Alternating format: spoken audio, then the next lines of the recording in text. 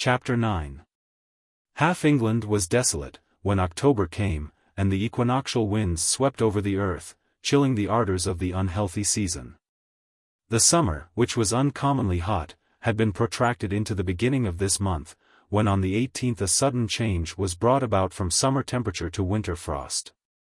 Pestilence then made a pause in her death-dealing career.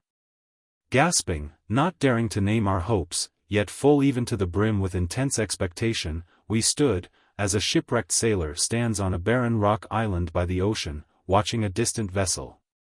Fancying that now it nears, and then again that it is bearing from sight.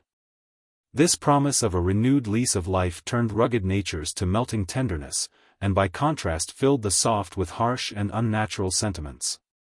When it seemed destined that all were to die, we were reckless of the how and when, now that the virulence of the disease was mitigated, and it appeared willing to spare some. Each was eager to be among the elect, and clung to life with dastard tenacity. Instances of desertion became more frequent, and even murders, which made the hearer sick with horror, where the fear of contagion had armed those nearest in blood against each other. But these smaller and separate tragedies were about to yield to a mightier interest, and, while we were promised calm from infectious influences, a tempest arose wilder than the winds. A tempest bred by the passions of man, nourished by his most violent impulses, unexampled and dire. A number of people from North America, the relics of that populous continent, had set sail for the East with mad desire of change. Leaving their native plains for lands not less afflicted than their own. Several hundreds landed in Ireland, about the 1st of November, and took possession of such vacant habitations as they could find, seizing upon the superabundant food, and the stray cattle. As they exhausted the produce of one spot, they went on to another. At length they began to interfere with the inhabitants, and strong in their concentrated numbers, ejected the natives from their dwellings, and robbed them of their winter store. A few events of this kind roused the fiery nature of the Irish, and they attacked the invaders. Some were destroyed, the major part escaped by quick and well-ordered movements. And danger made them careful. Their numbers ably arranged, the very deaths among them concealed, moving on in good order, and apparently given up to enjoyment, they excited the envy of the Irish. The Americans permitted a few to join their band, and presently the recruits outnumbered the strangers, nor did they join with them, nor imitate the admirable order which, preserved by the transatlantic chiefs, rendered them at once secure and formidable. The Irish followed their track in disorganized multitudes, each day increasing, each day becoming more lawless.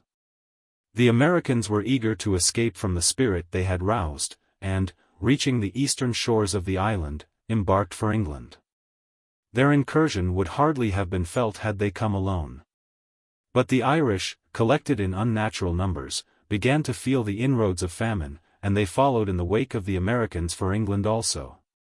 The crossing of the sea could not arrest their progress. The harbours of the desolate seaports of the west of Ireland were filled with vessels of all sizes, from the man-of-war to the small fisher's boat, which lay sailorless, and rotting on the lazy deep. The emigrants embarked by hundreds, and unfurling their sails with rude hands, made strange havoc of buoy and cordage. Those who modestly betook themselves to the smaller craft, for the most part achieved their watery journey in safety. Some, in the true spirit of reckless enterprise, went on board a ship of 120 guns. The vast hull drifted with the tide out of the bay, and after many hours its crew of landsmen contrived to spread a great part of her enormous canvas. The wind took it. And while 1,000 mistakes of the helmsman made her present her head now to one point, and now to another, the vast fields of canvas that formed her sails flapped with a sound like that of a huge cataract, or such as a sea-like forest may give forth when buffeted by an equinoctial north wind. The portholes were open, and with every sea, which as she lurched, washed her decks, they received whole tons of water. The difficulties were increased by a fresh breeze which began to blow, whistling among the shrouds, dashing the sails this way and that, and rending them with horrid split. And such were as may have visited the dreams of Milton, when he imagined the winnowing of the archfiend's van-like wings, which increased the uproar of wild chaos. These sounds were mingled with the roaring of the sea, the splash of the chafed billows round the vessel's sides, and the gurgling up of the water in the hold. The crew, many of whom had never seen the sea before, felt indeed as if heaven and earth came ruining together, as the vessel dipped her bows in the waves, or rose high upon them. Their yells were drowned in the clamor of elements, and the thunder rivings of their unwieldy habitation. They discovered at last that the water gained on them.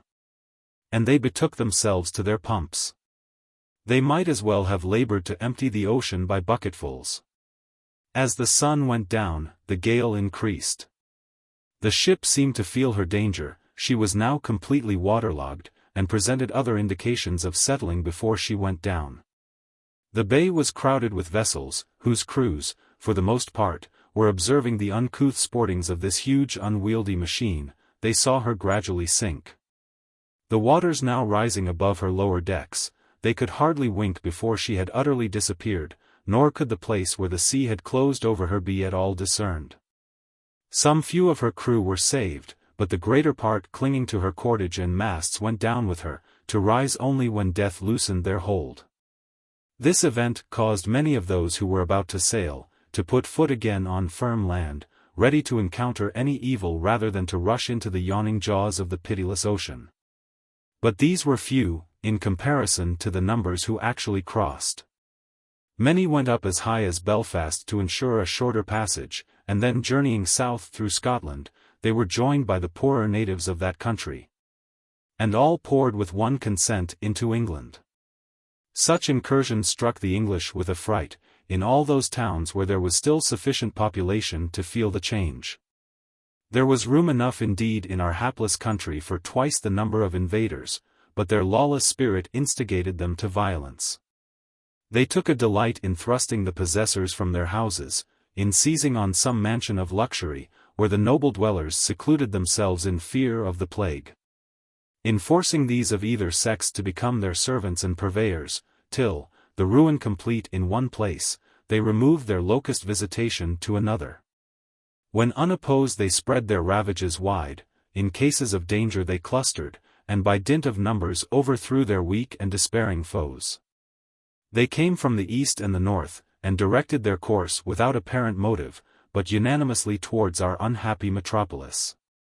Communication had been to a great degree cut off through the paralyzing effects of pestilence, so that the van of our invaders had proceeded as far as Manchester and Derby before we received notice of their arrival. They swept the country like a conquering army, burning, laying waste, murdering. The lower and vagabond English joined with them. Some few of the Lord's lieutenant who remained, endeavored to collect the militia, but the ranks were vacant, panic seized on all. And the opposition that was made only served to increase the audacity and cruelty of the enemy. They talked of taking London, conquering England, calling to mind the long detail of injuries which had for many years been forgotten. Such vaunts displayed their weakness, rather than their strength, yet still they might do extreme mischief, which, ending in their destruction, would render them at last objects of compassion and remorse.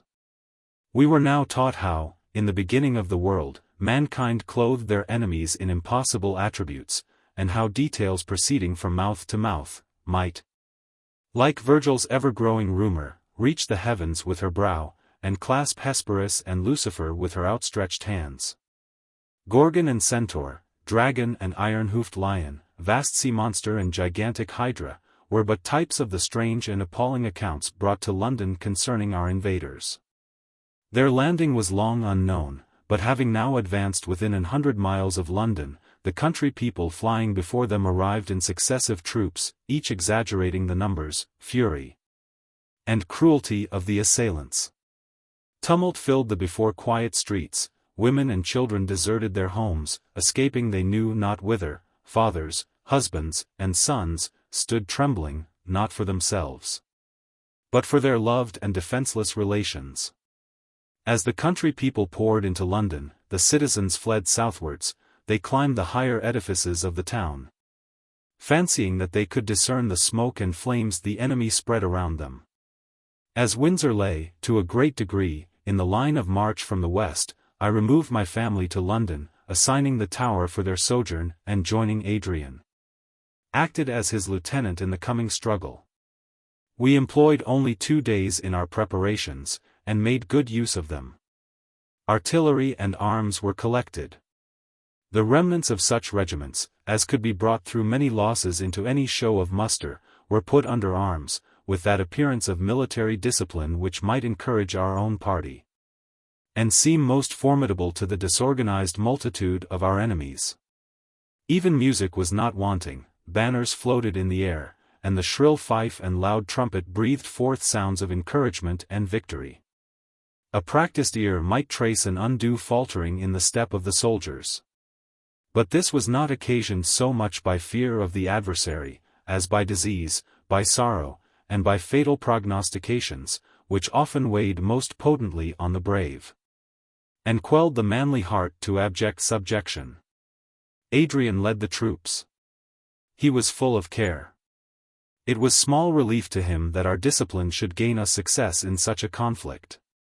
While plague still hovered to equalize the conqueror and the conquered, it was not victory that he desired, but bloodless peace. As we advanced, we were met by bands of peasantry, whose almost naked condition, whose despair and horror, told at once the fierce nature of the coming enemy. The senseless spirit of conquest and thirst of spoil blinded them, while with insane fury they deluged the country in ruin. The sight of the military restored hope to those who fled, and revenge took place of fear. They inspired the soldiers with the same sentiment. Languor was changed to ardor, the slow step converted to a speedy pace, while the hollow murmur of the multitude, inspired by one feeling, and that deadly, filled the air, drowning the clang of arms and sound of music. Adrian perceived the change, and feared that it would be difficult to prevent them from wreaking their utmost fury on the Irish. He rode through the lines, charging the officers to restrain the troops, exhorting the soldiers, restoring order, and quieting in some degree the violent agitation that swelled every bosom. We first came upon a few stragglers of the Irish at St. Albans. They retreated, and, joining others of their companions, still fell back, till they reached the main body. Tidings of an armed and regular opposition recalled them to a sort of order. They made Buckingham their headquarters, and scouts were sent out to ascertain our situation. We remained for the night at Luton. In the morning a simultaneous movement caused us each to advance. It was early dawn, and the air, impregnated with freshest odor, seemed an idle mockery to play with our banners, and bore onwards towards the enemy the music of the bands, the neighings of the horses, and regular step of the infantry. The first sound of martial instruments that came upon our undisciplined foe, inspired surprise, not unmingled with dread. It spoke of other days, of days of concord and order. It was associated with times when plague was not, and man lived beyond the shadow of imminent fate. The pause was momentary. Soon we heard their disorderly clamor, the barbarian shouts, the untimed step of thousands coming on in disarray. Their troops now came pouring on us from the open country or narrow lanes. A large extent of unenclosed fields lay between us. We advanced to the middle of this, and then made a halt. Being somewhat on superior ground, we could discern the space they covered. When their leaders perceived us drawn out in opposition, they also gave the word to halt, and endeavored to form their men into some imitation of military discipline. The first ranks had muskets. Some were mounted, but their arms were such as they had seized during their advance, their horses those they had taken from the peasantry. There was no uniformity, and little obedience, but their shouts and wild gestures showed the untamed spirit that inspired them. Our soldiers received the word, and advanced to quickest time, but in perfect order, their uniform dresses, the gleam of their polished arms, their silence, and looks of sullen hate, were more appalling than the savage clamor of our innumerous foe. Thus coming nearer and nearer each other, the howls and shouts of the Irish increased. The English proceeded in obedience to their officers, until they came near enough to distinguish the faces of their enemies. The sight inspired them with fury. With one cry, that rent heaven and was re-echoed by the furthest lines, they rushed on. They disdained the use of the bullet, but with fixed bayonet dashed among the opposing foe, while the ranks opening at intervals, the matchmen lighted the cannon, whose deafening roar and blinding smoke filled up the horror of the scene. I was beside Adrian. A moment before he had again given the word to halt, and had remained a few yards distant from us in deep meditation. He was forming swiftly his plan of action, to prevent the effusion of blood. The noise of cannon, the sudden rush of the troops, and yell of the foe, startled him. With flashing eyes he exclaimed, "Not one of these must perish." And plunging the rowels into his horse's sides, he dashed between the conflicting bands. We, his staff, followed him to surround and protect him. Obeying his signal, however, we fell back somewhat. The soldiery, perceiving him, paused in their onset. He did not swerve from the bullets that passed near him, but rode immediately between the opposing lines. Silence succeeded to clamor. About 50 men lay on the ground dying or dead. Adrian raised his sword in act to speak. "By whose command," he cried, addressing his own troops, "do you advance? Who ordered your attack? Fall back. These misguided men shall not be slaughtered, while I am your general. Sheath your weapons, these are your brothers, commit not fratricide. Soon the plague will not leave one for you to glut your revenge upon. Will you be more pitiless than pestilence? As you honor me, as you worship God, in whose image those also are created, as your children and friends are dear to you, shed not a drop of precious human blood." He spoke with outstretched hand and winning voice, and then turning to our invaders, with a severe brow, he commanded them to lay down their arms. "Do you think," he said, "that because we are wasted by plague, you can overcome us? The plague is also among you, and when ye are vanquished by famine and disease, the ghosts of those you have murdered will arise to bid you not hope in death. Lay down your arms, barbarous and cruel men, men whose hands are stained with the blood of the innocent, whose souls are weighed down by the orphan's cry. We shall conquer, for the right is on our side. Already your cheeks are pale, the weapons fall from your nerveless grasp. Lay down your arms, fellow men. Brethren, pardon, succor, and brotherly love await your repentance. You are dear to us, because you wear the frail shape of humanity. Each one among you will find a friend and host among these forces. Shall man be the enemy of man, while plague, the foe to all, even now is above us, triumphing in our butchery, more cruel than her own?" Each army paused. On our side the soldiers grasped their arms firmly, and looked with stern glances on the foe. These had not thrown down their weapons, more from fear than the spirit of contest. They looked at each other, each wishing to follow some example given him, but they had no leader. Adrian threw himself from his horse, and approaching one of those just slain, "He was a man," he cried, "and he is dead. Oh, quickly bind up the wounds of the fallen, let not one die. Let not one more soul escape through your merciless gashes, to relate before the throne of God the tale of fratricide. Bind up their wounds, restore them to their friends. Cast away the hearts of tigers that burn in your breasts, throw down those tools of cruelty and hate. In this pause of exterminating destiny, let each man be brother, guardian, and stay to the other. Away with those blood-stained arms, and hasten some of you to bind up these wounds." As he spoke, he knelt on the ground, and raised in his arms a man from whose side the warm tide of life gushed.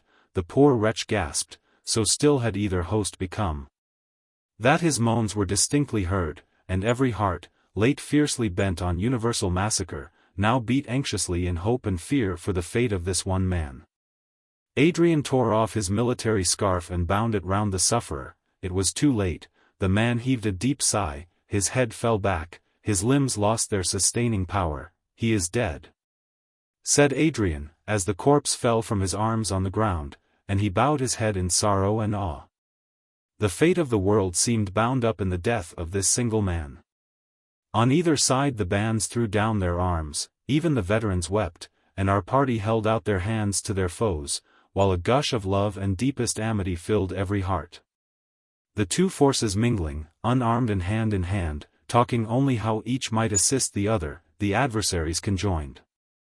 Each repenting, the one side their former cruelties, the other their late violence, they obeyed the orders of the general to proceed towards London. Adrian was obliged to exert his utmost prudence, first to allay the discord, and then to provide for the multitude of the invaders. They were marched to various parts of the southern counties, quartered in deserted villages, a part were sent back to their own island, while the season of winter so far revived our energy that the passes of the country were defended, and any increase of numbers prohibited. On this occasion Adrian and Idris met after a separation of nearly a year. Adrian had been occupied in fulfilling a laborious and painful task. He had been familiar with every species of human misery, and had forever found his powers inadequate, his aid of small avail. Yet the purpose of his soul, his energy and ardent resolution, prevented any reaction of sorrow. He seemed born anew, and virtue, more potent than Median alchemy, endued him with health and strength. Idris hardly recognized the fragile being, whose form had seemed to bend even to the summer breeze, in the energetic man, whose very excess of sensibility rendered him more capable of fulfilling his station of pilot in storm-tossed England. It was not thus with Idris. She was uncomplaining, but the very soul of fear had taken its seat in her heart. She had grown thin and pale, her eyes filled with involuntary tears, her voice was broken and low. She tried to throw a veil over the change which she knew her brother must observe in her, but the effort was ineffectual. And when alone with him, with a burst of irrepressible grief she gave vent to her apprehensions and sorrow. She described in vivid terms the ceaseless care that with still renewing hunger ate into her soul. She compared this gnawing of sleepless expectation of evil, to the vulture that fed on the heart of Prometheus. Under the influence of this eternal excitement, and of the interminable struggles she endured to combat and conceal it, she felt, she said, as if all the wheels and springs of the animal machine worked at double rate, and were fast consuming themselves. Sleep was not sleep, for her waking thoughts, bridled by some remains of reason, and by the sight of her children happy and in health, were then transformed to wild dreams. All her terrors were realized, all her fears received their dread fulfillment. To this state there was no hope, no alleviation, unless the grave should quickly receive its destined prey, and she be permitted to die before she experienced 1,000 living deaths in the loss of those she loved. Fearing to give me pain, she hid as best she could the excess of her wretchedness, but meeting thus her brother after a long absence, she could not restrain the expression of her woe. But with all the vividness of imagination with which misery is always replete, she poured out the emotions of her heart to her beloved and sympathizing Adrian. Her present visit to London tended to augment her state of inquietude, by showing in its utmost extent the ravages occasioned by pestilence. It hardly preserved the appearance of an inhabited city. Grass sprung up thick in the streets, the squares were weed-grown, the houses were shut up, while silence and loneliness characterized the busiest parts of the town. Yet in the midst of desolation Adrian had preserved order. And each one continued to live according to law and custom, human institutions thus surviving as it were divine ones, and while the decree of population was abrogated, property continued sacred. It was a melancholy reflection, and in spite of the diminution of evil produced, it struck on the heart as a wretched mockery. All idea of resort for pleasure, of theaters and festivals had passed away. Next summer, said Adrian as we parted on our return to Windsor, will decide the fate of the human race. I shall not pause in my exertions until that time, but, if plague revives with the coming year, all contest with her must cease, and our only occupation be the choice of a grave. I must not forget one incident that occurred during this visit to London. The visits of Merivale to Windsor, before frequent, had suddenly ceased. At this time where but a hair's line separated the living from the dead, I feared that our friend had become a victim to the all-embracing evil.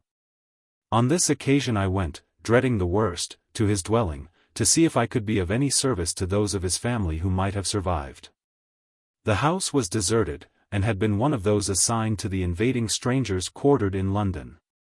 I saw his astronomical instruments put to strange uses, his globes defaced, his papers covered with abstruse calculations destroyed.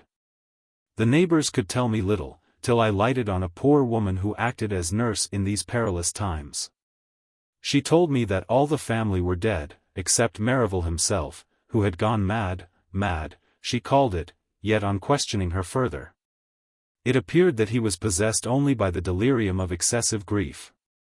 This old man, tottering on the edge of the grave, and prolonging his prospect through millions of calculated years, this visionary who had not seen starvation in the wasted forms of his wife and children, or plague in the horrible sights and sounds that surrounded him, this astronomer, apparently dead on earth, and living only in the motion of the spheres, loved his family with unapparent but intense affection.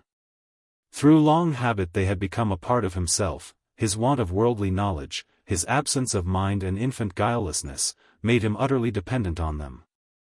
It was not till one of them died that he perceived their danger. One by one they were carried off by pestilence. And his wife, his helpmate and supporter, more necessary to him than his own limbs and frame, which had hardly been taught the lesson of self-preservation, the kind companion whose voice always spoke peace to him, closed her eyes in death. The old man felt the system of universal nature which he had so long studied and adored, slide from under him, and he stood among the dead, and lifted his voice in curses. No wonder that the attendant should interpret as frenzy the harrowing maledictions of the grief-struck old man. I had commenced my search late in the day, a November day, that closed in early with pattering rain and melancholy wind. As I turned from the door, I saw Merivale, or rather the shadow of Merivale, attenuated and wild, pass me, and sit on the steps of his home. The breeze scattered the grey locks on his temples, the rain drenched his uncovered head, he sat hiding his face in his withered hands. I pressed his shoulder to awaken his attention, but he did not alter his position. "Merivale," I said, "it is long since we have seen you, you must return to Windsor with me, Lady Idris desires to see you, you will not refuse her request, come home with me." He replied in a hollow voice, "Why deceive a helpless old man, why talk hypocritically to one half-crazed? Windsor is not my home, my true home I have found. The home that the Creator has prepared for me." His accent of bitter scorn thrilled me. "Do not tempt me to speak," he continued. "My words would scare you. In an universe of cowards I dare think, among the churchyard tombs, among the victims of his merciless tyranny I dare reproach the supreme evil. How can he punish me? Let him bare his arm and transfix me with lightning, this is also one of his attributes," and the old man laughed. He rose, and I followed him through the rain to a neighboring churchyard. He threw himself on the wet earth. "Here they are," he cried, "beautiful creatures, breathing, speaking, loving creatures. She who by day and night cherished the age-worn lover of her youth, they, parts of my flesh, my children, here they are, call them, scream their names through the night, they will not answer." He clung to the little heaps that marked the graves. "I ask but one thing, I do not fear his hell, for I have it here, I do not desire his heaven, let me but die and be laid beside them. Let me but, when I lie dead, feel my flesh as it moulders, mingle with theirs. Promise," and he raised himself painfully, and seized my arm, "promise to bury me with them." "So God help me and mine as I promise," I replied, "on one condition, return with me to Windsor." "To Windsor," he cried with a shriek, "never. From this place I never go, my bones, my flesh, I myself, are already buried here, and what you see of me is corrupted clay like them. I will lie here, and cling here, till rain, and hail, and lightning and storm, ruining on me, make me one in substance with them below." In a few words I must conclude this tragedy. I was obliged to leave London, and Adrian undertook to watch over him. The task was soon fulfilled. Age, grief, and inclement weather, all united to hush his sorrows, and bring repose to his heart, whose beats were agony. He died embracing the sod, which was piled above his breast, when he was placed beside the beings whom he regretted with such wild despair. I returned to Windsor at the wish of Idris, who seemed to think that there was greater safety for her children at that spot. And because, once having taken on me the guardianship of the district, I would not desert it while an inhabitant survived. I went also to act in conformity with Adrian's plans, which was to congregate in masses what remained of the population. For he possessed the conviction that it was only through the benevolent and social virtues that any safety was to be hoped for the remnant of mankind. It was a melancholy thing to return to this spot so dear to us, as the scene of a happiness rarely before enjoyed, here to mark the extinction of our species, and trace the deep unerasable footsteps of disease over the fertile and cherished soil. The aspect of the country had so far changed, that it had been impossible to enter on the task of sowing seed, and other autumnal labors. That season was now gone. And winter had set in with sudden and unusual severity. Alternate frosts and thaws succeeding to floods, rendered the country impassable. Heavy falls of snow gave an arctic appearance to the scenery. The roofs of the houses peeped from the white mass, the lowly cot and stately mansion, alike deserted, were blocked up, their thresholds uncleared. The windows were broken by the hail, while the prevalence of a northeast wind rendered outdoor exertions extremely painful. The altered state of society made these accidents of nature, sources of real misery. The luxury of command and the attentions of servitude were lost. It is true that the necessaries of life were assembled in such quantities, as to supply to superfluity the wants of the diminished population. But still much labor was required to arrange these, as it were, raw materials, and depressed by sickness, and fearful of the future, we had not energy to enter boldly and decidedly on any system. I can speak for myself, want of energy was not my failing. The intense life that quickened my pulses, and animated my frame, had the effect, not of drawing me into the mazes of active life, but of exalting my lowliness, and of bestowing majestic proportions on insignificant objects. I could have lived the life of a peasant in the same way. My trifling occupations were swelled into important pursuits. My affections were impetuous and engrossing passions, and nature with all her changes was invested in divine attributes. The very spirit of the Greek mythology inhabited my heart. I deified the uplands, glades, and streams. I had sight of Proteus coming from the sea, and heard old Triton blow his wreathed horn. 16. Strange, that while the earth preserved her monotonous course, I dwelt with ever-renewing wonder on her antique laws, and now that with eccentric will she rushed into an untried path, I should feel this spirit fade. I struggled with despondency and weariness, but like a fog, they choked me. Perhaps, after the labors and stupendous excitement of the past summer, the calm of winter and the almost menial toils it brought with it, were by natural reaction doubly irksome. It was not the grasping passion of the preceding year, which gave life and individuality to each moment, it was not the aching pangs induced by the distresses of the times. The utter inutility that had attended all my exertions took from them their usual effects of exhilaration, and despair rendered abortive the balm of self-applause. I longed to return to my old occupations, but of what use were they? To read were futile, to write, vanity indeed. The earth, late wide circus for the display of dignified exploits, vast theatre for a magnificent drama, now presented a vacant space. An empty stage, for actor or spectator there was no longer aught to say or hear. Our little town of Windsor, in which the survivors from the neighboring counties were chiefly assembled, wore a melancholy aspect. Its streets were blocked up with snow, the few passengers seemed palsied, and frozen by the ungenial visitation of winter.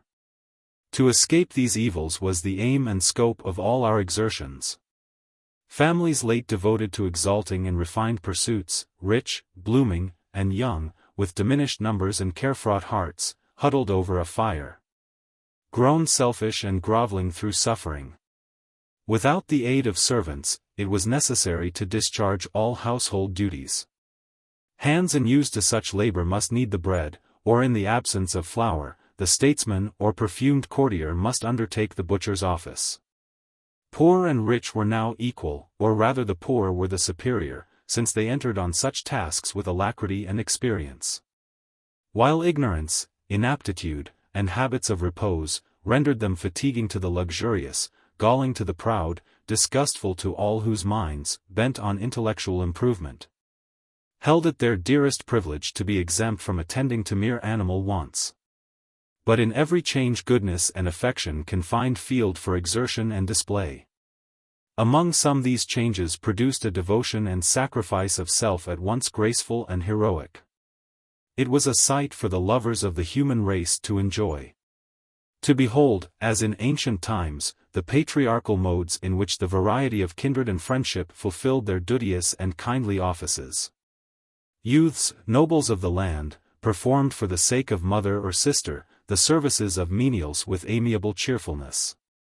They went to the river to break the ice, and draw water, they assembled on foraging expeditions, or axe in hand felled the trees for fuel. The females received them on their return with the simple and affectionate welcome known before only to the lowly cottage, a clean hearth and bright fire, the supper ready cooked by beloved hands. Gratitude for the provision for tomorrow's meal, strange enjoyments for the high-born English, yet they were now their sole, hard-earned, and dearly prized luxuries. None was more conspicuous for this graceful submission to circumstances, noble humility, and ingenious fancy to adorn such acts with romantic coloring, than our own Clara. She saw my despondency, and the aching cares of Idris. Her perpetual study was to relieve us from labor and to spread ease and even elegance over our altered mode of life. We still had some attendants spared by disease, and warmly attached to us. But Clara was jealous of their services. She would be sole handmaid of Idris, sole minister to the wants of her little cousins. Nothing gave her so much pleasure as our employing her in this way. She went beyond our desires, earnest, diligent, and unwearied. Abra was ready ere we called her name. And though we called another, Abra came. 17. It was my task each day to visit the various families assembled in our town, and when the weather permitted, I was glad to prolong my ride. And to muse in solitude over every changeful appearance of our destiny, endeavoring to gather lessons for the future from the experience of the past.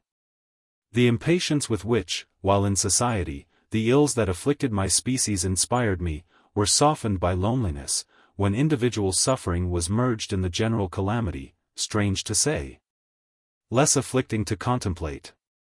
Thus often, pushing my way with difficulty through the narrow snow-blocked town, I crossed the bridge and passed through Eton. No youthful congregation of gallant-hearted boys thronged the portal of the college, sad silence pervaded the busy schoolroom and noisy playground. I extended my ride toward Salt Hill, on every side impeded by the snow. Were those the fertile fields I loved, was that the interchange of gentle upland and cultivated dale, once covered with waving corn, diversified by stately trees, watered by the meandering Thames? One sheet of white covered it, while bitter recollection told me that cold as the winter-clothed earth, were the hearts of the inhabitants. I met troops of horses, herds of cattle, flocks of sheep, wandering at will. Here throwing down a hayrick, and nestling from cold in its heart, which afforded them shelter and food, there having taken possession of a vacant cottage. Once on a frosty day, pushed on by restless unsatisfying reflections, I sought a favorite haunt, a little wood not far distant from Salt Hill. A bubbling spring prattles over stones on one side, and a plantation of a few elms and beeches, hardly deserve, and yet continue the name of wood. This spot had for me peculiar charms. It had been a favorite resort of Adrian, it was secluded, and he often said that in boyhood, his happiest hours were spent here. Having escaped the stately bondage of his mother, he sat on the rough-hewn steps that led to the spring, now reading a favorite book, now musing, with speculation beyond his years, on the still unraveled skein of morals or metaphysics. A melancholy foreboding assured me that I should never see this place more. So with careful thought, I noted each tree, every winding of the streamlet and irregularity of the soil, that I might better call up its idea in absence. A robin redbreast dropped from the frosty branches of the trees, upon the congealed rivulet, its panting breast and half-closed eyes showed that it was dying. A hawk appeared in the air. Sudden fear seized the little creature, it exerted its last strength, throwing itself on its back, raising its talons in impotent defense against its powerful enemy. I took it up and placed it in my breast. I fed it with a few crumbs from a biscuit. By degrees it revived, its warm fluttering heart beat against me. I cannot tell why I detail this trifling incident, but the scene is still before me. The snow-clad fields seen through the silvered trunks of the beeches, the brook, in days of happiness alive with sparkling waters. Now choked by ice, the leafless trees fantastically dressed in hoarfrost, the shapes of summer leaves imaged by winter's frozen hand on the hard ground, the dusky sky, drear cold.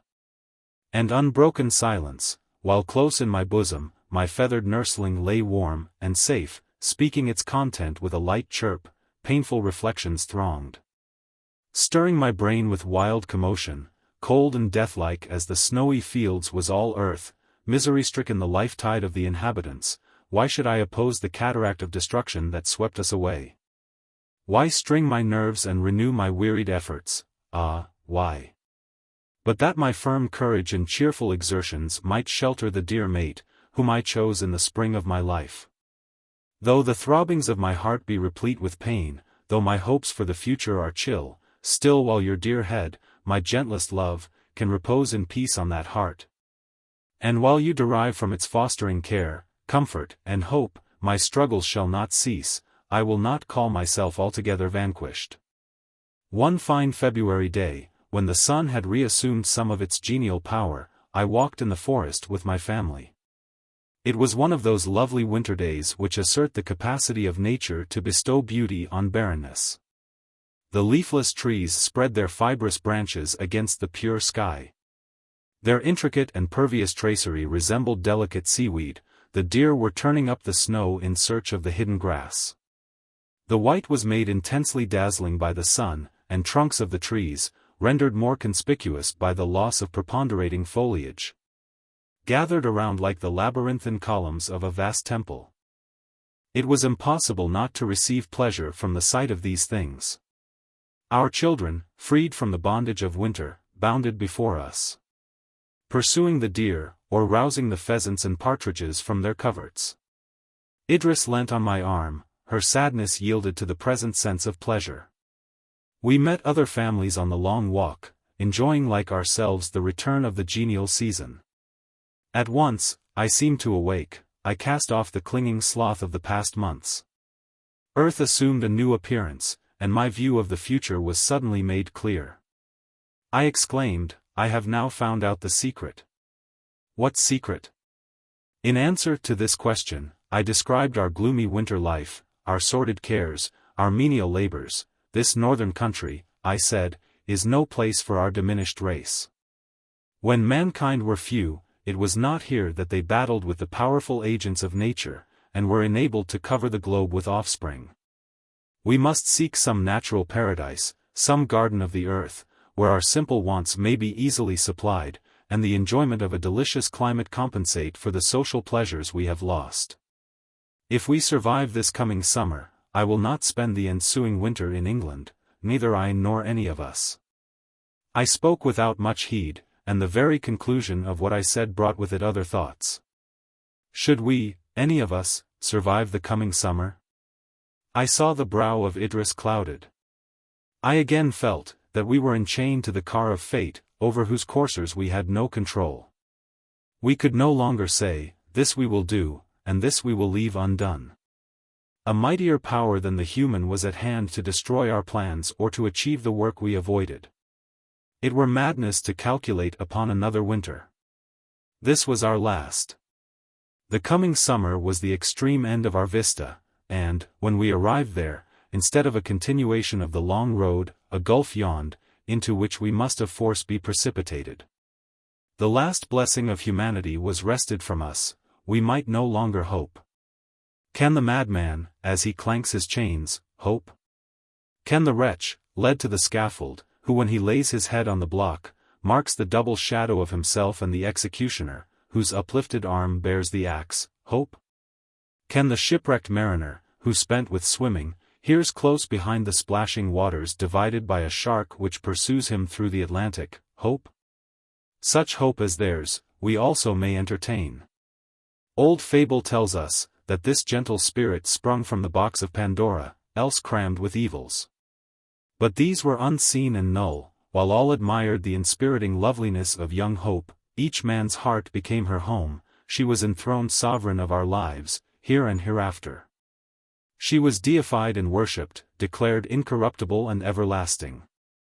But like all other gifts of the Creator to man, she is mortal, her life has attained its last hour. We have watched over her, nursed her flickering existence, now she has fallen at once from youth to decrepitude, from health to immedicinable disease, even as we spend ourselves in struggles for her recovery, she dies. To all nations the voice goes forth, hope is dead. We are but mourners in the funeral train, and what immortal essence or perishable creation will refuse to make one in the sad procession that attends to its grave the dead comforter of humanity? Does not the sun call in his light? And day, like a thin exhalation, melt away, both wrapping up their beams in clouds to be themselves close mourners at this obsequy. 18. Volume. Chapter 3. Chapter 1. Hear you not the rushing sound of the coming tempest? Do you not behold the clouds open, and destruction lurid and dire pour down on the blasted earth? See you not the thunderbolt fall, and are deafened by the shout of heaven that follows its descent? Feel you not the earth quake and open with agonizing groans, while the air is pregnant with shrieks and wailings, all announcing the last days of man? No. None of these things accompanied our fall. The balmy air of spring, breathed from nature's ambrosial home, invested the lovely earth, which wakened as a young mother about to lead forth in pride her beauteous offspring to meet their sire who had been long absent. The buds decked the trees, the flowers adorned the land, the dark branches, swollen with seasonable juices, expanded into leaves, and the variegated foliage of spring, bending and singing in the breeze, rejoiced in the genial warmth of the unclouded empyrean. The brooks flowed murmuring, the sea was waveless, and the promontories that overhung it were reflected in the placid waters. Birds awoke in the woods, while abundant food for man and beast sprung up from the dark ground. Where was pain and evil? Not in the calm air or weltering ocean. Not in the woods or fertile fields, nor among the birds that made the woods resonant with song, nor the animals that in the midst of plenty basked in the sunshine. Our enemy, like the calamity of Homer, trod our hearts, and no sound was echoed from her steps. With ills the land is rife, with ills the sea. Diseases haunt our frail humanity. Through noon, through night, on casual wing they glide. Silent, a voice the power all-wise denied. 19. Once man was a favorite of the Creator, as the royal psalmist sang, God had made him a little lower than the angels, and had crowned him with glory and honor. God made him to have dominion over the works of his hands, and put all things under his feet. Once it was so, now is man lord of the creation. Look at him, ha! I see plague. She has invested his form, is incarnate in his flesh, has entwined herself with his being, and blinds his heaven-seeking eyes. Lie down, O man, on the flower-strewn earth. Give up all claim to your inheritance, all you can ever possess of it is the small cell which the dead require. Plague is the companion of spring, of sunshine, and plenty. We no longer struggle with her. We have forgotten what we did when she was not. Of old navies used to stem the giant ocean waves betwixt Indus and the Pole for slight articles of luxury.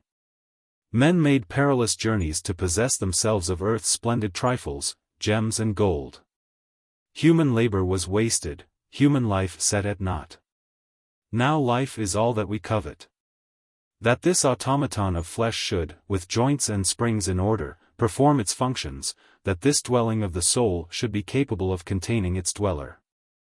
Our minds, late spread abroad through countless spheres and endless combinations of thought, now retrench themselves behind this wall of flesh, eager to preserve its well-being only. We were surely sufficiently degraded. At first the increase of sickness in spring brought increase of toil to such of us, who, as yet spared to life, bestowed our time and thoughts on our fellow creatures. We nerved ourselves to the task. In the midst of despair we performed the tasks of hope. We went out with the resolution of disputing with our foe. We aided the sick, and comforted the sorrowing. Turning from the multitudinous dead to the rare survivors, with an energy of desire that bore the resemblance of power, we bade them live. Plague sat paramount the while, and laughed us to scorn. Have any of you, my readers, observed the ruins of an anthill immediately after its destruction? At first it appears entirely deserted of its former inhabitants. In a little time you see an ant struggling through the upturned mold. They reappear by twos and threes, running hither and thither in search of their lost companions. Such were we upon earth, wondering aghast at the effects of pestilence. Our empty habitations remained, but the dwellers were gathered to the shades of the tomb. As the rules of order and pressure of laws were lost, some began with hesitation and wonder to transgress the accustomed uses of society. Palaces were deserted, and the poor man dared at length, unreproved, intrude into the splendid apartments, whose very furniture and decorations were an unknown world to him. It was found that, though at first the stop put to all circulation of property, had reduced those before supported by the factitious wants of society to sudden and hideous poverty.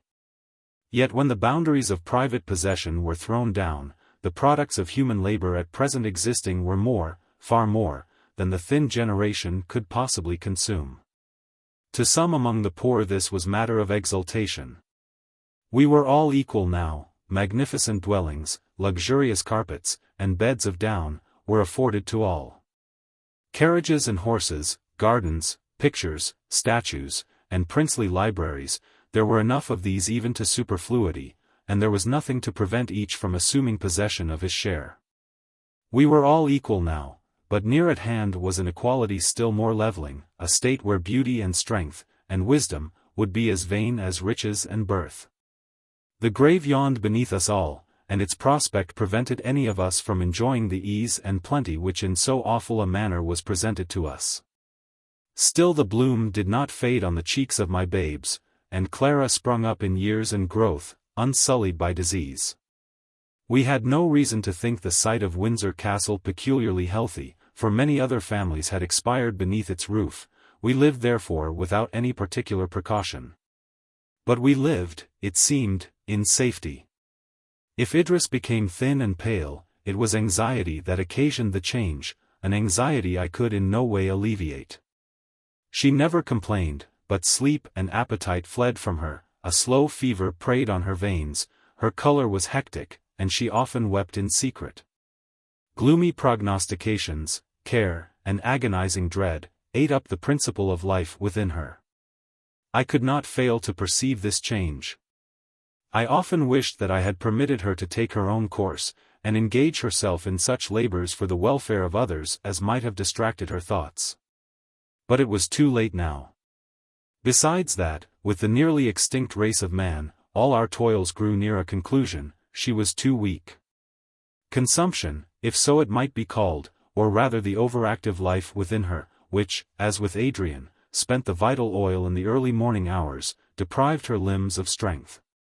At night, when she could leave me unperceived, she wandered through the house, or hung over the couches of her children. And in the daytime would sink into a perturbed sleep, while her murmurs and starts betrayed the unquiet dreams that vexed her. As this state of wretchedness became more confirmed, and, in spite of her endeavors at concealment more apparent, I strove, though vainly, to awaken in her courage and hope. I could not wonder at the vehemence of her care, her very soul was tenderness. She trusted indeed that she should not outlive me if I became the prey of the vast calamity, and this thought sometimes relieved her. We had for many years trod the highway of life hand in hand, and still thus linked, we might step within the shades of death. But her children, her lovely, playful, animated children, beings sprung from her own dear side, portions of her own being, depositories of our loves, even if we died, it would be comfort to know that they ran man's accustomed course. But it would not be so. Young and blooming as they would die, and from the hopes of maturity, from the proud name of attained manhood, they were cut off forever. Often with maternal affection she had figured their merits and talents exerted on life's wide stage. Alas for these latter days! The world had grown old, and all its inmates partook of the decrepitude. Why talk of infancy, manhood, and old age? We all stood equal sharers of the last throes of time-worn nature. Arrived at the same point of the world's age, there was no difference in us. The name of parent and child had lost their meaning. Young boys and girls were level now with men. This was all true. But it was not less agonizing to take the admonition home. Where could we turn, and not find a desolation pregnant with the dire lesson of example? The fields had been left uncultivated, weeds and gaudy flowers sprung up, or where a few wheat fields showed signs of the living hopes of the husbandman, the work had been left halfway. The plowman had died beside the plow. The horses had deserted the furrow, and no seedsman had approached the dead. The cattle unattended wandered over the fields and through the lanes. The tame inhabitants of the poultry yard, balked of their daily food, had become wild. Young lambs were dropped in flower gardens, and the cow stalled in the hall of pleasure. Sickly and few, the country people neither went out to sow nor reap, but sauntered about the meadows, or lay under the hedges, when the inclement sky did not drive them to take shelter under the nearest roof. Many of those who remained, secluded themselves. Some had laid up stores which should prevent the necessity of leaving their homes, some deserted wife and child, and imagined that they secured their safety in utter solitude. Such had been Ryland's plan, and he was discovered dead and half devoured by insects, in a house many miles from any other, with piles of food laid up in useless superfluity. Others made long journeys to unite themselves to those they loved, and arrived to find them dead. London did not contain above 1,000 inhabitants, and this number was continually diminishing. Most of them were country people, come up for the sake of change. The Londoners had sought the country. The busy eastern part of the town was silent, or at most you saw only where, half from cupidity, half from curiosity, the warehouses had been more ransacked than pillaged, bales of rich India goods, shawls of price, jewels, and spices, unpacked, strewed the floors. In some places the possessor had to the last kept watch on his store, and died before the barred gates. The massy portals of the churches swung creaking on their hinges, and some few lay dead on the pavement.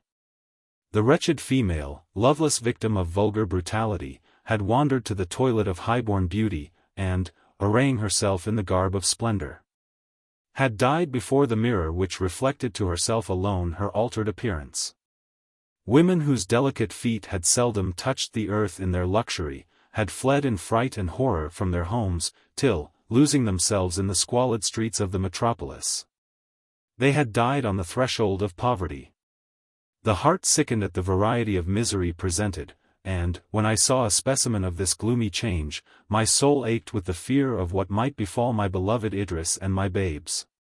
Were they, surviving Adrian and myself, to find themselves protectorless in the world? As yet the mind alone had suffered. Could I forever put off the time, when the delicate frame and shrinking nerves of my child of prosperity, the nursling of rank and wealth, who was my companion, should be invaded by famine, hardship, and disease? Better die at once, better plunge a poniard in her bosom, still untouched by drear adversity, and then again sheathe it in my own. But, no. In times of misery we must fight against our destinies, and strive not to be overcome by them. I would not yield, but to the last gasp resolutely defended my dear ones against sorrow and pain. And if I were vanquished at last, it should not be ingloriously. I stood in the gap, resisting the enemy, the impalpable, invisible foe, who had so long besieged us. As yet he had made no breach. It must be my care that he should not, secretly undermining, burst up within the very threshold of the temple of love, at whose altar I daily sacrificed. The hunger of death was now stung more sharply by the diminution of his food, or was it that before, the survivors being many, the dead were less eagerly counted?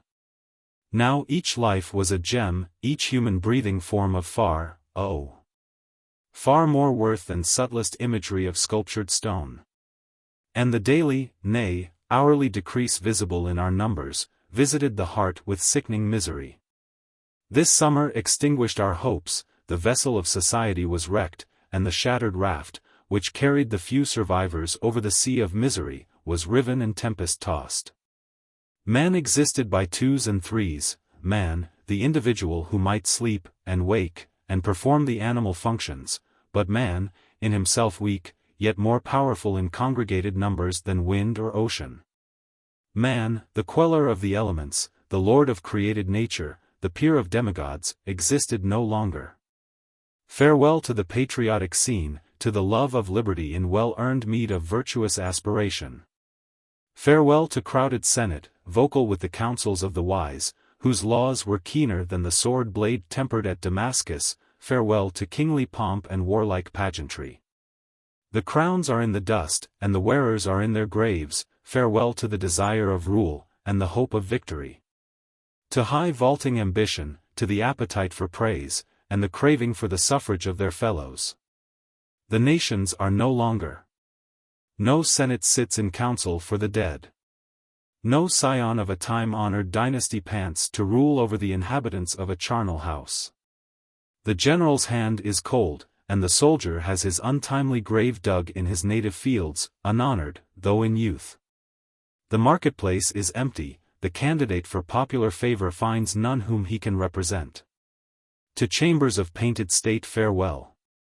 To midnight revelry, and the panting emulation of beauty, to costly dress and birthday show, to title and the gilded coronet, farewell. Farewell to the giant powers of man, to knowledge that could pilot the deep-drawing bark through the opposing waters of shoreless ocean, to science that directed the silken balloon through the pathless air, to the power that could put a barrier to mighty waters. And set in motion wheels, and beams, and vast machinery, that could divide rocks of granite or marble, and make the mountains plain. Farewell to the arts, to eloquence, which is to the human mind as the winds to the sea, stirring, and then allaying it. Farewell to poetry and deep philosophy, for man's imagination is cold, and his inquiring mind can no longer expatiate on the wonders of life, for there is no work, nor device, nor knowledge, nor wisdom in the grave, whither thou goest. To the graceful building, which in its perfect proportion transcended the rude forms of nature, the fretted Gothic and massy Saracenic pile, to the stupendous arch and glorious dome. The fluted column with its capital, Corinthian, Ionic, or Doric, the peristyle and fair entablature, whose harmony of form is to the eye as musical concord to the ear. Farewell to sculpture, where the pure marble mocks human flesh, and in the plastic expression of the culled excellencies of the human shape, shines forth the god. Farewell to painting, the high-wrought sentiment and deep knowledge of the artist's mind in pictured canvas, to paradisiacal scenes, where trees are ever vernal, and the ambrosial air rests in perpetual glow, to the stamped form of tempest, and wildest uproar of universal nature encaged in the narrow frame. O farewell! Farewell to music, and the sound of song. To the marriage of instruments, where the concord of soft and harsh unites in sweet harmony, and gives wings to the panting listeners, whereby to climb heaven, and learn the hidden pleasures of the eternals.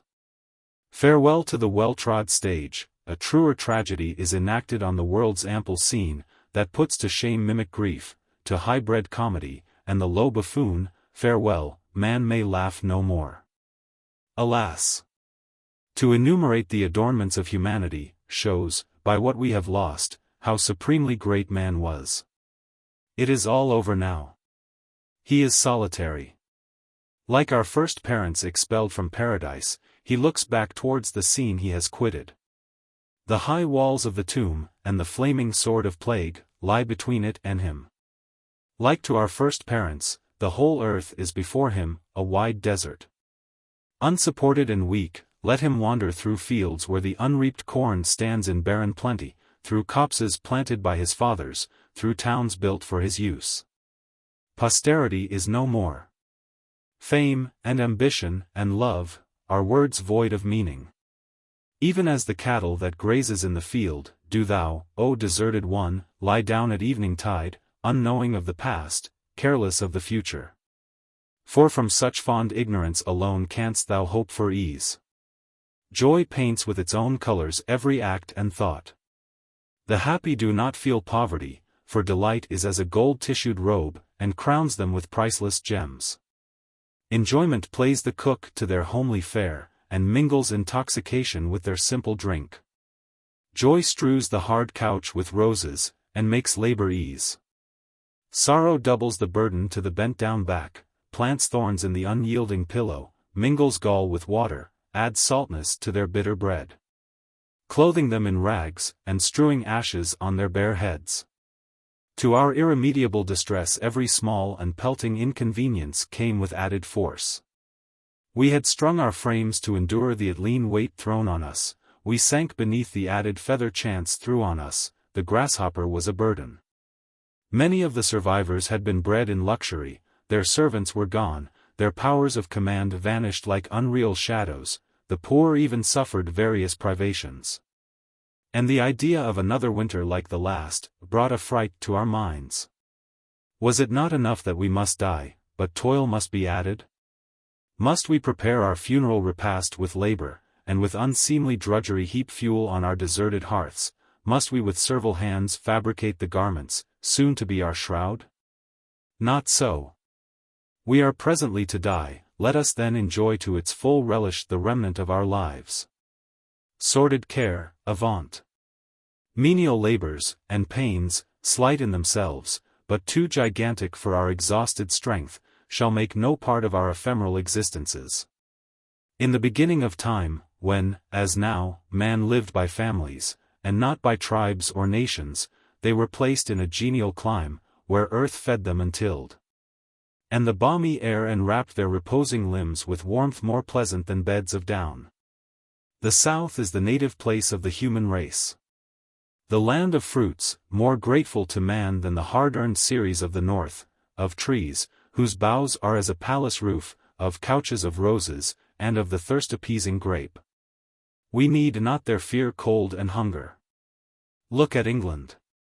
The grass shoots up high in the meadows, but they are dank and cold, unfit bed for us. Corn we have none, and the crude fruits cannot support us. We must seek firing in the bowels of the earth, or the unkind atmosphere will fill us with rheums and aches.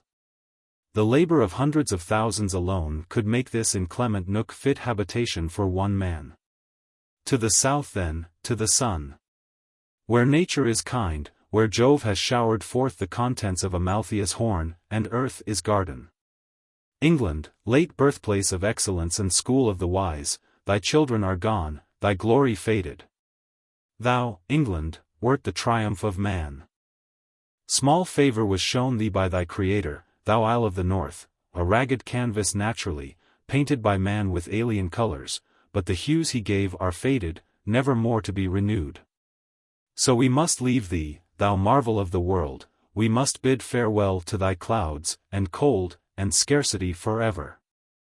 Thy manly hearts are still, thy tale of power and liberty at its close. Bereft of man, O little isle! The ocean waves will buffet thee, and the raven flap his wings over thee, thy soil will be birthplace of weeds, thy sky will canopy barrenness. It was not for the rose of Persia thou wert famous, nor the banana of the East, not for the spicy gales of India, nor the sugar groves of America. Not for thy vines nor thy double harvests, nor for thy vernal airs, nor solstitial sun, but for thy children, their unwearied industry and lofty aspiration. They are gone, and thou goest with them the oft-trodden path that leads to oblivion. Farewell, sad isle, farewell, thy fatal glory is summed, cast up, and cancelled in this story. Point 20. Chapter 2. In the autumn of this year 2096, the spirit of emigration crept in among the few survivors, who, congregating from various parts of England, met in London. This spirit existed as a breath, a wish, a far-off thought, until communicated to Adrian, who imbibed it with ardor, and instantly engaged himself in plans for its execution. The fear of immediate death vanished with the heats of September.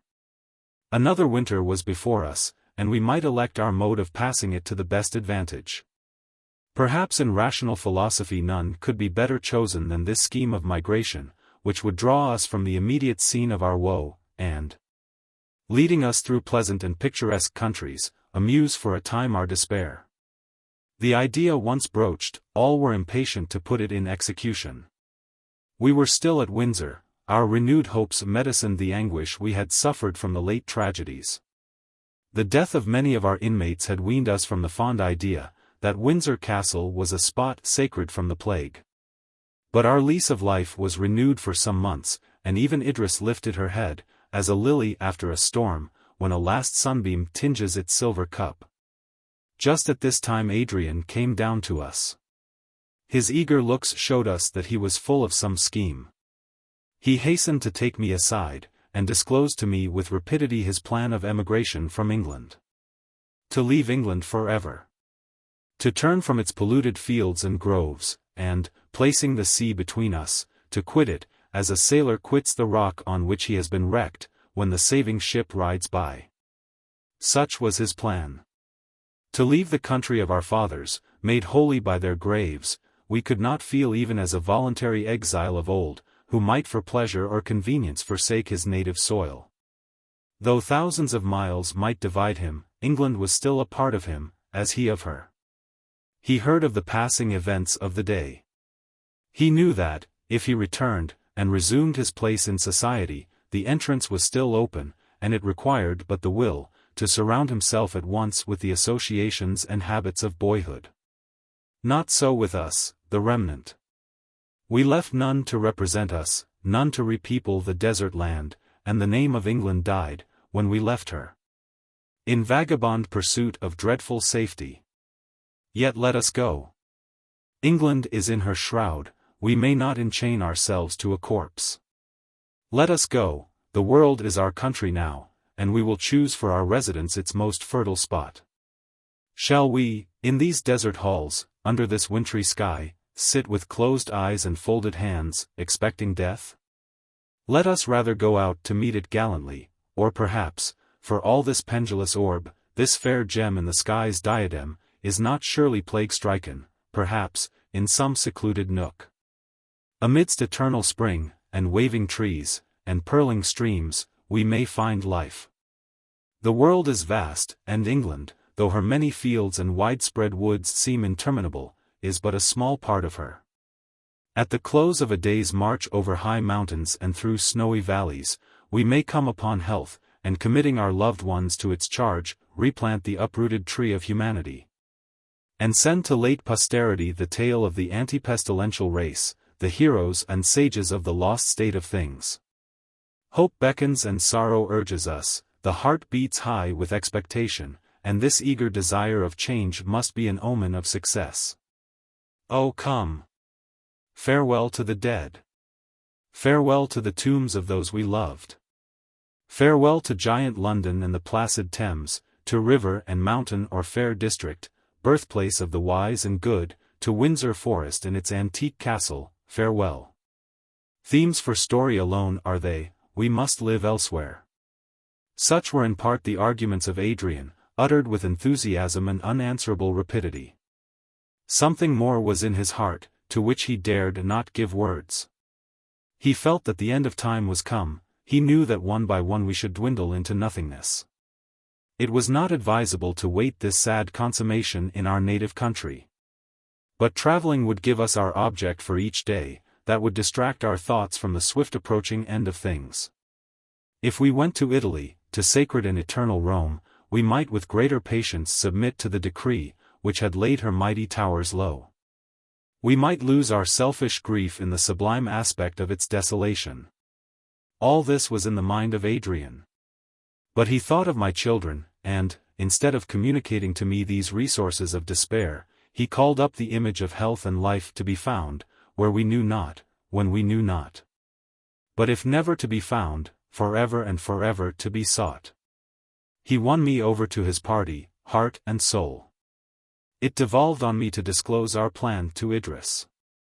The images of health and hope which I presented to her, made her with a smile consent. With a smile she agreed to leave her country, from which she had never before been absent, and the spot she had inhabited from infancy. The forest and its mighty trees, the woodland paths and green recesses, where she had played in childhood, and had lived so happily through youth. She would leave them without regret, for she hoped to purchase thus the lives of her children. They were her life, dearer than a spot consecrated to love, dearer than all else the earth contained. The boys heard with childish glee of our removal. Clara asked if we were to go to Athens. "It is possible," I replied, and her countenance became radiant with pleasure.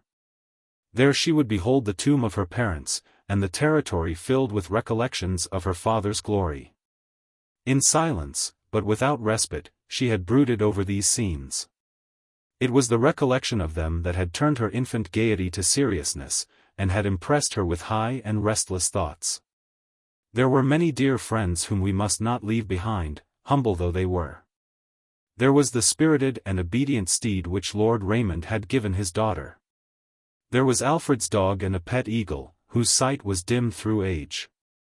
But this catalogue of favourites to be taken with us, could not be made without grief to think of our heavy losses, and a deep sigh for the many things we must leave behind. The tears rushed into the eyes of Idris, while Alfred and Evelyn brought now a favourite rose tree, now a marble vase beautifully carved, insisting that these must go. And exclaiming on the pity that we could not take the castle and the forest, the deer and the birds, and all accustomed and cherished objects along with us. "Fond and foolish ones," I said, "we have lost forever treasures far more precious than these, and we desert them, to preserve treasures to which in comparison they are nothing. Let us not for a moment forget our object and our hope, and they will form a resistless mound to stop the overflowing of our regret for trifles."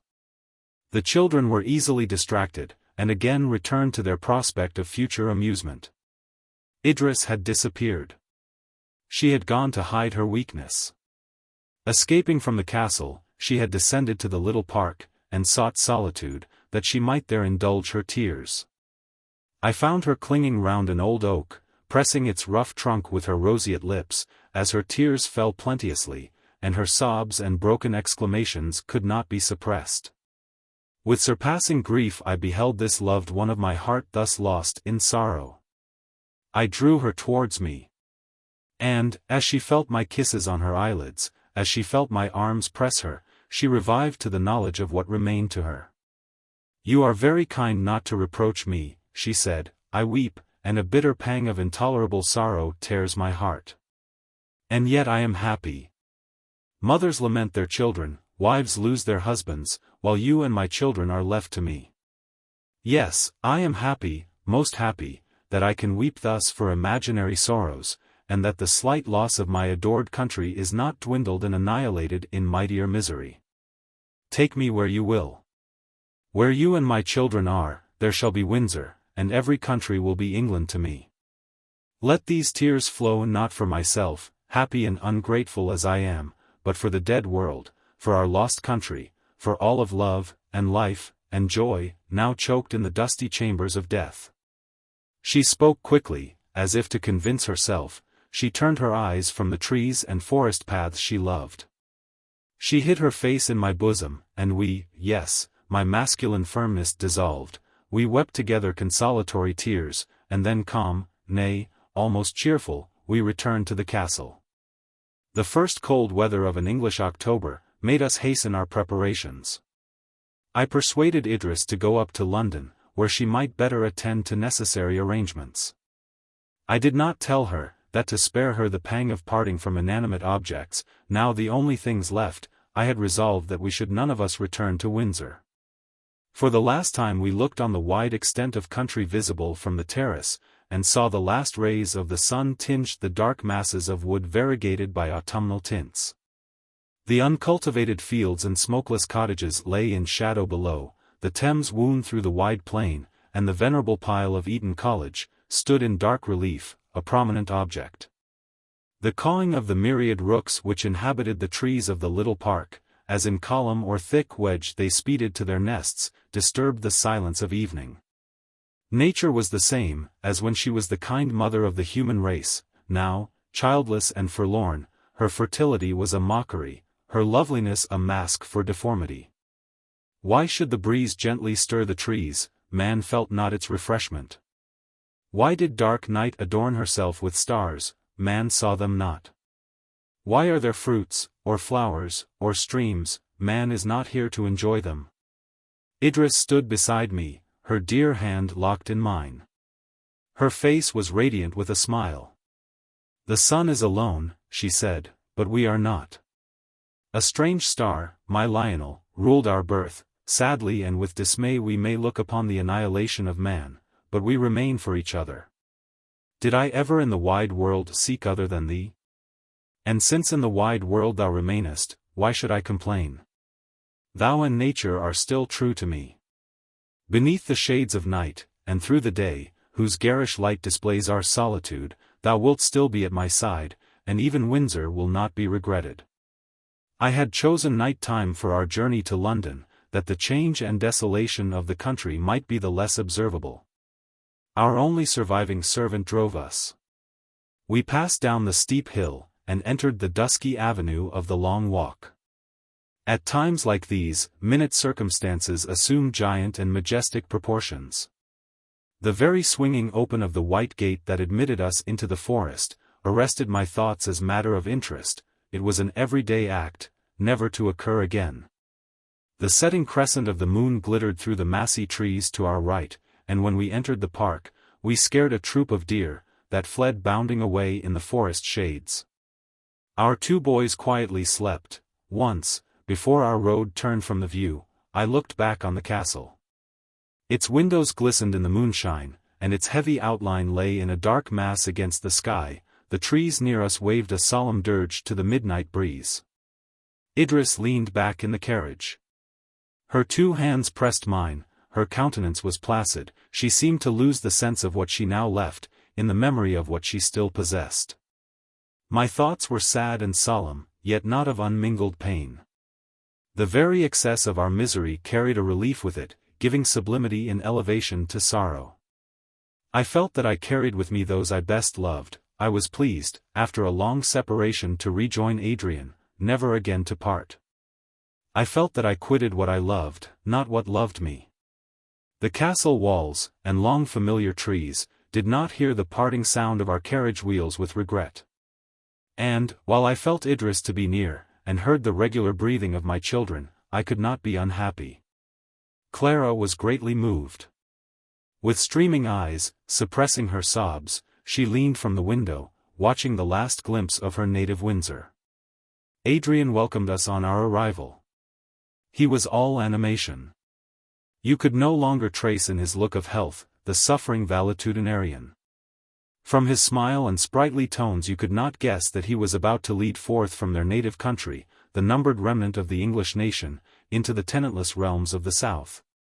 There to die, one by one, till the last man should remain in a voiceless, empty world. Adrian was impatient for our departure, and had advanced far in his preparations. His wisdom guided all. His care was the soul, to move the luckless crowd, who relied wholly on him. It was useless to provide many things, for we should find abundant provision in every town. It was Adrian's wish to prevent all labor, to bestow a festive appearance on this funeral train. Our numbers amounted to not quite 2,000 persons. These were not all assembled in London, but each day witnessed the arrival of fresh numbers, and those who resided in the neighboring towns had received orders to assemble at one place. On the 20th of November, carriages and horses were provided for all, captains and under-officers chosen, and the whole assemblage wisely organized. All obeyed the Lord Protector of dying England, all looked up to him. His council was chosen, it consisted of about 50 persons. Distinction and station were not the qualifications of their election. We had no station among us, but that which benevolence and prudence gave, no distinction save between the living and the dead. Although we were anxious to leave England before the depth of winter, yet we were detained. Small parties had been dispatched to various parts of England, in search of stragglers. We would not go, until we had assured ourselves that in all human probability we did not leave behind a single human being.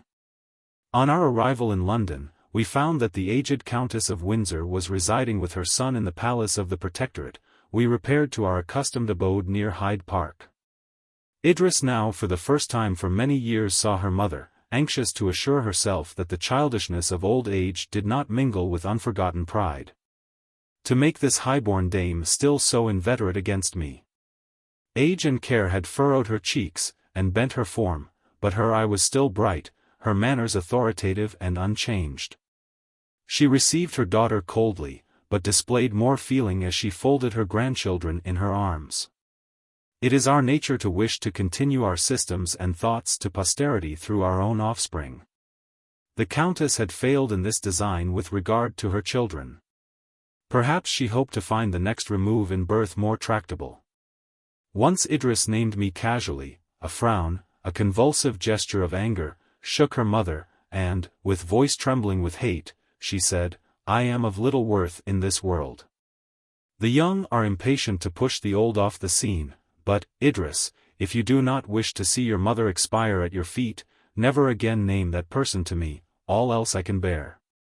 And now I am resigned to the destruction of my cherished hopes, but it is too much to require that I should love the instrument that Providence gifted with murderous properties for my destruction. This was a strange speech, now that, on the empty stage, each might play his part without impediment from the other. But the haughty ex-queen thought as Octavius Caesar and Mark Antony. We could not stall together. In the whole world. The period of our departure was fixed for the 25th of November. The weather was temperate, soft rains fell at night, and by day the wintry sun shone out. Our numbers were to move forward in separate parties, and to go by different routes, all to unite at last at Paris. Adrian and his division, consisting in all of 500 persons, were to take the direction of Dover and Calais. On the 20th of November, Adrian and I rode for the last time through the streets of London. They were grass-grown and desert. The open doors of the empty mansions creaked upon their hinges. Rank herbage, and deforming dirt, had swiftly accumulated on the steps of the houses, the voiceless steeples of the churches pierced the smokeless air. The churches were open, but no prayer was offered at the altars, mildew and damp had already defaced their ornaments. Birds, and tame animals, now homeless, had built nests, and made their lairs in consecrated spots. We passed St. Paul's. London, which had extended so far in suburbs in all direction, had been somewhat deserted in the midst, and much of what had in former days obscured this vast building was removed. Its ponderous mass, blackened stone, and high dome, made it look, not like a temple, but a tomb. Methought above the portico was engraved the Hic Jacet of England. We passed on eastwards, engaged in such solemn talk as the times inspired. No human step was heard, nor human form discerned. Troops of dogs, deserted of their masters, passed us. And now and then a horse, unbridled and unsaddled, trotted towards us, and tried to attract the attention of those which we rode, as if to allure them to seek like liberty. An unwieldy ox, who had fed in an abandoned granary, suddenly lowed, and showed his shapeless form in a narrow doorway. Everything was desert, but nothing was in ruin. And this medley of undamaged buildings, and luxurious accommodation, in trim and fresh youth, was contrasted with the lonely silence of the unpeopled streets. Night closed in, and it began to rain. We were about to return homewards, when a voice, a human voice, strange now to hear, attracted our attention. It was a child singing a merry, lightsome air. There was no other sound. We had traversed London from Hyde Park even to where we now were in the Minories, and had met no person, heard no voice nor footstep. The singing was interrupted by laughing and talking. Never was merry ditty so sadly timed, never laughter more akin to tears. The door of the house from which these sounds proceeded was open, the upper rooms were illuminated as for a feast. It was a large magnificent house, in which doubtless some rich merchant had lived. The singing again commenced, and rang through the high-roofed rooms, while we silently ascended the staircase. Lights now appeared to guide us, and a long suite of splendid rooms illuminated, made us still more wonder. Their only inhabitant, a little girl, was dancing, waltzing, and singing about them, followed by a large Newfoundland dog, who boisterously jumping on her, and interrupting her, made her now scold, now laugh, now throw herself on the carpet to play with him.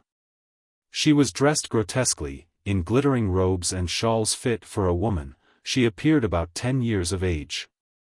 We stood at the door looking on this strange scene, till the dog perceiving us barked loudly. The child turned and saw us. Her face, losing its gaiety, assumed a sullen expression. She slunk back, apparently meditating an escape. I came up to her, and held her hand.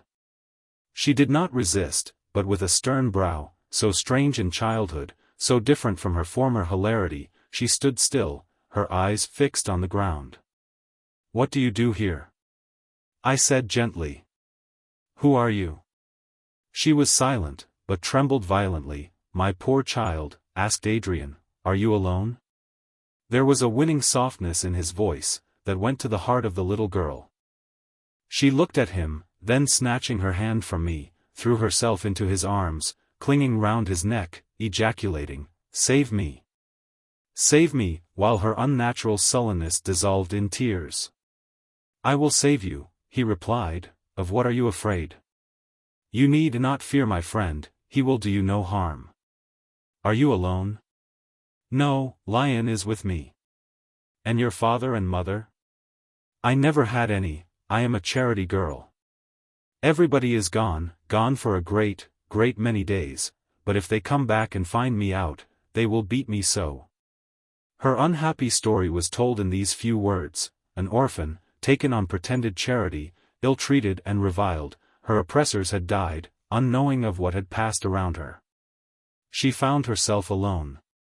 She had not dared venture out, but by the continuance of her solitude her courage revived, her childish vivacity caused her to play 1,000 freaks. And with her brute companion she passed a long holiday, fearing nothing but the return of the harsh voices and cruel usage of her protectors. She readily consented to go with Adrian. In the meantime, while we descanted on alien sorrows, and on a solitude which struck our eyes and not our hearts, while we imagined all of change and suffering that had intervened in these once thronged streets, before, tenantless and abandoned, they became mere kennels for dogs, and stables for cattle, while we read the death of the world upon the dark fane, and hugged ourselves in the remembrance that we possessed that which was all the world to us. In the meanwhile, we had arrived from Windsor early in October, and had now been in London about 6 weeks. Day by day, during that time, the health of my Idris declined, her heart was broken, neither sleep nor appetite, the chosen servants of health, waited on her wasted form. To watch her children hour by hour, to sit by me, drinking deep the dear persuasion that I remained to her, was all her pastime. Her vivacity, so long assumed, her affectionate display of cheerfulness, her light-hearted tone and springy gait were gone. I could not disguise to myself, nor could she conceal, her life-consuming sorrow. Still change of scene, and reviving hopes might restore her. I feared the plague only, and she was untouched by that. I had left her this evening, reposing after the fatigues of her preparations. Clara sat beside her, relating a story to the 2 boys. The eyes of Idris were closed, but Clara perceived a sudden change in the appearance of our eldest darling. His heavy lids veiled his eyes, an unnatural color burnt in his cheeks, his breath became short. Clara looked at the mother. She slept, yet started at the pause the narrator made. Fear of awakening and alarming her, caused Clara to go on at the eager call of Evelyn, who was unaware of what was passing. Her eyes turned alternately from Alfred to Idris. With trembling accents she continued her tale, till she saw the child about to fall. Starting forward she caught him, and her cry roused Idris. She looked on her son. She saw death stealing across his features. She laid him on a bed, she held drink to his parched lips. Yet he might be saved. If I were there, he might be saved. Perhaps it was not the plague. Without a counselor, what could she do? Stay and behold him die. Why at that moment was I away? Look to him, Clara, she exclaimed, I will return immediately. She inquired among those who, selected as the companions of our journey, had taken up their residence in our house. She heard from them merely that I had gone out with Adrian. She entreated them to seek me. She returned to her child. He was plunged in a frightful state of torpor. Again she rushed downstairs. All was dark, desert, and silent. She lost all self-possession. She ran into the street. She called on my name. The pattering rain and howling wind alone replied to her. Wild fear gave wings to her feet. She darted forward to seek me, she knew not where. But, putting all her thoughts, all her energy, all her being in speed only, most misdirected speed, she neither felt, nor feared, nor paused, but ran right on. Till her strength suddenly deserted her so suddenly, that she had not thought to save herself. Her knees failed her, and she fell heavily on the pavement. She was stunned for a time. But at length rose, and though sorely hurt, still walked on, shedding a fountain of tears, stumbling at times, going she knew not whither, only now and then with feeble voice she called my name. Adding with heart-piercing exclamations, that I was cruel and unkind. Human being there was none to reply, and the inclemency of the night had driven the wandering animals to the habitations they had usurped. Her thin dress was drenched with rain. Her wet hair clung round her neck. She tottered through the dark streets, till, striking her foot against an unseen impediment, she again fell. She could not rise, she hardly strove. But, gathering up her limbs, she resigned herself to the fury of the elements, and the bitter grief of her own heart. She breathed an earnest prayer to die speedily, for there was no relief but death. While hopeless of safety for herself, she ceased to lament for her dying child, but shed kindly, bitter tears for the grief I should experience in losing her. While she lay, life almost suspended, she felt a warm, soft hand on her brow, and a gentle female voice asked her, with expressions of tender compassion, if she could not rise? That another human being, sympathetic and kind, should exist near, roused her. Half rising, with clasped hands, and fresh springing tears, she entreated her companion to seek for me, to bid me hasten to my dying child, to save him, for the love of heaven, to save him. The woman raised her, she led her under shelter, she entreated her to return to her home, whither perhaps I had already returned. Idris easily yielded to her persuasions. She leaned on the arm of her friend, she endeavored to walk on, but irresistible faintness made her pause again and again. Quickened by the increasing storm, we had hastened our return. Our little charge was placed before Adrian on his horse. There was an assemblage of persons under the portico of our house, in whose gestures I instinctively read some heavy change, some new misfortune. With swift alarm, afraid to ask a single question, I leapt from my horse. The spectators saw me, knew me, and in awful silence divided to make way for me. I snatched a light, and rushing upstairs, and hearing a groan, without reflection I threw open the door of the first room that presented itself. It was quite dark. But, as I stepped within, a pernicious scent assailed my senses, producing sickening qualms, which made their way to my very heart, while I felt my leg clasped. And a groan repeated by the person that held me. I lowered my lamp, and saw a negro half-clad, writhing under the agony of disease, while he held me with a convulsive grasp. With mixed horror and impatience I strove to disengage myself, and fell on the sufferer. He wound his naked festering arms round me, his face was close to mine, and his breath, death-laden, entered my vitals. For a moment I was overcome, my head was bowed by aching nausea. Till, reflection returning, I sprung up, threw the wretch from me, and darting up the staircase, entered the chamber usually inhabited by my family. A dim light showed me Alfred on a couch. Clara, trembling, and paler than whitest snow, had raised him on her arm, holding a cup of water to his lips. I saw full well that no spark of life existed in that ruined form. His features were rigid, his eyes glazed, his head had fallen back.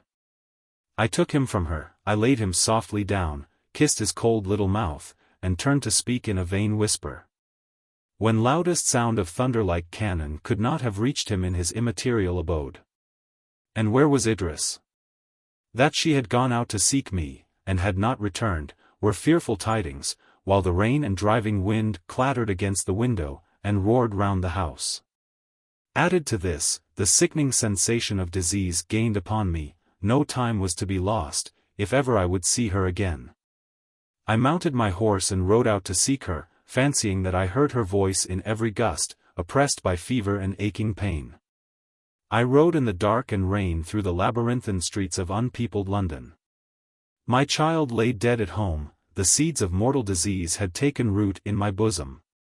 I went to seek Idris, my adored, now wandering alone, while the waters were rushing from heaven like a cataract to bathe her dear head in chill damp, her fair limbs in numbing cold. A female stood on the step of a door, and called to me as I galloped past.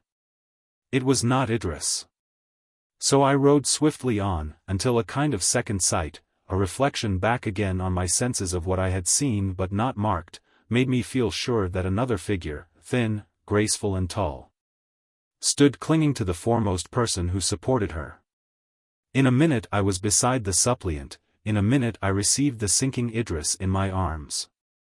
Lifting her up, I placed her on the horse. She had not strength to support herself. So I mounted behind her, and held her close to my bosom, wrapping my riding cloak round her, while her companion, whose well-known, but changed countenance, it was Juliet, daughter of the Duke of L., could at this moment of horror obtain from me no more than a passing glance of compassion. She took the abandoned rein, and conducted our obedient steed homewards. Dare I avouch it? That was the last moment of my happiness, but I was happy. Idris must die, for her heart was broken. I must die, for I had caught the plague. Earth was a scene of desolation, hope was madness, life had married death, they were one. But, thus supporting my fainting love, thus feeling that I must soon die, I revelled in the delight of possessing her once more. Again and again I kissed her, and pressed her to my heart. We arrived at our home. I assisted her to dismount, I carried her upstairs, and gave her into Clara's care, that her wet garments might be changed. Briefly I assured Adrian of her safety, and requested that we might be left to repose. As the miser, who with trembling caution visits his treasure to count it again and again, so I numbered each moment, and grudged every one that was not spent with Idris. I returned swiftly to the chamber where the life of my life reposed. Before I entered the room I paused for a few seconds. For a few seconds I tried to examine my state. Sickness and shuddering ever and anon came over me, my head was heavy, my chest oppressed, my legs bent under me.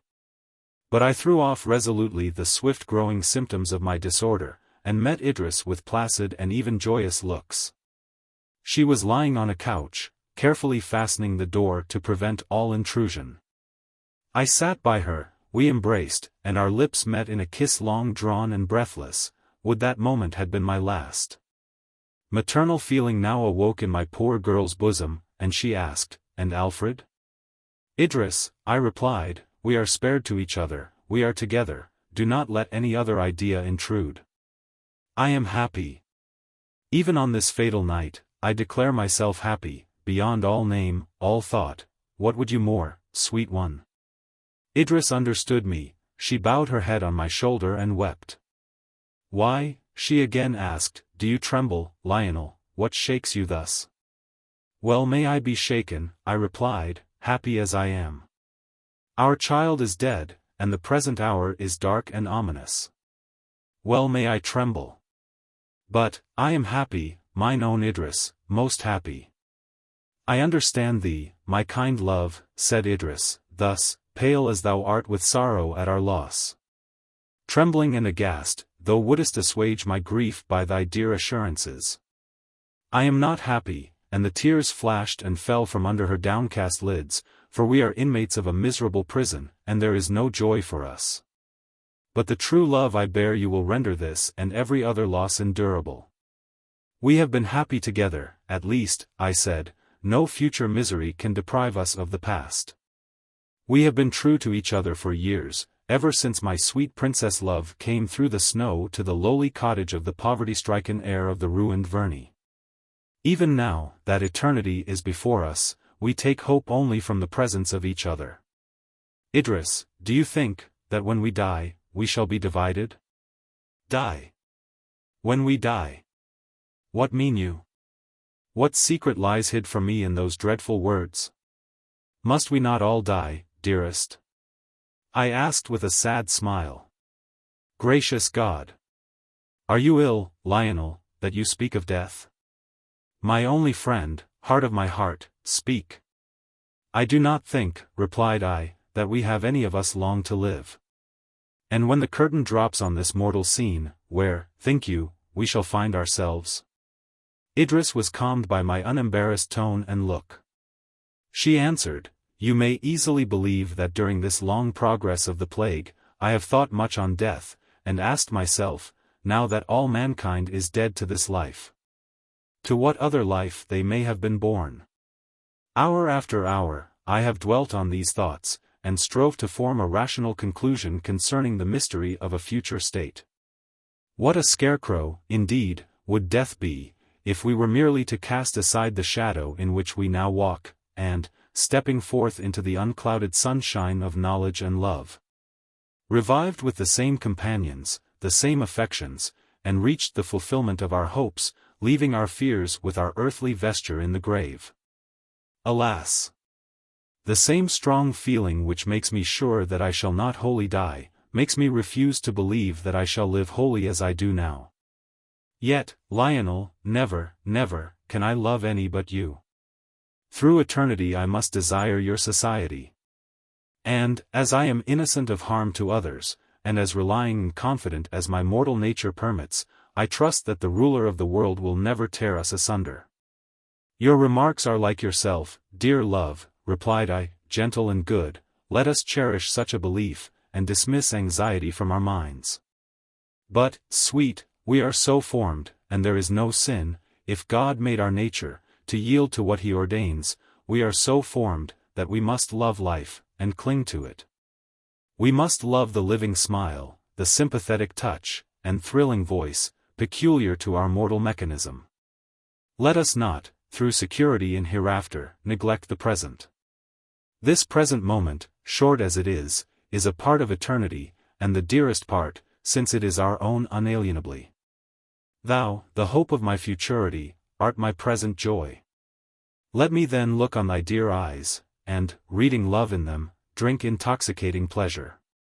Timidly, for my vehemence somewhat terrified her, Idris looked on me. My eyes were bloodshot, starting from my head, every artery beat, methought, audibly, every muscle throbbed, each single nerve felt. Her look of wild affright told me, that I could no longer keep my secret. So it is, mine own beloved, I said, the last hour of many happy ones is arrived. Nor can we shun any longer the inevitable destiny. I cannot live long, but, again and again, I say, this moment is ours. Paler than marble, with white lips and convulsed features, Idris became aware of my situation. My arm, as I sat, encircled her waist.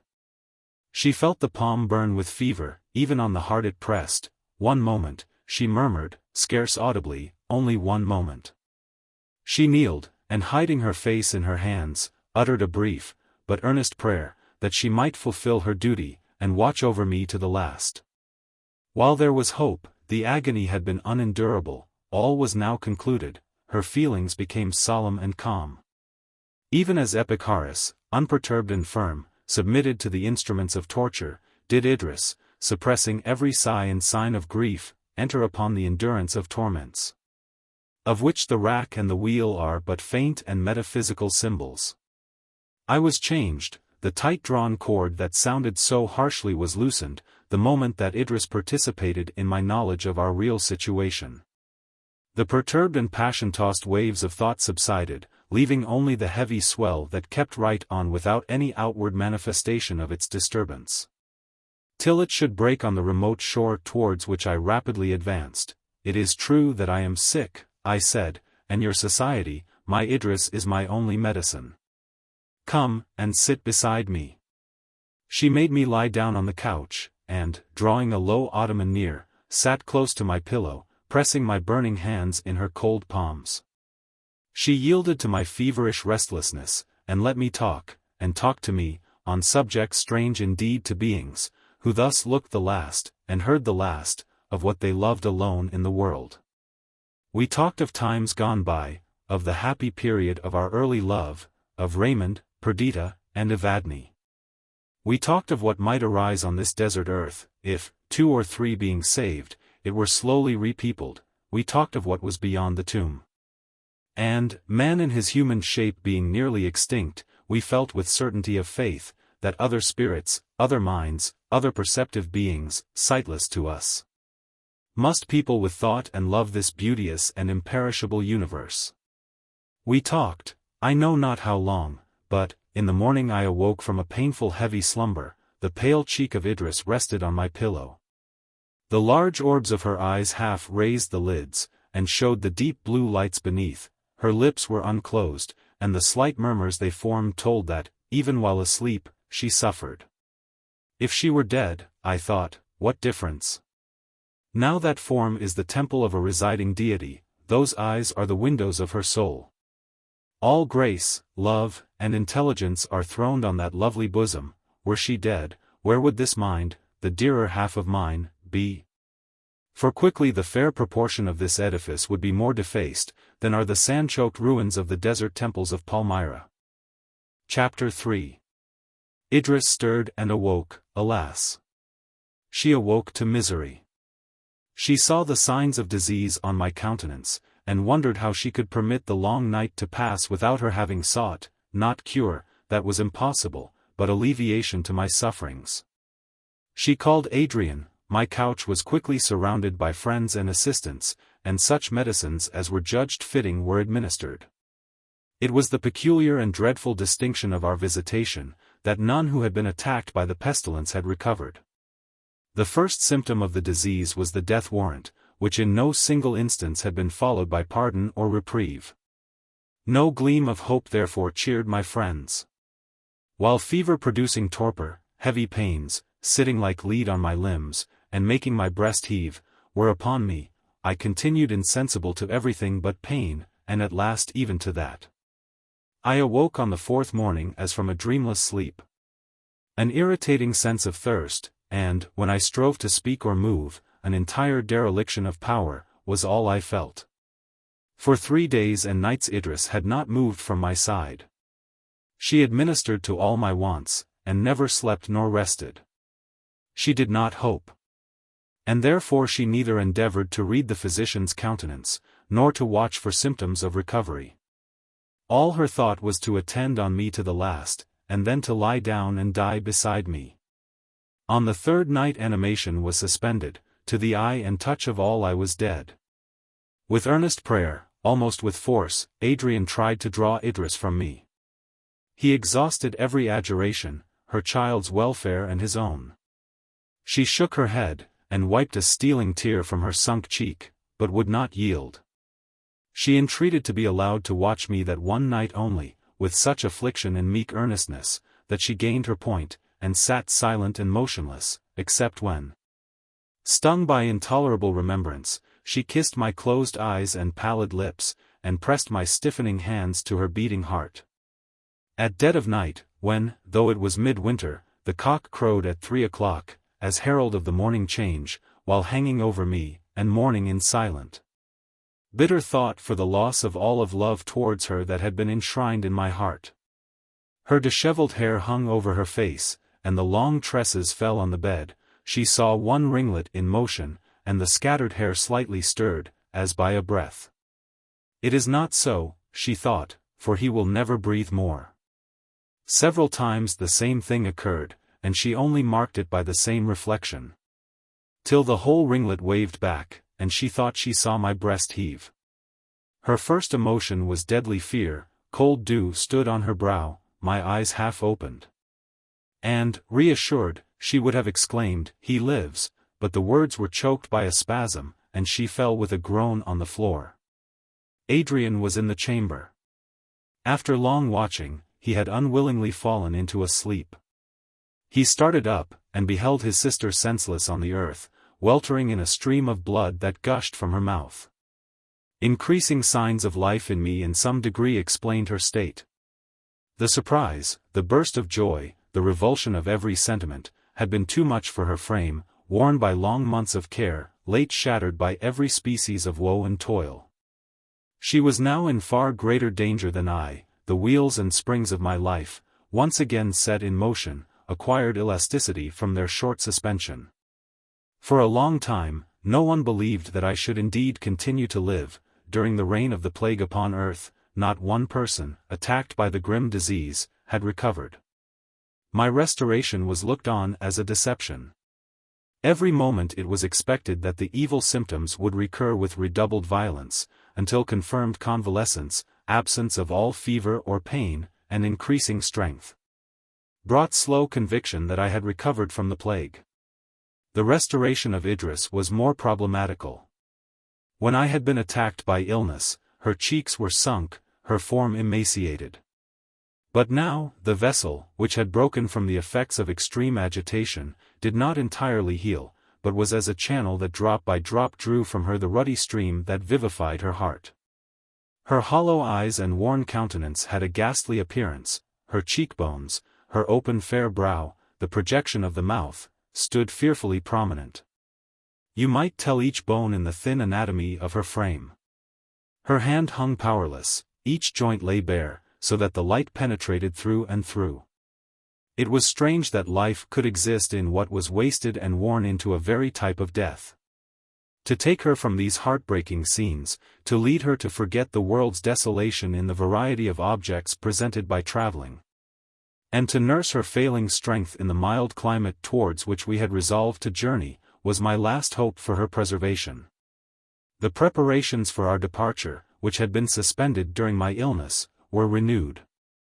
I did not revive to doubtful convalescence. Health spent her treasures upon me.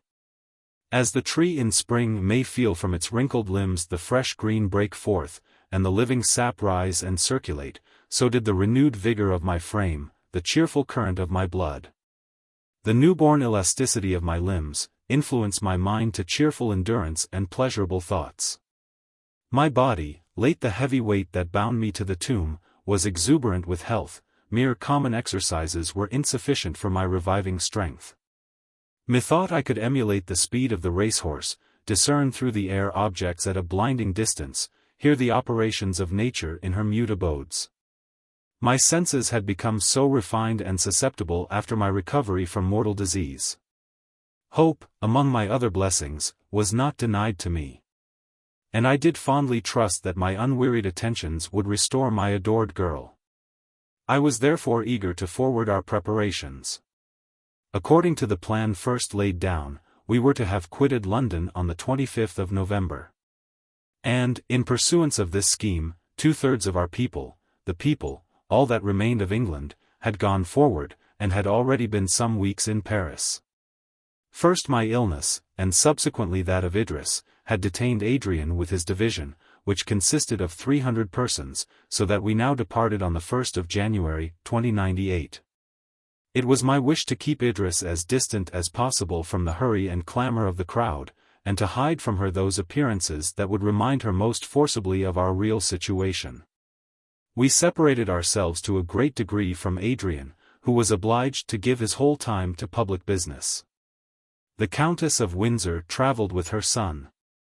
Clara, Evelyn, and a female who acted as our attendant, were the only persons with whom we had contact. We occupied a commodious carriage, our servant officiated as coachman. A party of about 20 persons preceded us at a small distance. They had it in charge to prepare our halting places and our nightly abode. They had been selected for this service out of a great number that offered, on account of the superior sagacity of the man who had been appointed their leader. Immediately on our departure, I was delighted to find a change in Idris, which I fondly hoped prognosticated the happiest results. All the cheerfulness and gentle gaiety natural to her revived. She was weak, and this alteration was rather displayed in looks and voice than in acts, but it was permanent and real. My recovery from the plague and confirmed health instilled into her a firm belief that I was now secure from this dread enemy. She told me that she was sure she should recover. That she had a presentiment, that the tide of calamity which deluged our unhappy race had now turned. That the remnant would be preserved, and among them the dear objects of her tender affection. And that in some selected spot we should wear out our lives together in pleasant society. Do not let my state of feebleness deceive you, she said, I feel that I am better. There is a quick life within me, and a spirit of anticipation that assures me, that I shall continue long to make a part of this world. I shall throw off this degrading weakness of body, which infects even my mind with debility, and I shall enter again on the performance of my duties. I was sorry to leave Windsor, but now I am weaned from this local attachment, I am content to remove to a mild climate, which will complete my recovery. Trust me, dearest, I shall neither leave you, nor my brother, nor these dear children. My firm determination to remain with you to the last, and to continue to contribute to your happiness and welfare, would keep me alive, even if grim death were nearer at hand than he really is. I was only half reassured by these expressions.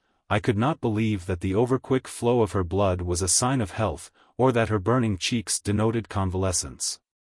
But I had no fears of an immediate catastrophe, nay, I persuaded myself that she would ultimately recover. And thus cheerfulness reigned in our little society. Idris conversed with animation on 1,000 topics. Her chief desire was to lead our thoughts from melancholy reflections. So she drew charming pictures of a tranquil solitude, of a beauteous retreat, of the simple manners of our little tribe, and of the patriarchal brotherhood of love, which would survive the ruins of the populous nations which had lately existed. We shut out from our thoughts the present, and withdrew our eyes from the dreary landscape we traversed. Winter reigned in all its gloom. The leafless trees lay without motion against the dun sky. The forms of frost, mimicking the foliage of summer, strewed the ground, the paths were overgrown, the unploughed cornfields were patched with grass and weeds. The sheep congregated at the threshold of the cottage, the horned ox thrust his head from the window. The wind was bleak, and frequent sleet or snowstorms added to the melancholy appearance wintry nature assumed. We arrived at Rochester, and an accident caused us to be detained there a day. During that time, a circumstance occurred that changed our plans, and which, alas, in its result changed the eternal course of events, turning me from the pleasant new-sprung hope I enjoyed, to an obscure and gloomy desert. But I must give some little explanation before I proceed with the final cause of our temporary alteration of plan, and refer again to those times when man walked the earth fearless, before plague had become queen of the world.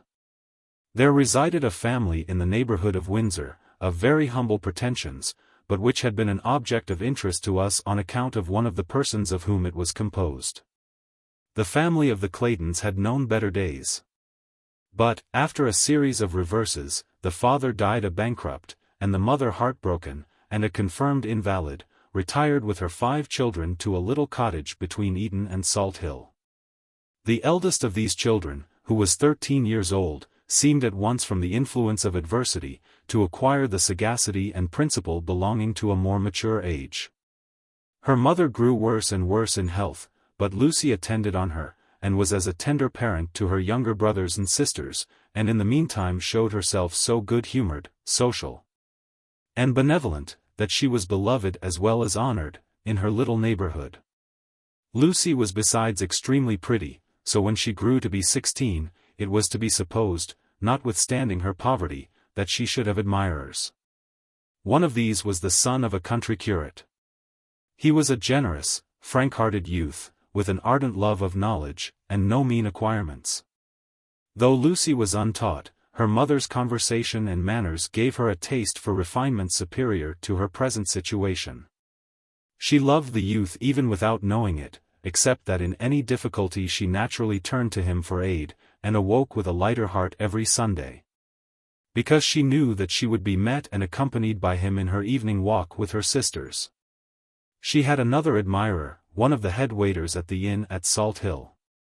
He also was not without pretensions to urbane superiority, such as he learnt from gentlemen servants and waiting maids, who initiating him in all the slang of high life below stairs, rendered his arrogant temper 10 times more intrusive.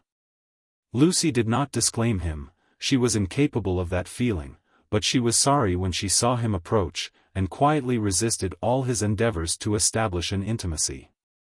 the fellow soon discovered that his rival was preferred to him. And this changed what was at first a chance admiration into a passion, whose main springs were envy, and a base desire to deprive his competitor of the advantage he enjoyed over himself.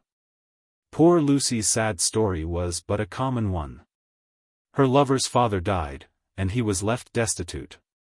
He accepted the offer of a gentleman to go to India with him, feeling secure that he should soon acquire an independence, and return to claim the hand of his beloved.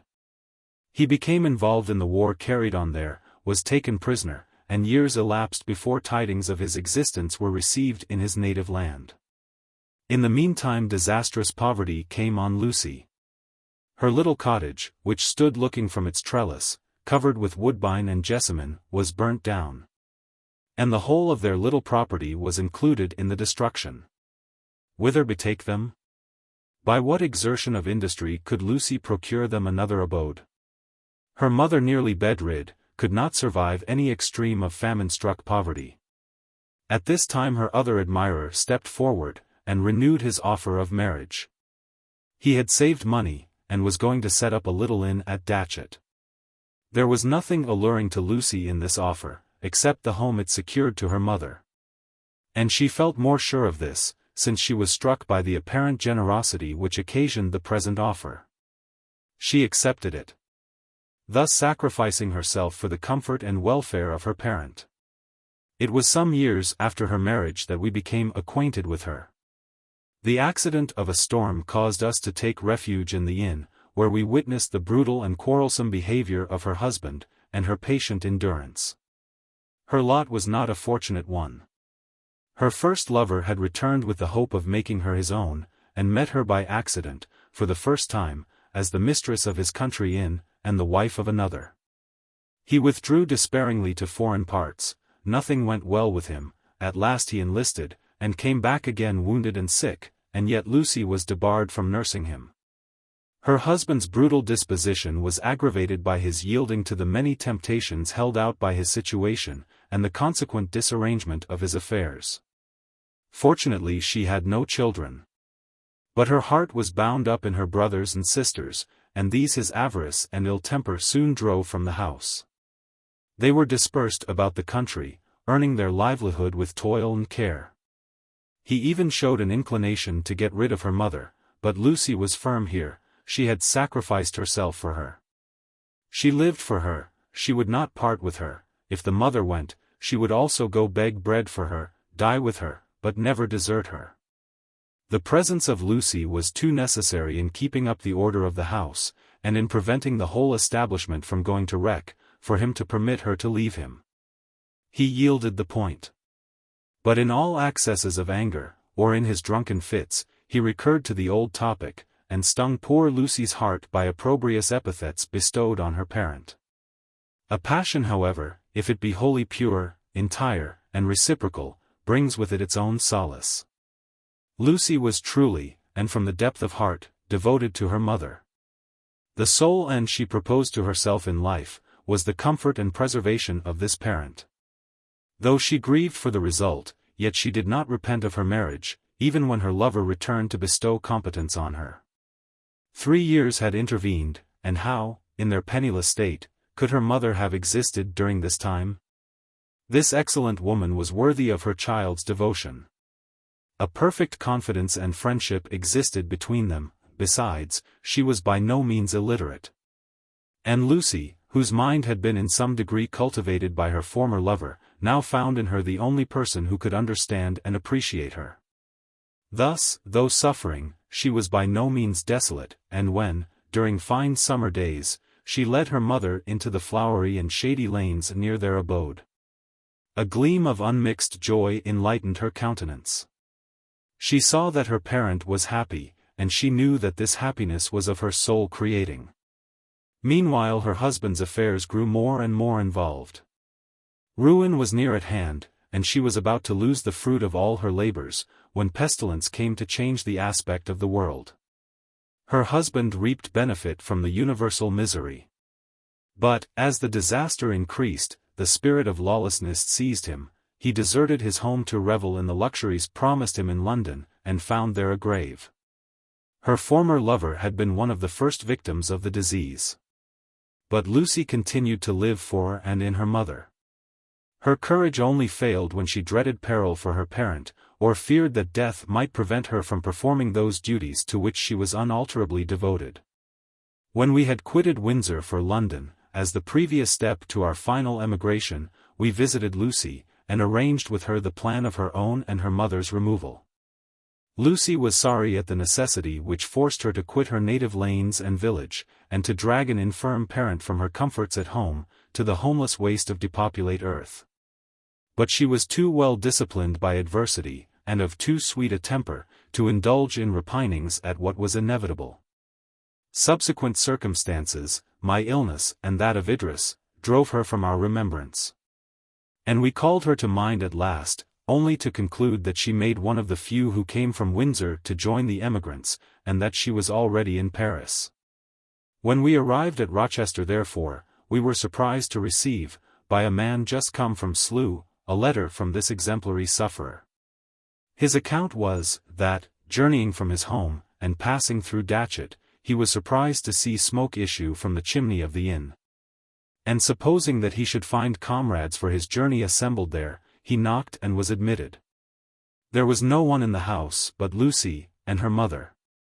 The latter had been deprived of the use of her limbs by an attack of rheumatism, and so, one by one, all the remaining inhabitants of the country set forward, leaving them alone.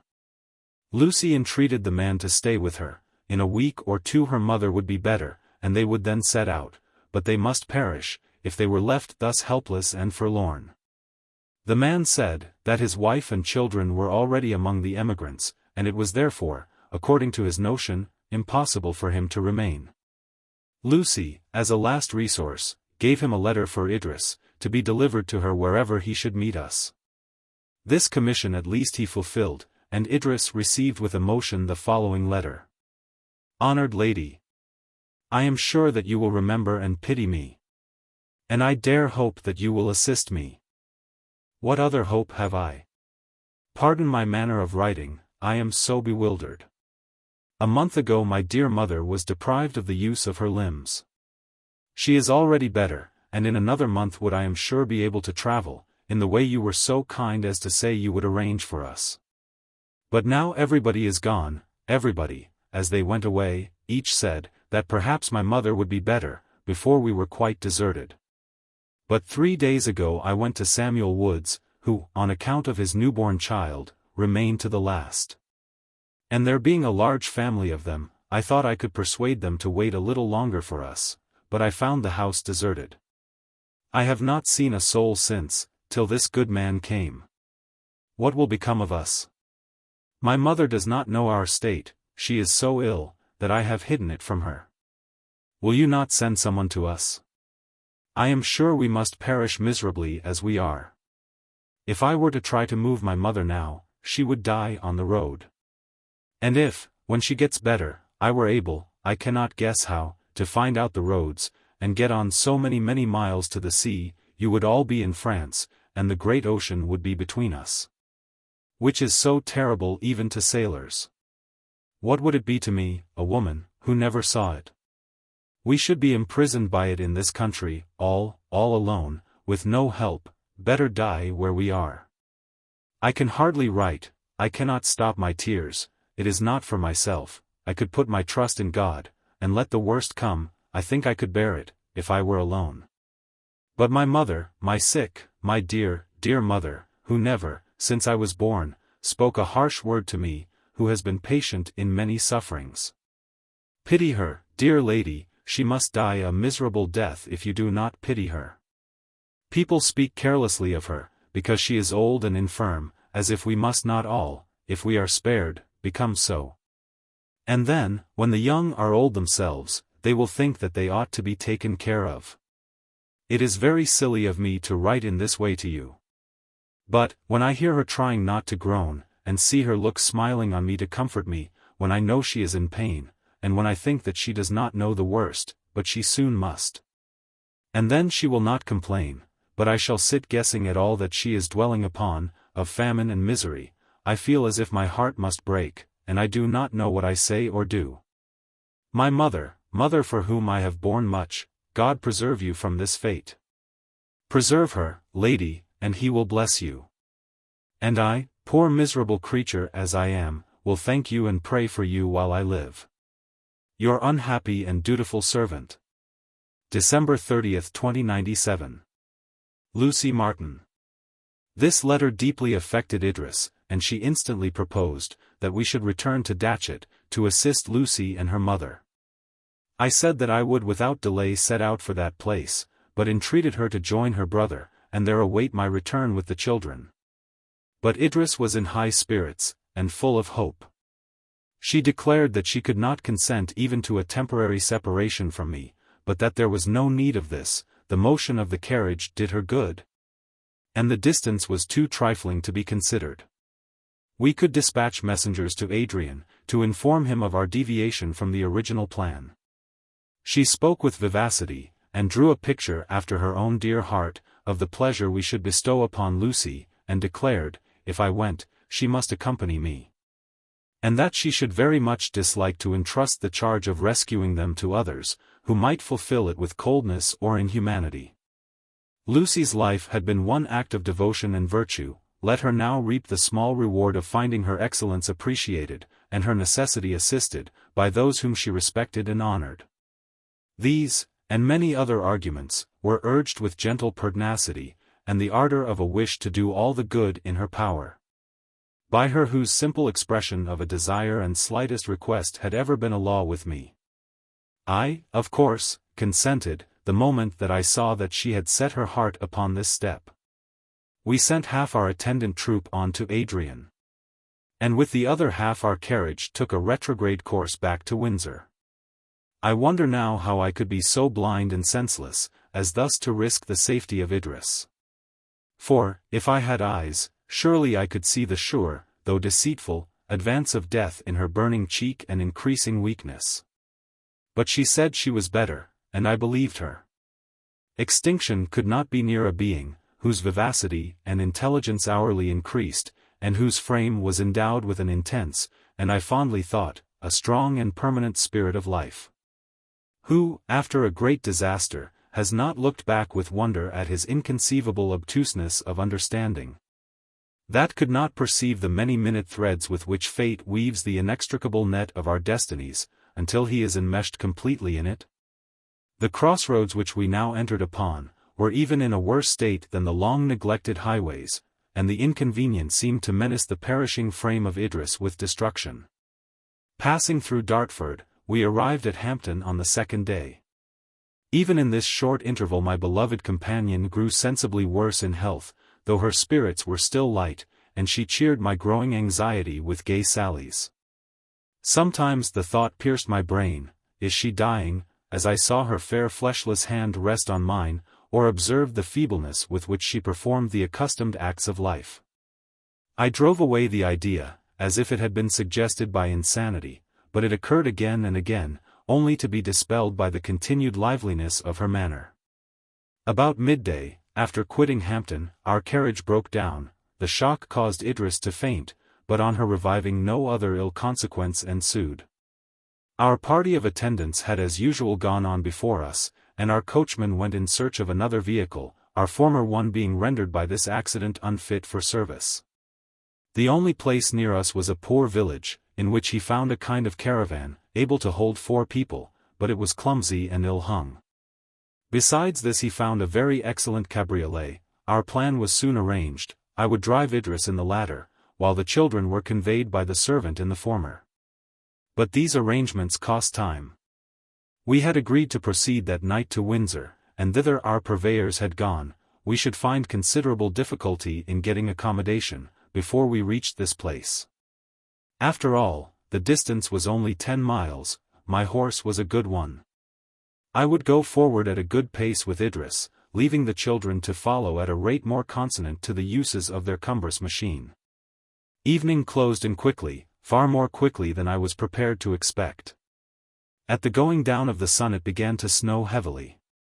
I attempted in vain to defend my beloved companion from the storm. The wind drove the snow in our faces, and it lay so high on the ground, that we made but small way. while the night was so dark, that but for the white covering on the ground we should not have been able to see a yard before us. We had left our accompanying caravan far behind us. And now I perceived that the storm had made me unconsciously deviate from my intended route. I had gone some miles out of my way. My knowledge of the country enabled me to regain the right road. But, instead of going, as at first agreed upon, by a cross road through Stanwell to Datchet, I was obliged to take the way of Egham and Bishopgate. It was certain therefore that I should not be rejoined by the other vehicle, that I should not meet a single fellow creature till we arrived at Windsor. The back of our carriage was drawn up, and I hung a pelisse before it, thus to curtain the beloved sufferer from the pelting sleet.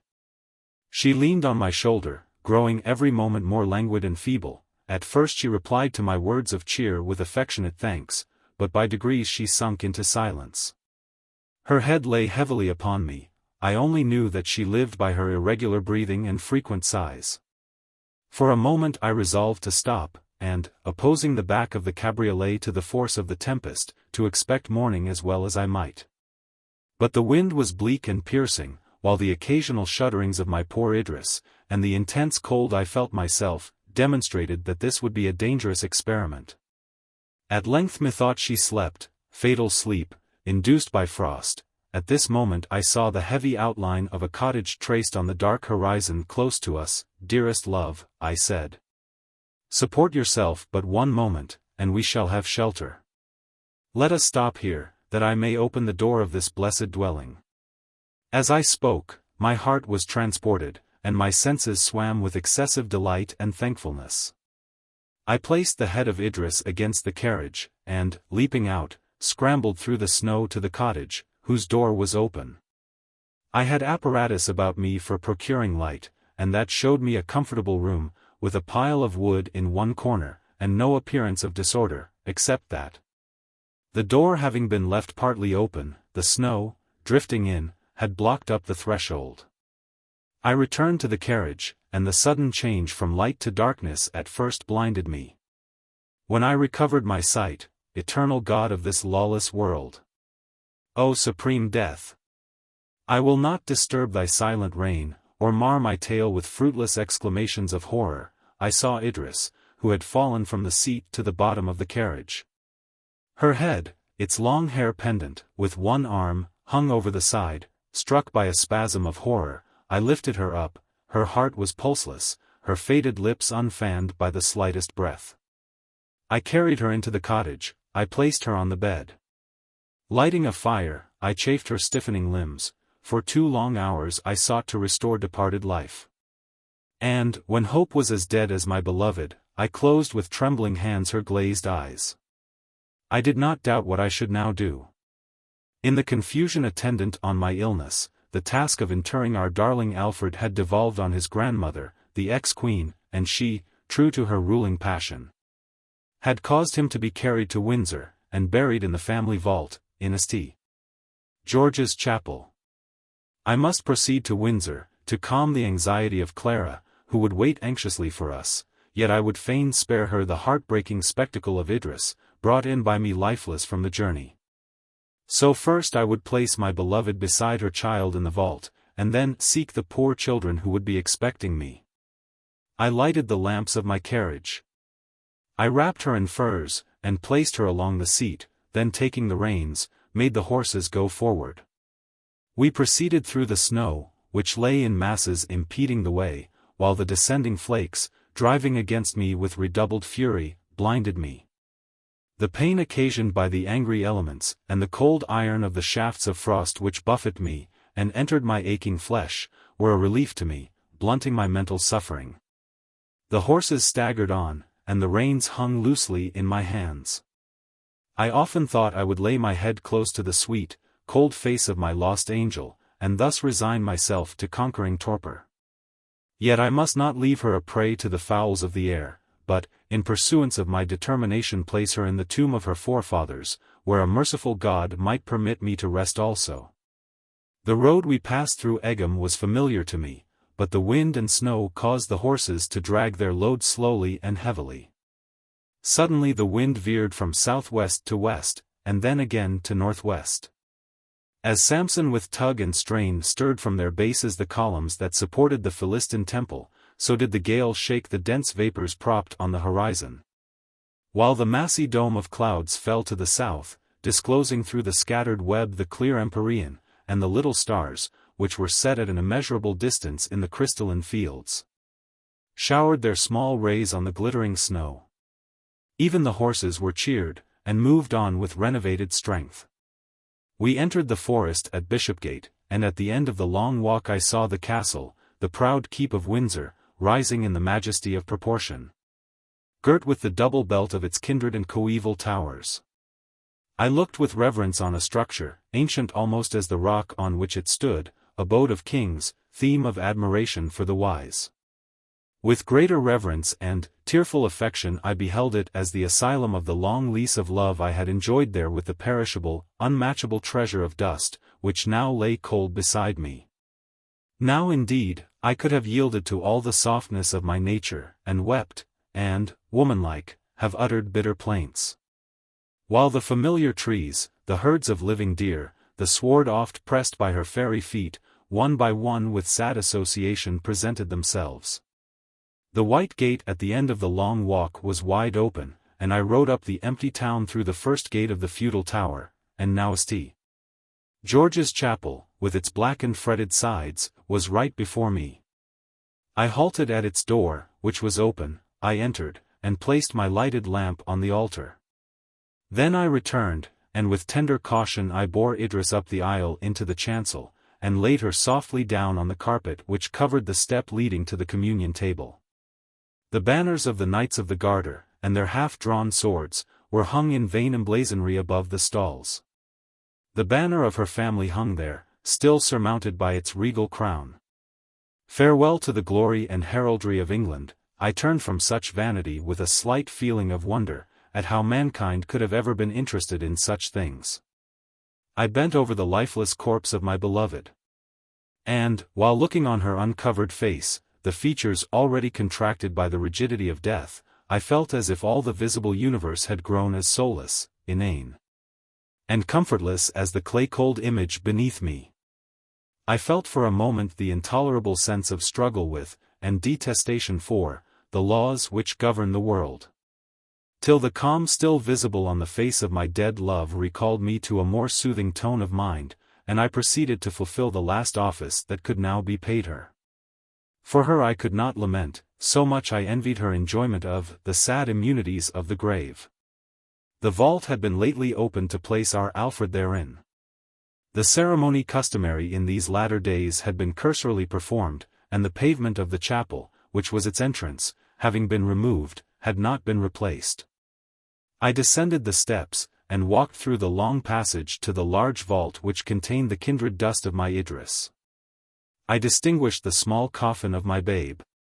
With hasty, trembling hands I constructed a bier beside it, spreading it with the furs and Indian shawls, which had wrapped Idris in her journey thither. I lighted the glimmering lamp which flickered in this damp abode of the dead.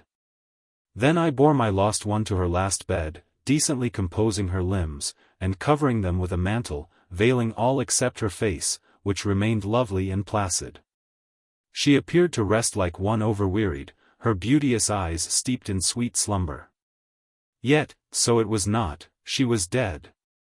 How intensely I then longed to lie down beside her, to gaze till death should gather me to the same repose. But death does not come at the bidding of the miserable. I had lately recovered from mortal illness, and my blood had never flowed with such an even current, nor had my limbs ever been so instinct with quick life, as now. I felt that my death must be voluntary. Yet what more natural than famine, as I watched in this chamber of mortality, placed in a world of the dead, beside the lost hope of my life? Meanwhile, as I looked on her, the features, which bore a sisterly resemblance to Adrian, brought my thoughts back again to the living, to this dear friend, to Clara, and to Evelyn, who were probably now in Windsor, waiting anxiously for our arrival.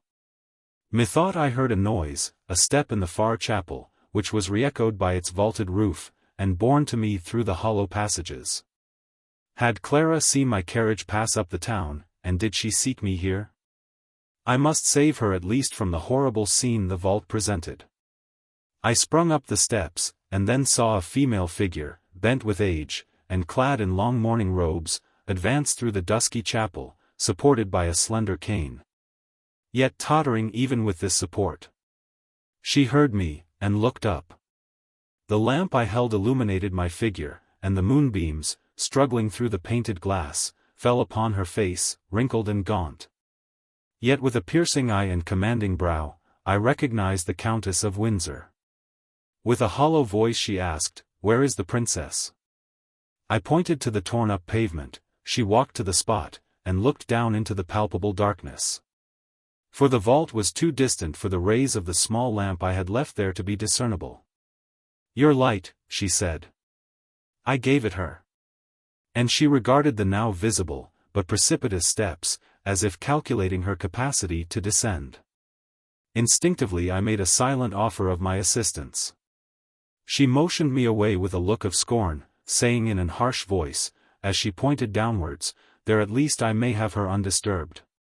She walked deliberately down, while I, overcome, miserable beyond words, or tears, or groans, threw myself on the pavement near. The stiffening form of Idris was before me. The death-struck countenance hushed in eternal repose beneath. That was to me the end of all. The day before, I had figured to myself various adventures, and communion with my friends in after time. Now I had leapt the interval, and reached the utmost edge and bourne of life. Thus wrapped in gloom, enclosed, walled up, vaulted over by the omnipotent present, I was startled by the sound of feet on the steps of the tomb, and I remembered her whom I had utterly forgotten. My angry visitant. Her tall form slowly rose upwards from the vault, a living statue, instinct with hate, and human, passionate strife. She seemed to me as having reached the pavement of the aisle. She stood motionless, seeking with her eyes alone some desired object, till, perceiving me close to her, she placed her wrinkled hand on my arm, exclaiming with tremulous accents, "Lionel Verney. My son." This name, applied at such a moment by my angel's mother, instilled into me more respect than I had ever before felt for this disdainful lady. I bowed my head, and kissed her shriveled hand, and, remarking that she trembled violently, supported her to the end of the chancel, where she sat on the steps that led to the regal stall. She suffered herself to be led, and still holding my hand, she leaned her head back against the stall, while the moonbeams, tinged with various colors by the painted glass, fell on her glistening eyes. Aware of her weakness, again calling to mind her long-cherished dignity, she dashed the tears away, yet they fell fast, as she said, for excuse, "She is so beautiful and placid, even in death." No harsh feeling ever clouded her serene brow. How did I treat her? Wounding her gentle heart with savage coldness, I had no compassion on her in past years. Does she forgive me now? Little does it boot to talk of repentance and forgiveness to the dead. Had I during her life once consulted her gentle wishes, and curbed my rugged nature to do her pleasure, I should not feel thus. Idris and her mother were unlike in person. The dark hair, deep-set black eyes, and prominent features of the ex-queen were in entire contrast to the golden tresses, the full blue orbs, and the soft lines and contour of her daughter's countenance. Yet, in latter days, illness had taken from my poor girl the full outline of her face, and reduced it to the inflexible shape of the bone beneath. In the form of her brow, in her oval chin, there was to be found a resemblance to her mother, nay in some moods, their gestures were not unlike. Nor, having lived so long together, was this wonderful. There is a magic power in resemblance. When one we love dies, we hope to see them in another state, and half expect that the agency of mind will inform its new garb in imitation of its decayed earthly vesture. But these are ideas of the mind only. We know that the instrument is shivered, the sensible image lies in miserable fragments, dissolved to dusty nothingness. A look, a gesture, or a fashioning of the limbs similar to the dead in a living person, touches a thrilling chord, whose sacred harmony is felt in the heart's dearest recess. Strangely moved, prostrate before this spectral image, and enslaved by the force of blood manifested in likeness of look and movement, I remain trembling in the presence of the harsh, proud, and till now unloved mother of Idris. Poor, mistaken woman. In her tenderest mood before, she had cherished the idea that a word, a look of reconciliation from her, would be received with joy, and repay long years of severity. Now that the time was gone for the exercise of such power, she fell at once upon the thorny truth of things, and felt that neither smile nor caress could penetrate to the unconscious state, or influence the happiness of her who lay in the vault beneath. This conviction, together with the remembrance of soft replies to bitter speeches, of gentle looks repaying angry glances, the perception of the falsehood, paltriness and futility of her cherished dreams of birth and power, the overpowering knowledge that love and life were the true emperors of our mortal state. All, as a tide, rose, and filled her soul with stormy and bewildering confusion. It fell to my lot to come as the influential power, to allay the fierce tossing of these tumultuous waves. I spoke to her, I led her to reflect how happy Idris had really been, and how her virtues and numerous excellencies had found scope and estimation in her past career. I praised her, the idol of my heart's dear worship, the admired type of feminine perfection. With ardent and overflowing eloquence, I relieved my heart from its burden, and awoke to the sense of a new pleasure in life, as I poured forth the funeral eulogy. Then I referred to Adrian, her loved brother, and to her surviving child. I declared, which I had before almost forgotten, what my duties were with regard to these valued portions of herself, and bade the melancholy repentant mother reflect how she could best expiate unkindness towards the dead, by redoubled love of the survivors. Consoling her, my own sorrows were assuaged, my sincerity won her entire conviction. She turned to me. The hard, inflexible, persecuting woman, turned with a mild expression of face, and said, "If our beloved angel sees us now, it will delight her to find that I do you even tardy justice. You were worthy of her, and from my heart I am glad that you won her away from me. Pardon, my son, the many wrongs I have done you. Forget my bitter words and unkind treatment, take me, and govern me as you will." I seized this docile moment to propose our departure from the church. "First," she said, "let us replace the pavement above the vault." We drew near to it. "Shall we look on her again?" I asked. "I cannot," she replied, "and, I pray you, neither do you. We need not torture ourselves by gazing on the soulless body, while her living spirit is buried quick in our hearts, and her surpassing loveliness is so deeply carved there, that sleeping or waking she must ever be present to us." For a few moments, we bent in solemn silence over the open vault. I consecrated my future life, to the embalming of her dear memory. I vowed to serve her brother and her child till death. The convulsive sob of my companion made me break off my internal orisons.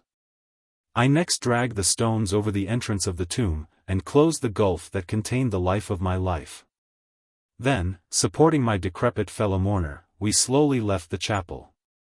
I felt, as I stepped into the open air, as if I had quitted an happy nest of repose, for a dreary wilderness, a tortuous path, a bitter, joyless, hopeless pilgrimage. Chapter 4. Our escort had been directed to prepare our abode for the night at the inn, opposite the ascent to the castle. We could not again visit the halls and familiar chambers of our home, on a mere visit.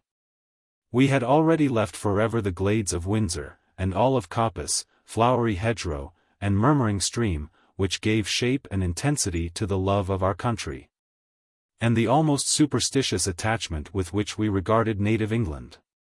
It had been our intention to have called at Lucy's dwelling in Datchet, and to have reassured her with promises of aid and protection before we repaired to our quarters for the night.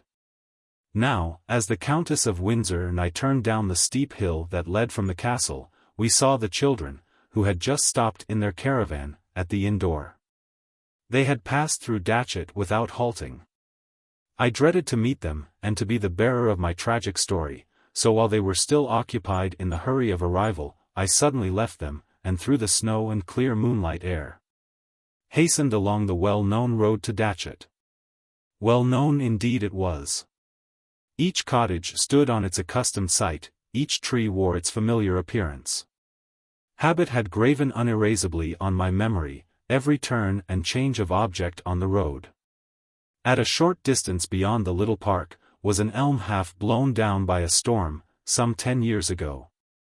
And still, with leafless snow-laden branches, it stretched across the pathway, which wound through a meadow, beside a shallow brook, whose brawling was silenced by frost, that stile, that white gate. That hollow oak tree, which doubtless once belonged to the forest, and which now showed in the moonlight its gaping rent. To whose fanciful appearance, tricked out by the dusk into a resemblance of the human form, the children had given the name of Falstaff. All these objects were as well known to me as the cold hearth of my deserted home, and every moss-grown wall and plot of orchard ground, alike as twin lambs are to each other in a stranger's eye. Yet to my accustomed gaze bore differences, distinction, and a name. England remained, though England was dead. It was the ghost of merry England that I beheld, under those greenwood shade passing generations had sported in security and ease. To this painful recognition of familiar places, was added a feeling experienced by all, understood by none, a feeling as if in some state, less visionary than a dream, in some past real existence. I had seen all I saw, with precisely the same feelings as I now beheld them, as if all my sensations were a duplex mirror of a former revelation. To get rid of this oppressive sense I strove to imagine change in this tranquil spot. This augmented my mood, by causing me to bestow more attention on the objects which occasioned me pain. I reached Datchet and Lucy's humble abode. Once noisy with Saturday night revellers, or trim and neat on Sunday morning, it had borne testimony to the labors and orderly habits of the housewife. The snow lay high about the door, as if it had remained unclosed for many days. What scene of death hath Rochas now to act? I muttered to myself as I looked at the dark casements. At first I thought I saw a light in one of them, but it proved to be merely the refraction of the moonbeams. While the only sound was the crackling branches as the breeze whirred the snow flakes from them, the moon sailed high and unclouded in the interminable ether. While the shadow of the cottage lay black on the garden behind. I entered this by the open wicket, and anxiously examined each window. At length I detected a ray of light struggling through a closed shutter in one of the upper rooms. It was a novel feeling, alas. To look at any house and say there dwells its usual inmate. The door of the house was merely on the latch, so I entered and ascended the moonlit staircase. The door of the inhabited room was ajar. Looking in, I saw Lucy sitting as at work at the table on which the light stood. The implements of needlework were about her, but her hand had fallen on her lap, and her eyes, fixed on the ground, showed by their vacancy that her thoughts wandered.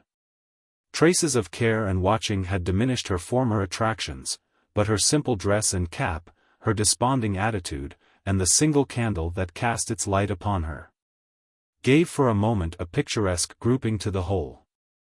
A fearful reality recalled me from the thought. A figure lay stretched on the bed covered by a sheet. Her mother was dead, and Lucy, apart from all the world, deserted and alone, watched beside the corpse during the weary night. I entered the room, and my unexpected appearance at first drew a scream from the lone survivor of a dead nation. But she recognized me, and recovered herself, with the quick exercise of self-control habitual to her. "Did you not expect me?" I asked, in that low voice which the presence of the dead makes us as it were instinctively assume. "You are very good," replied she, "to have come yourself. I can never thank you sufficiently. But it is too late." "Too late?" cried I, "what do you mean?" "It is not too late to take you from this deserted place, and conduct you to—" My own loss, which I had forgotten as I spoke, now made me turn away, while choking grief impeded my speech. I threw open the window, and looked on the cold, waning, ghastly, misshaped circle on high, and the chill white earth beneath. Did the spirit of sweet Idris sail along the moon-frozen crystal air? No, no, a more genial atmosphere, a lovelier habitation was surely hers. I indulged in this meditation for a moment, and then again addressed the mourner, who stood leaning against the bed with that expression of resigned despair, of complete misery, and a patient sufferance of it, which is far more touching than any of the insane ravings or wild gesticulation of untamed sorrow. I desired to draw her from this spot, but she opposed my wish.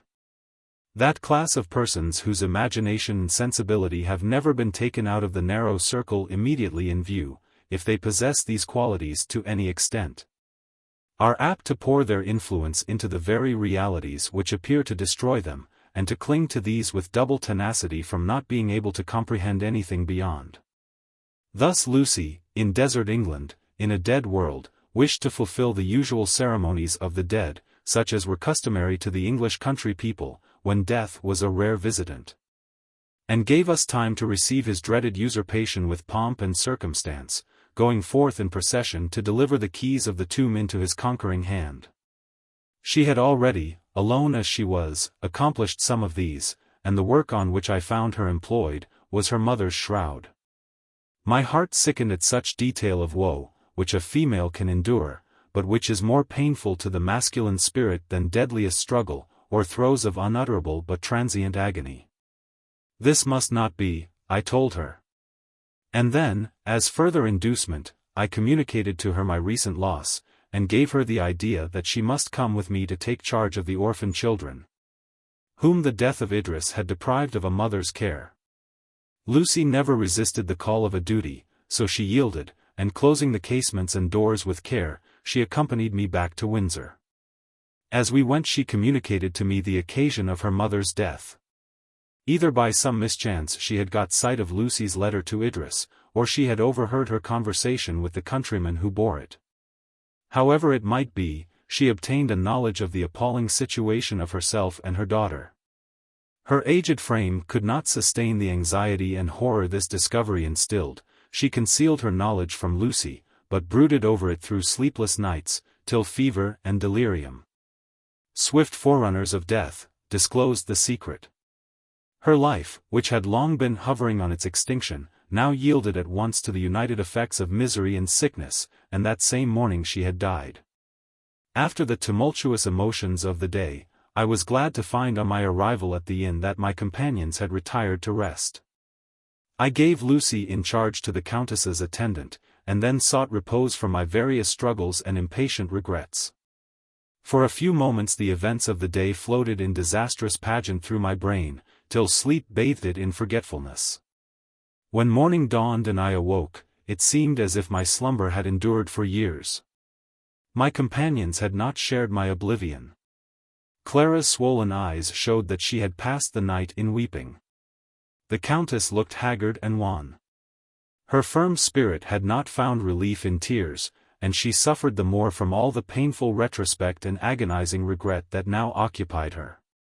We departed from Windsor, as soon as the burial rites had been performed for Lucy's mother, and, urged on by an impatient desire to change the scene, went forward towards Dover with speed, our escort having gone before to provide horses.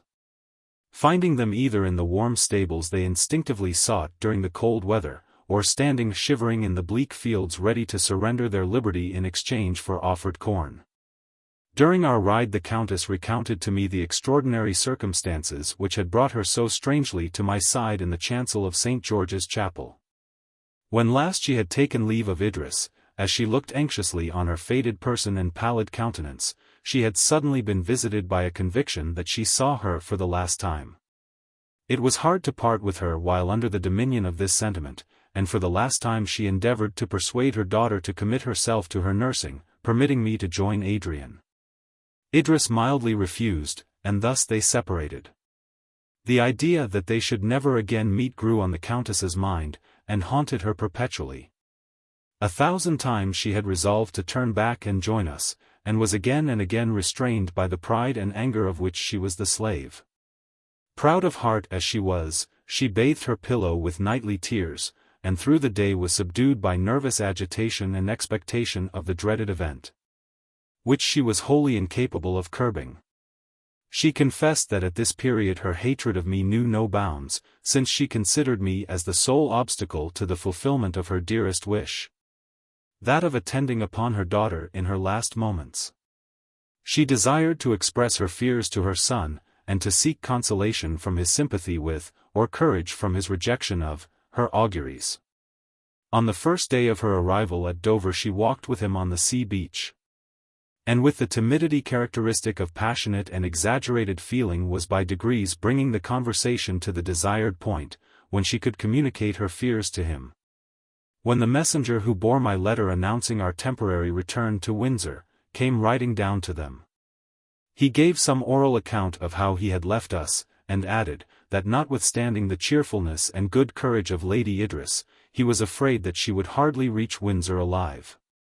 "True," said the Countess, "your fears are just, she is about to expire." As she spoke, her eyes were fixed on a tomb-like hollow of the cliff, and she averred the same to me with solemnity, Idris pacing slowly towards this cave. She was turned from her head was bent down, her white dress was such as she was accustomed to wear, except that a thin crape-like veil covered her golden tresses, and concealed her as a dim transparent mist. She looked dejected, as docilely yielding to a commanding power, she submissively entered, and was lost in the dark recess. "Were I subject to visionary moods," said the venerable lady, as she continued her narrative, "I might doubt my eyes, and condemn my credulity. But reality is the world I live in, and what I saw I doubt not had existence beyond myself. From that moment I could not rest, it was worth my existence to see her once again before she died. I knew that I should not accomplish this, yet I must endeavor. I immediately departed for Windsor. And, though I was assured that we traveled speedily, it seemed to me that our progress was snail-like, and that delays were created solely for my annoyance. Still I accused you, and heaped on your head the fiery ashes of my burning impatience. It was no disappointment, though an agonizing pang, when you pointed to her last abode. And words would ill express the abhorrence I that moment felt towards you, the triumphant impediment to my dearest wishes. I saw her, and anger, and hate, and injustice died at her bier, giving place at their departure to a remorse, great God, that I should feel it, which must last while memory and feeling endure.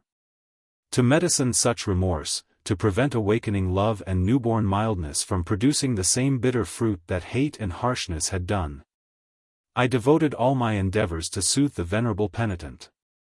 Our party was a melancholy one, each was possessed by regret for what was remediless, for the absence of his mother shadowed even the infant gaiety of Evelyn. Added to this was the prospect of the uncertain future. Before the final accomplishment of any great voluntary change the mind vacillates, now soothing itself by fervent expectation, now recoiling from obstacles which seem never to have presented themselves before with so frightful an aspect.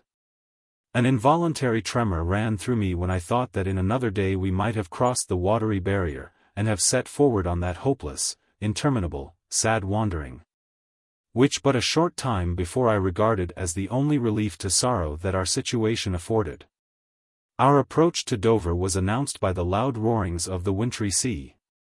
They were borne miles inland by the sound-laden blast, and by their unaccustomed uproar, imparted a feeling of insecurity and peril to our stable abode. At first we hardly permitted ourselves to think that any unusual eruption of nature caused this tremendous war of air and water, but rather fancied that we merely listened to what we had heard 1,000 times before, when we had watched the flocks of fleece-crowned waves, driven by the winds, come to lament and die on the barren sands and pointed rocks. But we found upon advancing farther, that Dover was overflowed, many of the houses were overthrown by the surges which filled the streets, and with hideous brawlings sometimes retreated, leaving the pavement of the town bare, till again hurried forward by the influx of ocean, they returned with thunder sound to their usurped station. Hardly less disturbed than the tempestuous world of waters was the assembly of human beings, that from the cliff fearfully watched its ravings. On the morning of the arrival of the emigrants under the conduct of Adrian, the sea had been serene and glassy, the slight ripples refracted the sunbeams, which shed their radiance through the clear blue frosty air. This placid appearance of nature was hailed as a good augury for the voyage, and the chief immediately repaired to the harbor to examine 2 steamboats which were moored there. On the following midnight, when all were at rest, a frightful storm of wind and clattering rain and hail first disturbed them, and the voice of one shrieking in the streets, that the sleepers must awake or they would be drowned. And when they rushed out, half-clothed, to discover the meaning of this alarm, they found that the tide, rising above every mark, was rushing into the town. They ascended the cliff, but the darkness permitted only the white crest of waves to be seen, while the roaring wind mingled its howlings in dire accord with the wild surges. The awful hour of night, the utter inexperience of many who had never seen the sea before, the wailing of women and cries of children added to the horror of the tumult. All the following day the same scene continued. When the tide ebbed, the town was left dry, but on its flow, it rose even higher than on the preceding night. The vast ships that lay rotting in the roads were whirled from their anchorage, and driven and jammed against the cliff. The vessels in the harbor were flung on land like seaweed, and they're battered to pieces by the breakers. The waves dashed against the cliff, which if in any place it had been before loosened, now gave way. And the affrighted crowd saw vast fragments of the near earth fall with crash and roar into the deep. This sight operated differently on different persons. The greater part thought it a judgment of God, to prevent or punish our emigration from our native land. Many were doubly eager to quit a nook of ground and now become their prison, which appeared unable to resist the inroads of ocean's giant waves. When we arrived at Dover, after a fatiguing day's journey, we all required rest and sleep, but the scene acting around us soon drove away such ideas. We were drawn, along with the greater part of our companions, to the edge of the cliff, there to listen to and make 1,000 conjectures. A fog narrowed our horizon to about 1/4 of a mile, and the misty veil, cold and dense, enveloped sky and sea in equal obscurity. What added to our inquietude was the circumstance that 2/3 of our original number were now waiting for us in Paris, and clinging, as we now did most painfully, to any addition to our melancholy remnant. This division, with the tameless impassable ocean between, struck us with affright. At length, after loitering for several hours on the cliff, we retired to Dover Castle, whose roof sheltered all who breathed the English air, and sought the sleep necessary to restore strength and courage to our worn frames and languid spirits. Early in the morning Adrian brought me the welcome intelligence that the wind had changed. It had been southwest, it was now northeast.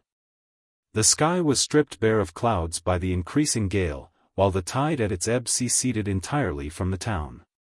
The change of wind rather increased the fury of the sea, but it altered its late dusky hue to a bright green. And in spite of its unmitigated clamor, its more cheerful appearance instilled hope and pleasure. All day we watched the ranging of the mountainous waves, and toward sunset a desire to decipher the promise for the morrow at its setting made us all gather with one accord on the edge of the cliff. When the mighty luminary approached within a few degrees of the tempest-tossed horizon, suddenly, a wonder! 3 other suns, alike burning and brilliant, rushed from various quarters of the heavens towards the great orb. They whirled round it. The glare of light was intense to our dazzled eyes. The sun itself seemed to join in the dance, while the sea burned like a furnace, like all Vesuvius alight, with flowing lava beneath. The horses broke loose from their stalls in terror. A herd of cattle, panic-struck, raced down to the brink of the cliff, and blinded by light, plunged down with frightful yells in the waves below. The time occupied by the apparition of these meteors was comparatively short. Suddenly the 3 mock suns united in one, and plunged into the sea. A few seconds afterwards, a deafening watery sound came up with awful peal from the spot where they had disappeared. Meanwhile the sun, disencumbered from his strange satellites, paced with its accustomed majesty towards its western home. When, we dared not trust our eyes late dazzled, but it seemed that, the sea rose to meet it, it mounted higher and higher, till the fiery globe was obscured, and the wall of water still ascended the horizon. It appeared as if suddenly the motion of earth was revealed to us, as if no longer we were ruled by ancient laws, but were turned adrift in an unknown region of space. Many cried aloud, that these were no meteors, but globes of burning matter, which had set fire to the earth, and caused the vast cauldron at our feet to bubble up with its measureless waves. The day of judgment was come, they averred, and a few moments would transport us before the awful countenance of the omnipotent judge. While those less given to visionary terrors declared that two conflicting gales had occasioned the last phenomenon. In support of this opinion they pointed out the fact that the east wind died away, while the rushing of the coming west mingled its wild howl with the roar of the advancing waters. Would the cliff resist this new battery? Was not the giant wave far higher than the precipice? Would not our little island be deluged by its approach? The crowd of spectators fled. They were dispersed over the fields, stopping now and then, and looking back in terror. A sublime sense of awe calmed the swift pulsations of my heart. I awaited the approach of the destruction menaced, with that solemn resignation which an unavoidable necessity instills. The ocean every moment assumed a more terrific aspect, while the twilight was dimmed by the wrack which the west wind spread over the sky.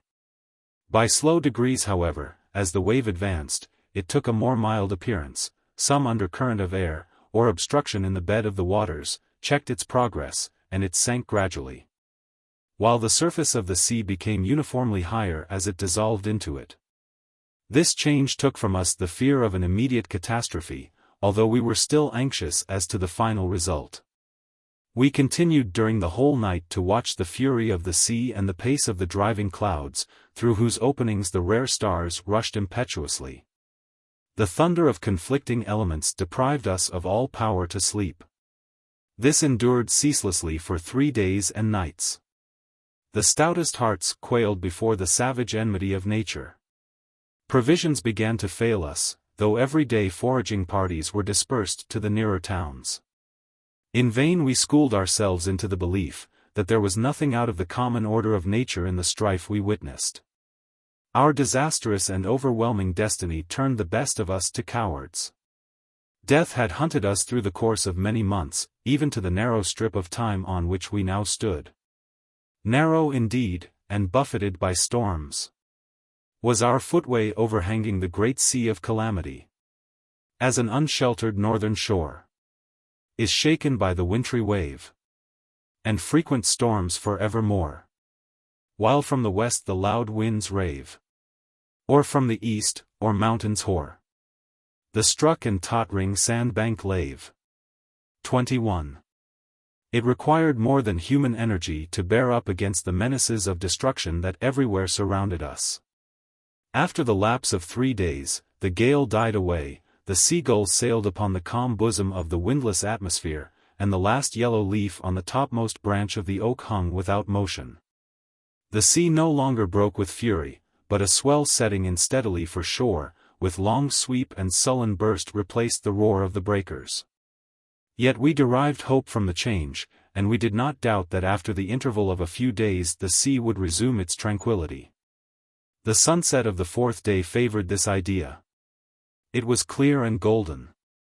As we gazed on the purple sea, radiant beneath, we were attracted by a novel spectacle. A dark speck, as it neared, visibly a boat, rode on the top of the waves, every now and then lost in the steep valleys between. We marked its course with eager questionings. And, when we saw that it evidently made for shore, we descended to the only practicable landing place, and hoisted a signal to direct them. By the help of glasses we distinguished her crew. It consisted of 9 men, Englishmen, belonging in truth to the 2 divisions of our people, who had preceded us, and had been for several weeks at Paris.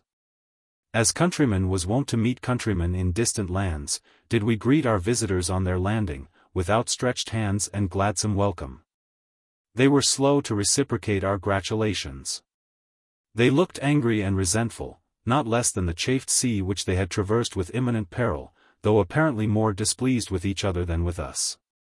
It was strange to see these human beings, who appeared to be given forth by the earth like rare and inestimable plants, full of towering passion, and the spirit of angry contest. Their first demand was to be conducted to the Lord Protector of England, so they called Adrian, though he had long discarded the empty title, as a bitter mockery of the shadow to which the protectorship was now reduced. They were speedily led to Dover Castle, from whose keep Adrian had watched the movements of the boat. He received them with the interest and wonder so strange a visitation created. In the confusion occasioned by their angry demands for precedence, it was long before we could discover the secret meaning of this strange scene. By degrees, from the furious declamations of one, the fierce interruptions of another, and the bitter scoffs of a third, we found that they were deputies from our colony at Paris. From 3 parties there formed, who, each with angry rivalry, tried to attain a superiority over the other 2. These deputies had been dispatched by them to Adrian, who had been selected arbiter. And they had journeyed from Paris to Calais, through the vacant towns and desolate country, indulging the while violent hatred against each other. And now they pleaded their several causes with unmitigated party spirit.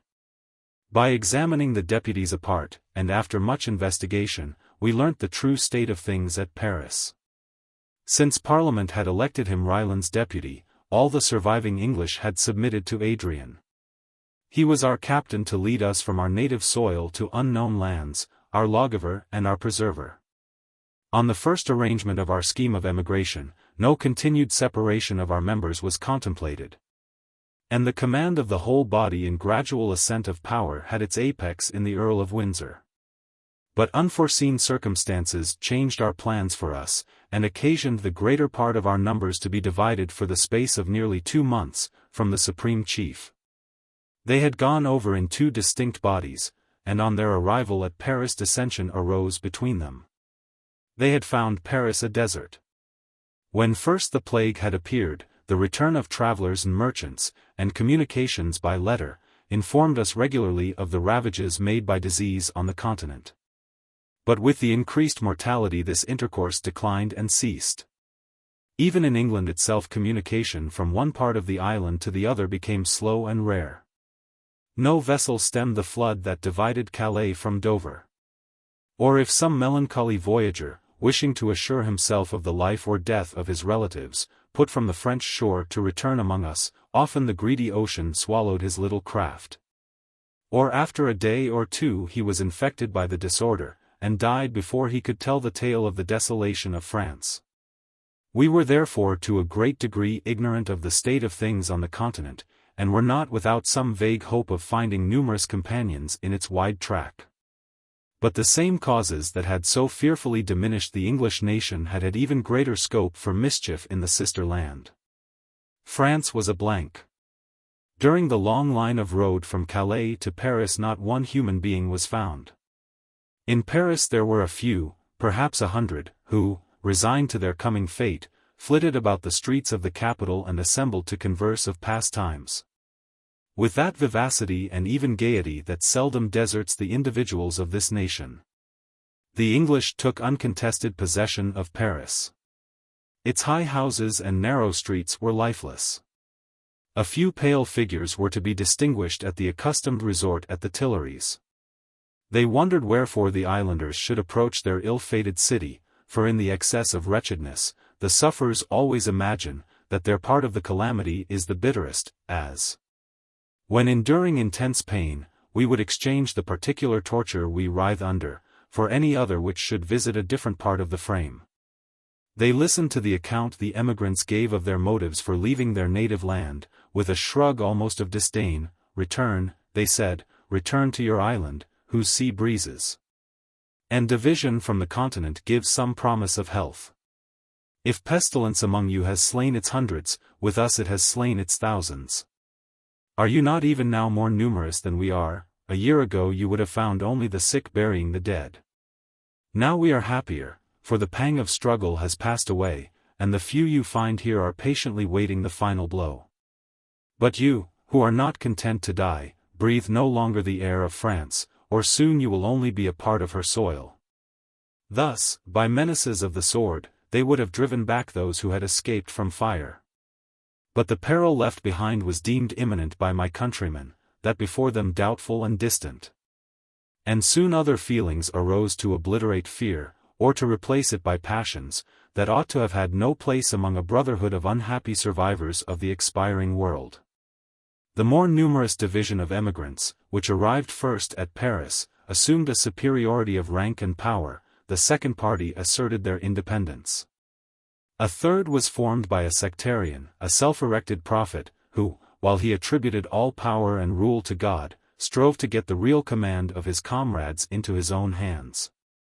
This third division consisted of fewest individuals, but their purpose was more one, their obedience to their leader more entire, their fortitude and courage more unyielding and active. During the whole progress of the plague, the teachers of religion were in possession of great power. A power of good, if rightly directed, or of incalculable mischief, if fanaticism or intolerance guided their efforts. In the present instance, a worse feeling than either of these actuated the leader. He was an impostor in the most determined sense of the term. A man who had in early life lost, through the indulgence of vicious propensities, all sense of rectitude or self-esteem. And who, when ambition was awakened in him, gave himself up to its influence unbridled by any scruple. His father had been a Methodist preacher, an enthusiastic man with simple intentions, but whose pernicious doctrines of election and special grace had contributed to destroy all conscientious feeling in his son. During the progress of the pestilence he had entered upon various schemes, by which to acquire adherents and power. Adrian had discovered and defeated these attempts, but Adrian was absent. The wolf assumed the shepherd's garb, and the flock admitted the deception. He had formed a party during the few weeks he had been in Paris, who zealously propagated the creed of his divine mission, and believed that safety and salvation were to be afforded only to those who put their trust in him. When once the spirit of dissension had arisen, the most frivolous causes gave it activity. The first party, on arriving at Paris, had taken possession of the Tuileries. Chance and friendly feeling had induced the second to lodge near to them. A contest arose concerning the distribution of the pillage. The chiefs of the first division demanded that the whole should be placed at their disposal. With this assumption the opposite party refused to comply. When next the latter went to forage, the gates of Paris were shut on them. After overcoming this difficulty, they marched in a body to the Tuileries. They found that their enemies had been already expelled thence by the elect, as the fanatical party designated themselves, who refused to admit any into the palace who did not first abjure obedience to all except God, and his delegate on earth, their chief. Such was the beginning of the strife, which at length proceeded so far, that the three divisions, armed, met in the place VIII, each resolved to subdue by force the resistance of its adversaries. They assembled, their muskets were loaded, and even pointed at the breasts of their so-called enemies. One word had been sufficient, and there the last of mankind would have burdened their souls with the crime of murder, and dipped their hands in each other's blood. A sense of shame, a recollection that not only their cause, but the existence of the whole human race was at stake, entered the breast of the leader of the more numerous party. He was aware, that if the ranks were thinned, no other recruits could fill them up.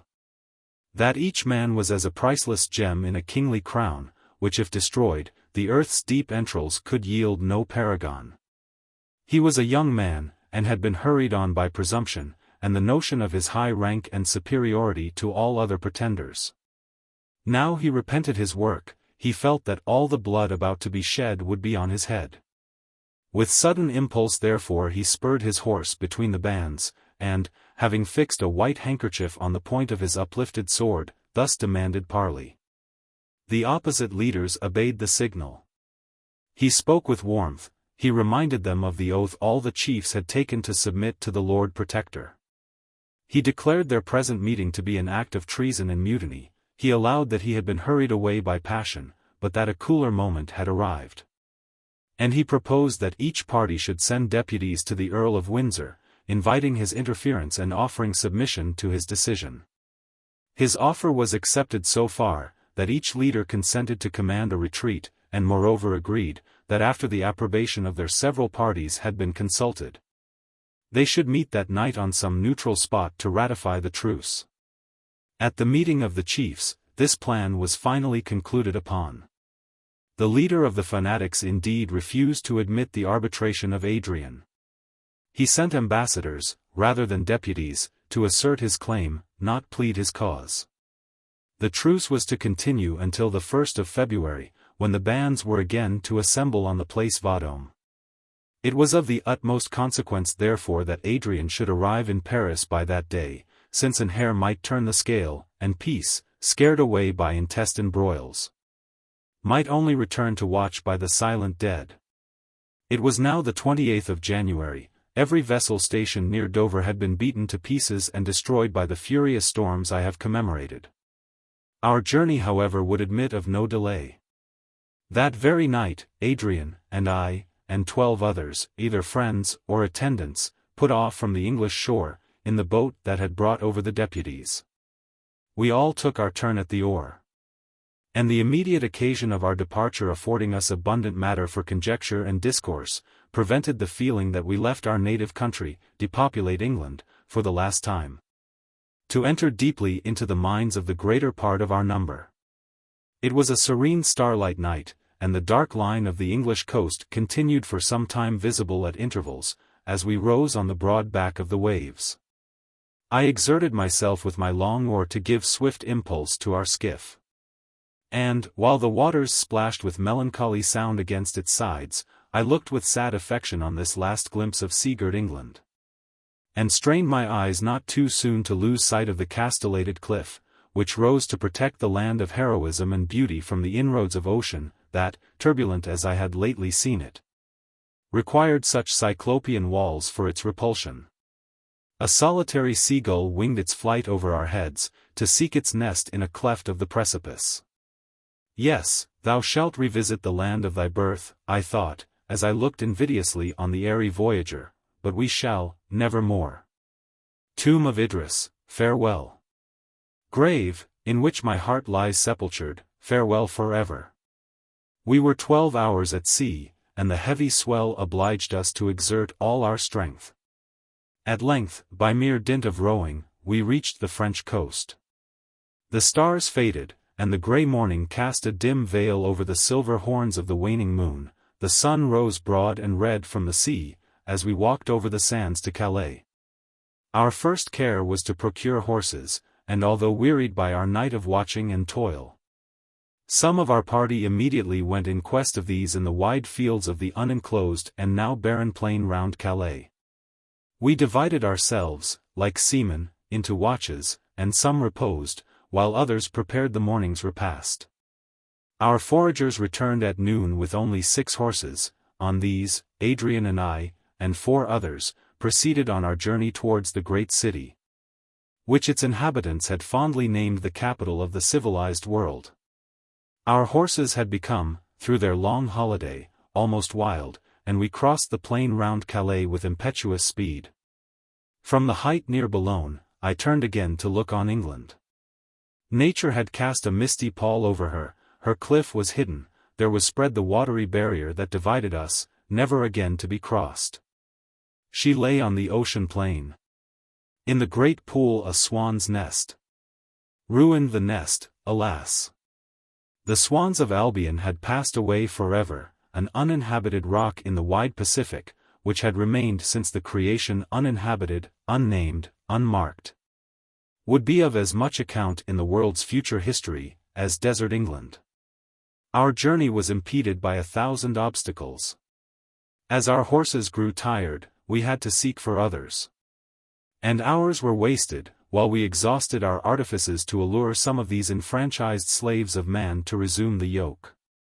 Or as we went from stable to stable through the towns, hoping to find some who had not forgotten the shelter of their native stalls.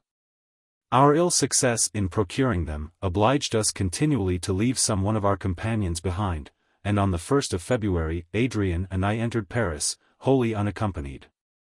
The serene morning had dawned when we arrived at Saint Denis, and the sun was high, when the clamor of voices, and the clash, as we feared, of weapons, guided us to where our countrymen had assembled on the Place Vendôme. We passed a knot of Frenchmen, who were talking earnestly of the madness of the insular invaders, and then coming by a sudden turn upon the place. We saw the sun glitter on drawn swords and fixed bayonets, while yells and clamors rent the air. It was a scene of unaccustomed confusion in these days of depopulation. Roused by fancied wrongs, and insulting scoffs, the opposite parties had rushed to attack each other, while the elect, drawn up apart, seemed to wait an opportunity to fall with better advantage on their foes, when they should have mutually weakened each other. A merciful power interposed, and no blood was shed, for, while the insane mob were in the very act of attack, the females, wives, mothers and daughters, rushed between. They seized the bridles. They embraced the knees of the horsemen, and hung on the necks, or enweaponed arms of their enraged relatives. The shrill female scream was mingled with the manly shout, and formed the wild clamor that welcomed us on our arrival. Our voices could not be heard in the tumult. Adrian, however, was eminent for the white charger he rode. Spurring him, he dashed into the midst of the throng. He was recognized, and a loud cry raised for England and the Protector. The late adversaries, warmed to affection at the sight of him, joined in heedless confusion, and surrounded him. The women kissed his hands, and the edges of his garments. Nay, his horse received tribute of their embraces. Some wept their welcome. He appeared an angel of peace descended among them. And the only danger was, that his mortal nature would be demonstrated, by his suffocation from the kindness of his friends. His voice was at length heard, and obeyed. The crowd fell back. The chiefs alone rallied round him. I had seen Lord Raymond ride through his lines. His look of victory, and majestic mien obtained the respect and obedience of all. Such was not the appearance or influence of Adrian. His slight figure, his fervent look, his gesture, more of deprecation than rule, were proofs that love, unmingled with fear, gave him dominion over the hearts of a multitude. Who knew that he never flinched from danger, nor was actuated by other motives than care for the general welfare. No distinction was now visible between the two parties, late ready to shed each other's blood, for, though neither would submit to the other, they both yielded ready obedience to the Earl of Windsor.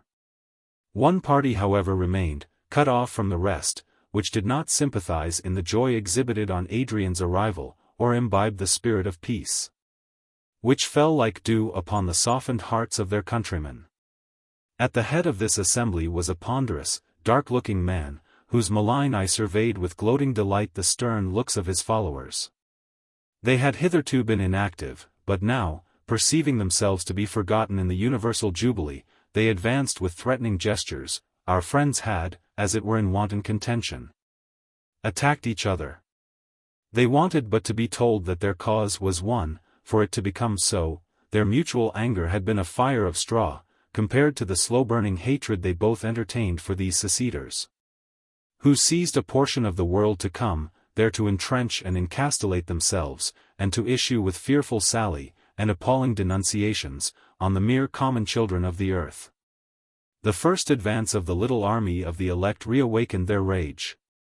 They grasped their arms, and waited but their leader's signal to commence the attack, when the clear tones of Adrian's voice were heard, commanding them to fall back.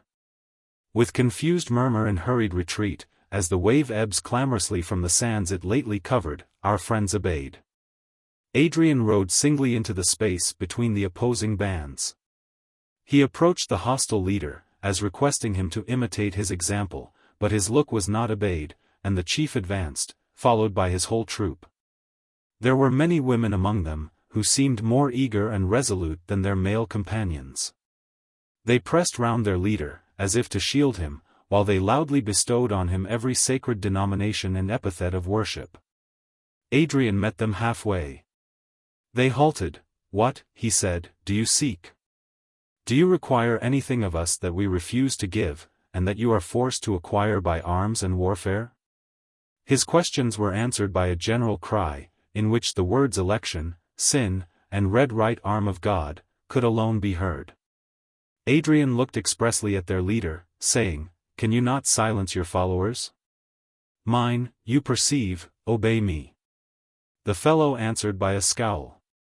And then, perhaps fearful that his people should become auditors of the debate he expected to ensue, he commanded them to fall back, and advanced by himself. "What, I again ask," said Adrian, "do you require of us?" "Repentance," replied the man, whose sinister brow gathered clouds as he spoke. "Obedience to the will of the Most High, made manifest to these his elected people.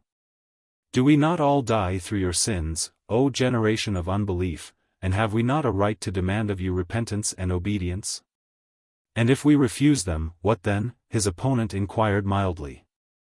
Beware, cried the man, God hears you, and will smite your stony heart in his wrath, his poisoned arrows fly, his dogs of death are unleashed. We will not perish unrevenged, and mighty will our avenger be, when he descends in visible majesty, and scatters destruction among you. My good fellow, said Adrian, with quiet scorn, I wish that you were ignorant only, and I think it would be no difficult task to prove to you, that you speak of what you do not understand. On the present occasion, however, it is enough for me to know that you seek nothing of us, and, heaven is our witness, we seek nothing of you. I should be sorry to embitter by strife the few days that we any of us may have here to live, when there, he pointed downwards, we shall not be able to contend, while here we need not. Go home, or stay, pray to your God in your own mode, your friends may do the like. My orisons consist in peace and goodwill, in resignation and hope. Farewell. He bowed slightly to the angry disputant who was about to reply, and, turning his horse down Rue Saint-Honoré, called on his friends to follow him. He rode slowly, to give time to all to join him at the barrier, and then issued his orders that those who yielded obedience to him, should rendezvous at Versailles.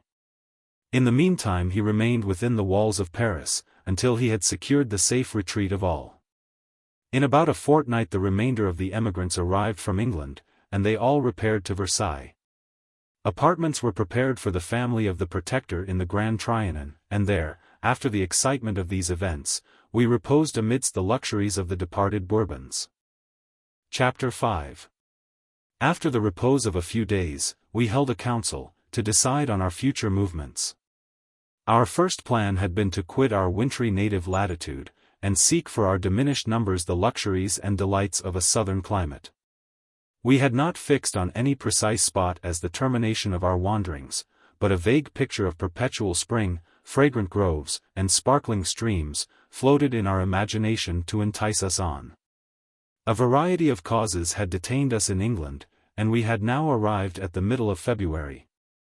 If we pursued our original project, we should find ourselves in a worse situation than before, having exchanged our temperate climate for the intolerable heats of a summer in Egypt or Persia. We were therefore obliged to modify our plan, as the season continued to be inclement. And it was determined that we should await the arrival of spring in our present abode, and so order our future movements as to pass the hot months in the icy valleys of Switzerland, deferring our southern progress until the ensuing autumn, if such a season was ever again to be beheld by us. The castle and town of Versailles afforded our numbers ample accommodation, and foraging parties took it by turns to supply our wants. There was a strange and appalling motley in the situation of these the last of the race. At first I likened it to a colony, which borne over the far seas, struck root for the first time in a new country. But where was the bustle and industry characteristic of such an assemblage?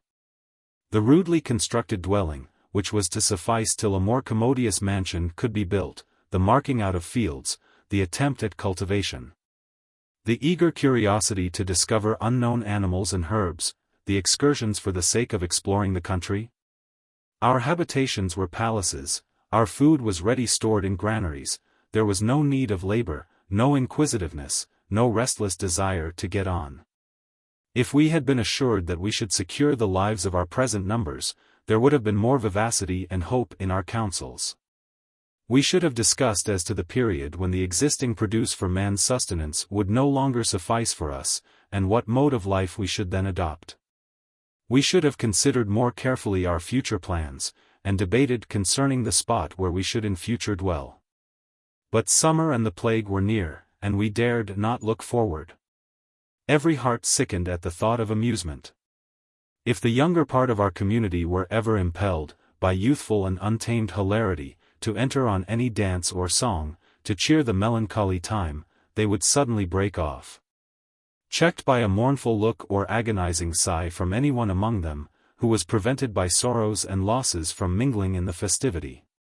If laughter echoed under our roof, yet the heart was vacant of joy, and, whenever it chanced that I witnessed such attempts at pastime, they increased instead of diminishing my sense of woe. In the midst of the pleasure-hunting throng, would close my eyes, and see before me the obscure cavern, where was garnered the mortality of Idris, and the dead lay around, mouldering in hushed repose.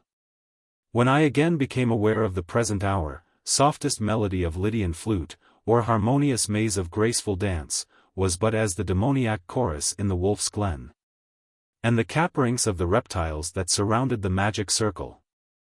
My dearest interval of peace occurred, when, released from the obligation of associating with the crowd, I could repose in the dear home where my children lived. Children I say, for the tenderest emotions of paternity bound me to Clara. She was now 14, sorrow, and deep insight into the scenes around her, calmed the restless spirit of girlhood, while the remembrance of her father whom she idolized, and respect for me and Adrian, implanted an high sense of duty in her young heart. Though serious, she was not sad. The eager desire that makes us all, when young, plume our wings, and stretch our necks, that we may more swiftly alight tiptoe on the height of maturity, was subdued in her by early experience. All that she could spare of overflowing love from her parents' memory, and attention to her living relatives, was spent upon religion. This was the hidden law of her heart, which she concealed with childish reserve, and cherished the more because it was secret. What faith so entire, what charity so pure, what hope so fervent, as that of early youth? And she, all love, all tenderness and trust, who from infancy had been tossed on the wide sea of passion and misfortune, saw the finger of apparent divinity in all. And her best hope was to make herself acceptable to the power she worshipped. Evelyn was only 5 years old, his joyous heart was incapable of sorrow, and he enlivened our house with the innocent mirth incident to his years. The aged Countess of Windsor had fallen from her dream of power, rank and grandeur. She had been suddenly seized with the conviction that love was the only good of life, virtue the only ennobling distinction and enriching wealth. Such a lesson had been taught her by the dead lips of her neglected daughter. And she devoted herself, with all the fiery violence of her character, to the obtaining the affection of the remnants of her family. In early years the heart of Adrian had been chilled towards her. And, though he observed a due respect, her coldness, mixed with the recollection of disappointment and madness, caused him to feel even pain in her society. She saw this, and yet determined to win his love. The obstacle served the rather to excite her ambition. As Henry, Emperor of Germany, lay in the snow before Pope Leo's gate for 3 winter days and nights, so did she in humility wait before the icy barriers of his closed heart, till he, the servant of love, and prince of tender courtesy, opened it wide for her admittance, bestowing, with fervency and gratitude, the tribute of filial affection she merited. Her understanding, courage, and presence of mind, became powerful auxiliaries to him in the difficult task of ruling the tumultuous crowd, which were subjected to his control. In truth, by a single hair. The principal circumstances that disturbed our tranquility during this interval, originated in the vicinity of the impostor prophet and his followers. They continued to reside at Paris. But missionaries from among them often visited Versailles, and such was the power of assertions, however false, yet vehemently iterated, over the ready credulity of the ignorant and fearful, that they seldom failed in drawing over to their party some from among our numbers. An instance of this nature coming immediately under our notice, we were led to consider the miserable state in which we should leave our countrymen, when we should, at the approach of summer, move on towards Switzerland, and leave a deluded crew behind us in the hands of their miscreant leader. The sense of the smallness of our numbers, and expectation of decrease, pressed upon us.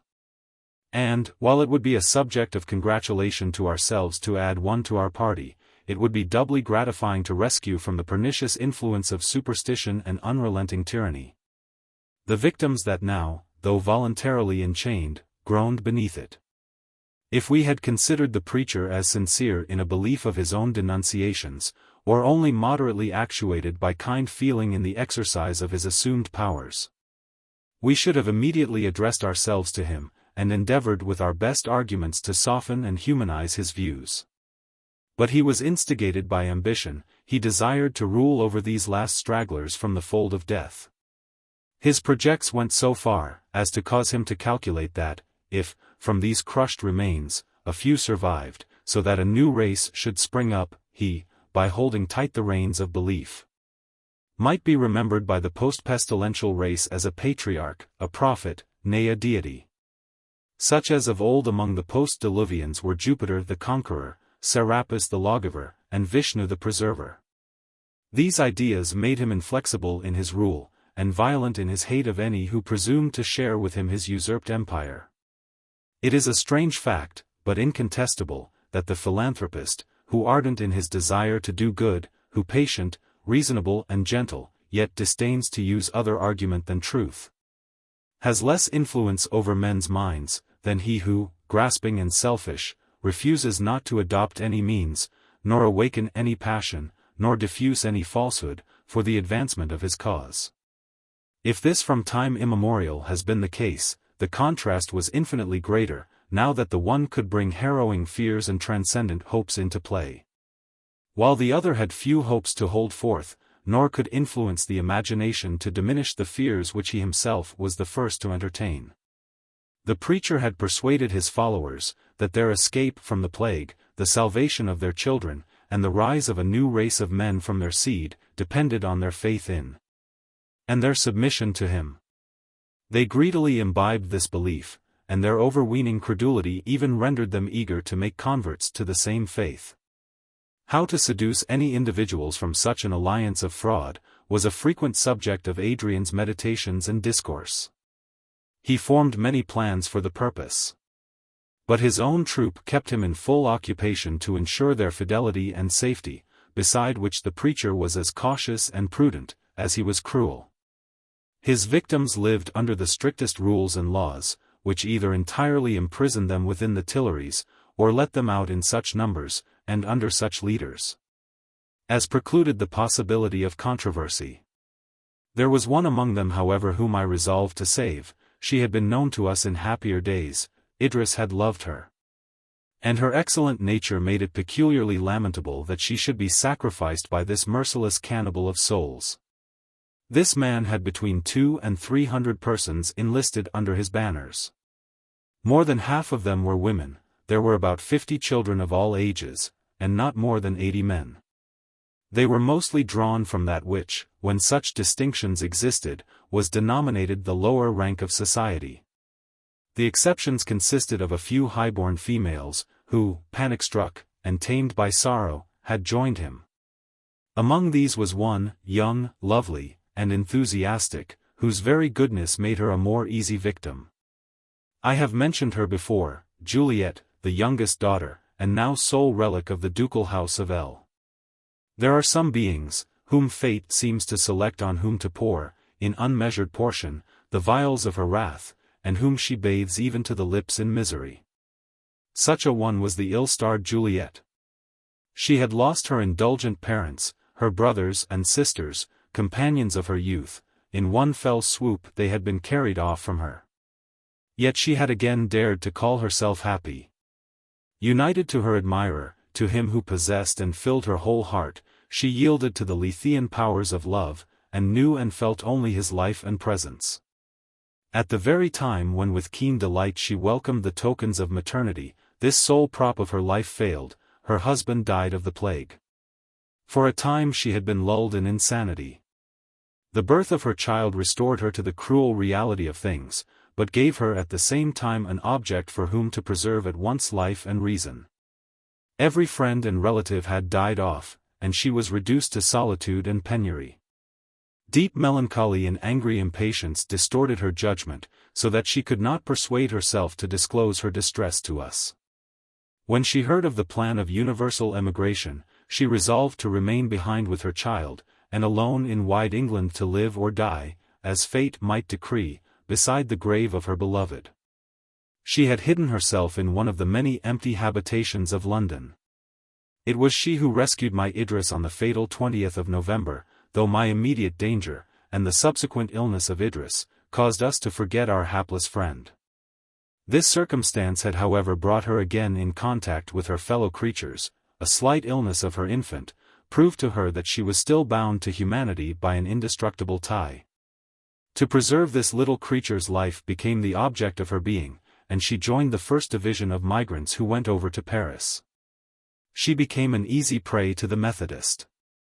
Her sensibility and acute fears rendered her accessible to every impulse. Her love for her child made her eager to cling to the merest straw held out to save him. Her mind, once unstrung, and now tuned by roughest inharmonious hands, made her credulous, beautiful as fabled goddess, with voice of unrivaled sweetness, burning with new lighted enthusiasm. She became a steadfast proselyte, and powerful auxiliary to the leader of the elect. I had remarked her in the crowd, on the day we met on the Place Vendôme. And, recollecting suddenly her providential rescue of my lost one, on the night of the 20th of November, I reproached myself for my neglect and ingratitude. And felt impelled to leave no means that I could adopt untried, to recall her to her better self, and rescue her from the fangs of the hypocrite destroyer.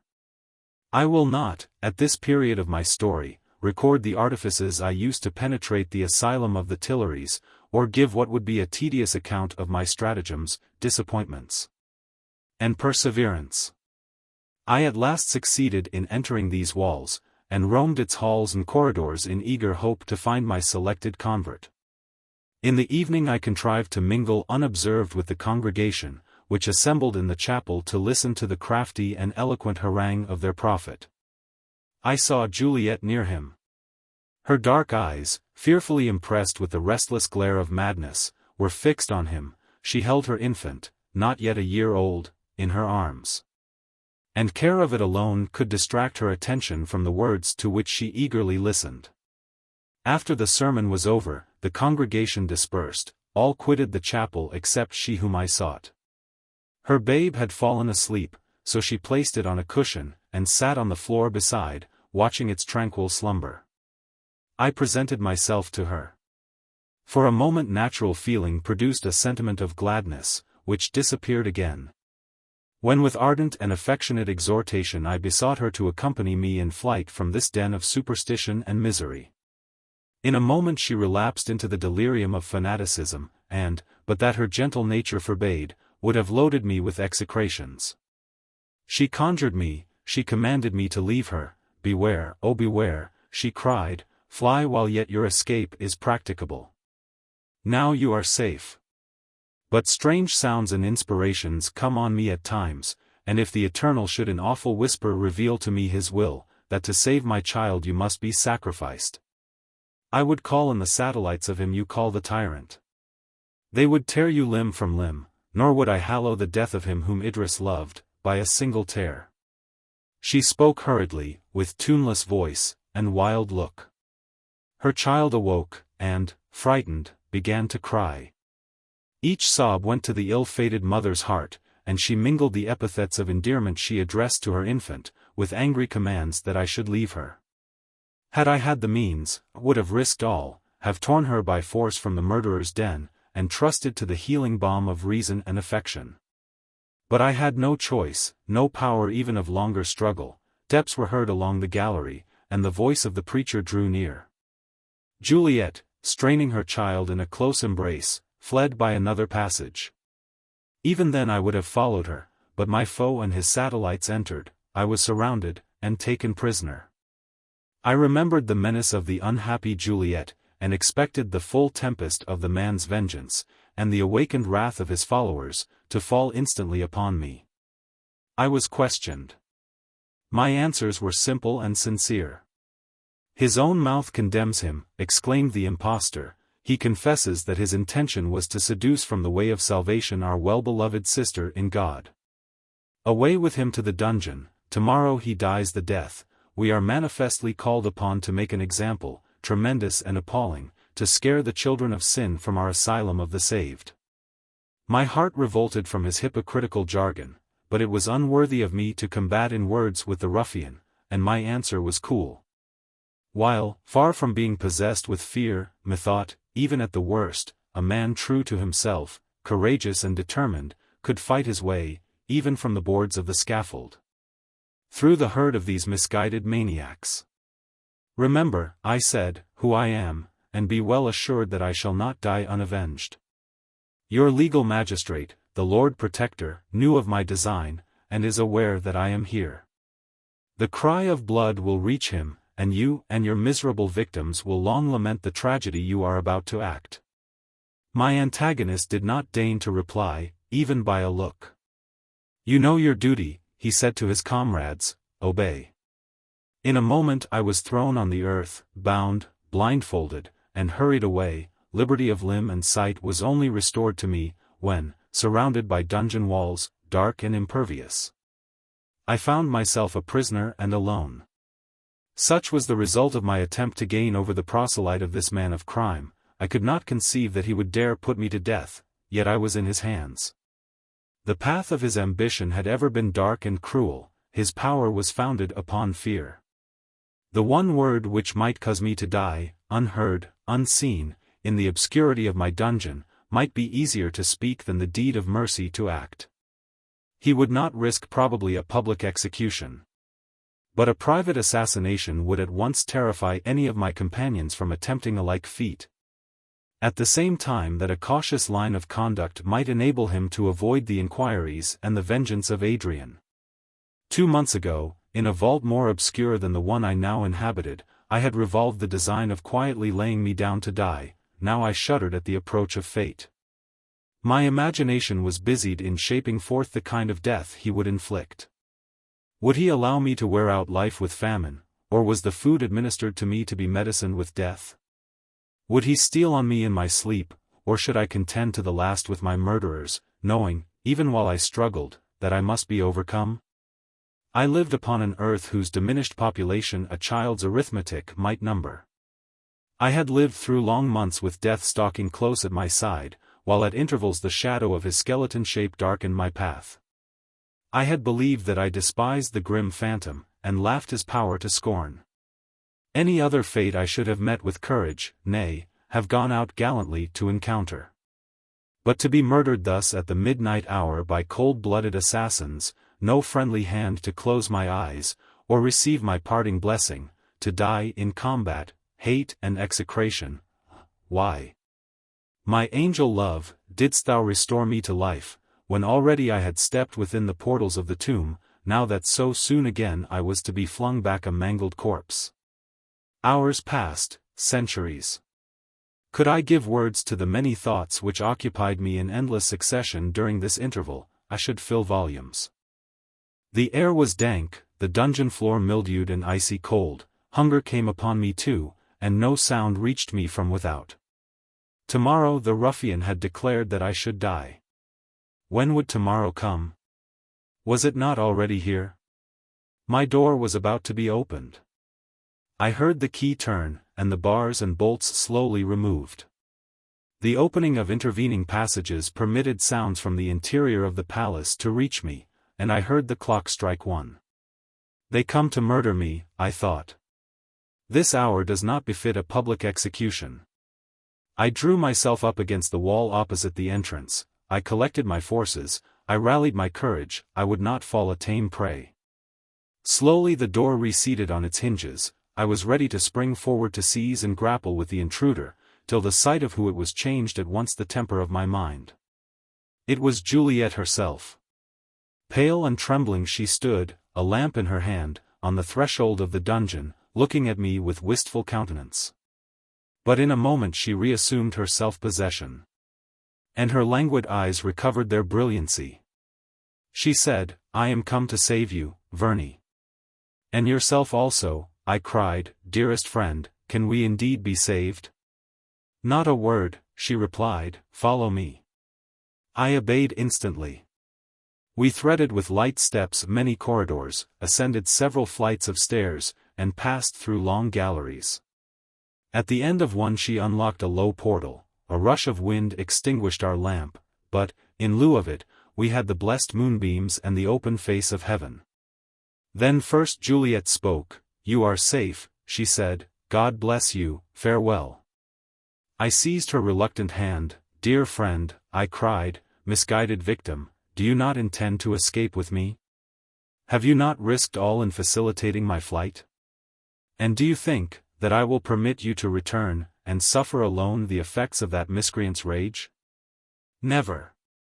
"Do not fear for me," replied the lovely girl mournfully, and do not imagine that without the consent of our chief you could be without these walls. It is he that has saved you. He assigned to me the part of leading you hither, because I am best acquainted with your motives for coming here, and can best appreciate his mercy in permitting you to depart. And are you, I cried, the dupe of this man? He dreads me alive as an enemy, and dead he fears my avengers. By favoring this clandestine escape he preserves a show of consistency to his followers, but mercy is far from his heart. Do you forget his artifices, his cruelty, and fraud? As I am free, so are you. Come, Juliet, the mother of our lost Idris will welcome you, the noble Adrian will rejoice to receive you. You will find peace and love, and better hopes than fanaticism can afford. Come, and fear not, long before day we shall be at Versailles. Close the door on this abode of crime, come, sweet Juliet, from hypocrisy and guilt to the society of the affectionate and good. I spoke hurriedly, but with fervor, and while with gentle violence I drew her from the portal, some thought, some recollection of past scenes of youth and happiness made her listen and yield to me. Suddenly she broke away with a piercing shriek, my child, my child. He has my child, my darling girl is my hostage. She darted from me into the passage. The gate closed between us, she was left in the fangs of this man of crime, a prisoner, still to inhale the pestilential atmosphere which adhered to his demoniac nature. The unimpeded breeze played on my cheek, the moon shone graciously upon me, my path was free. Glad to have escaped, yet melancholy in my very joy, I retrod my steps to Versailles. Chapter 6. Eventful winter passed, winter, the respite of our ills. By degrees the sun, which with slant beams had before yielded the more extended reign to night, lengthened his diurnal journey, and mounted his highest throne. At once the fosterer of earth's new beauty, and her lover. We who, like flies that congregate upon a dry rock at the ebbing of the tide, had played wantonly with time, allowing our passions, our hopes, and our mad desires to rule us, now heard the approaching roar of the ocean of destruction, and would have fled to some sheltered crevice, before the first wave broke over us. We resolved without delay to commence our journey to Switzerland. We became eager to leave France. Under the icy vaults of the glaciers, beneath the shadow of the pines, the swinging of whose mighty branches was arrested by a load of snow. Beside the streams whose intense cold proclaimed their origin to be from the slow-melting piles of tsongolated waters, amidst frequent storms which might purify the air, we should find health. If in truth health were not herself diseased. We began our preparations at first with alacrity. We did not now bid adieu to our native country, to the graves of those we loved, to the flowers, and streams, and trees, which had lived beside us from infancy. Small sorrow would be ours on leaving Paris. A scene of shame, when we remembered our late contentions, and thought that we left behind a flock of miserable, deluded victims, bending under the tyranny of a selfish impostor.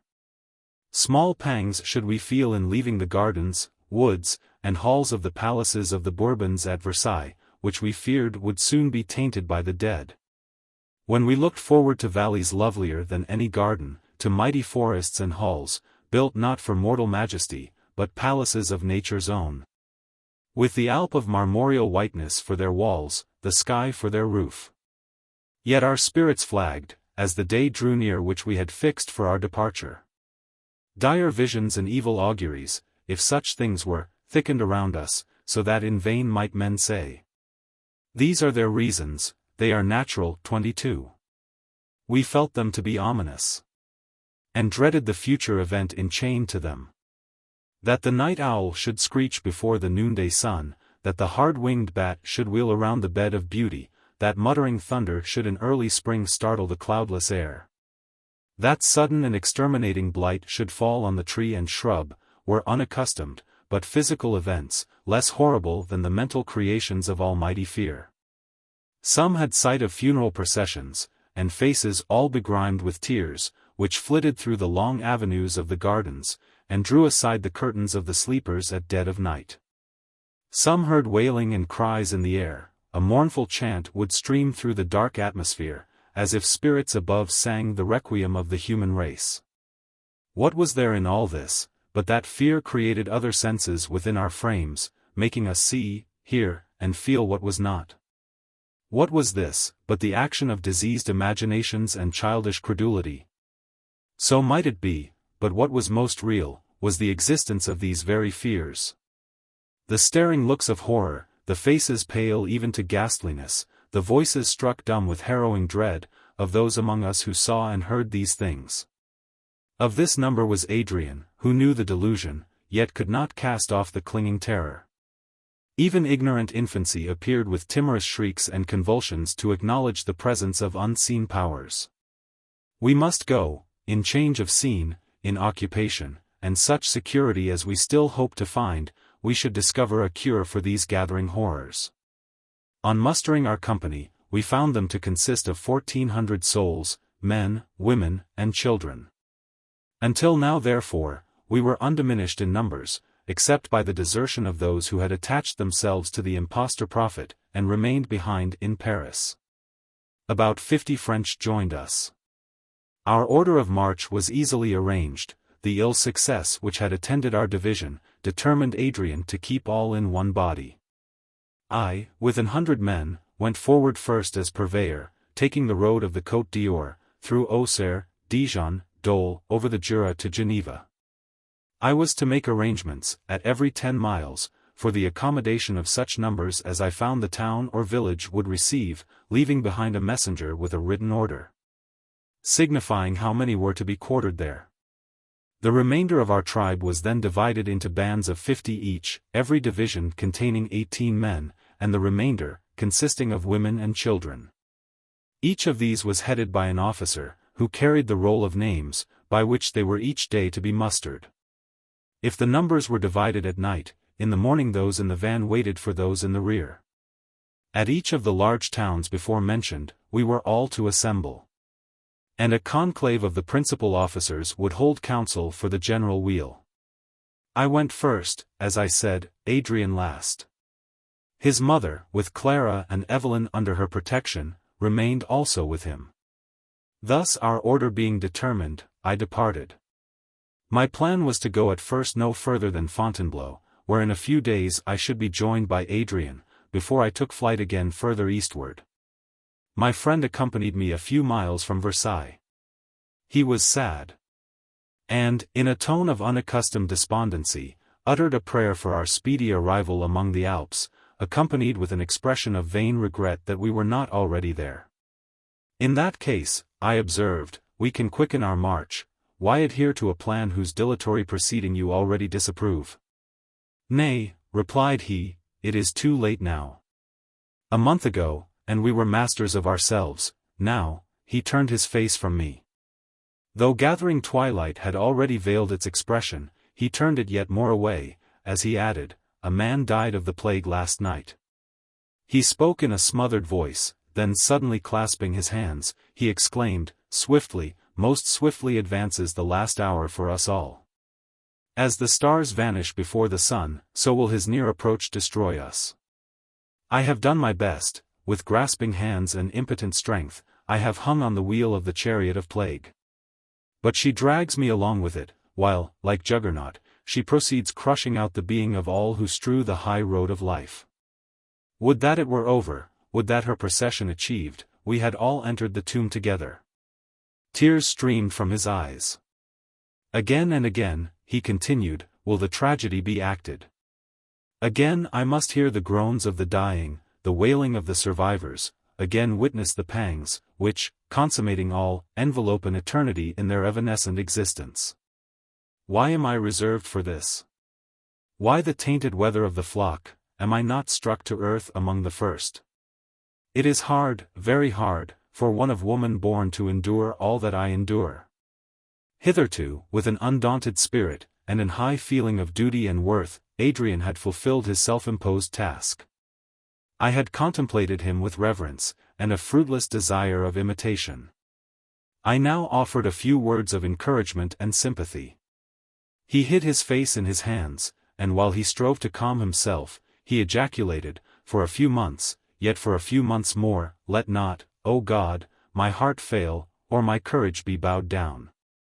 Let not sights of intolerable misery madden this half-crazed brain, or cause this frail heart to beat against its prison bound, so that it burst. I have believed it to be my destiny to guide and rule the last of the race of man, till death extinguish my government, and to this destiny I submit. Pardon me, Verney, I pain you, but I will no longer complain. Now I am myself again, or rather I am better than myself. You have known how from my childhood aspiring thoughts and high desires have warred with inherent disease and overstrained sensitiveness, till the latter became victors. You know how I placed this wasted feeble hand on the abandoned helm of human government. I have been visited at times by intervals of fluctuation. Yet, until now, I have felt as if a superior and indefatigable spirit had taken up its abode within me, or rather incorporated itself with my weaker being. The holy visitant has for a time slept, perhaps to show me how powerless I am without its inspiration. Yet, stay for a while, O power of goodness and strength. Disdain not yet this rent shrine of fleshly mortality, O immortal capability. While one fellow creature remains to whom aid can be afforded, stay by and prop your shattered, falling engine. His vehemence, and voice broken by irrepressible sighs, sunk to my heart. His eyes gleamed in the gloom of night like two earthly stars. And, his form dilating, his countenance beaming, truly it almost seemed as if at his eloquent appeal a more than mortal spirit entered his frame, exalting him above humanity. He turned quickly towards me, and held out his hand.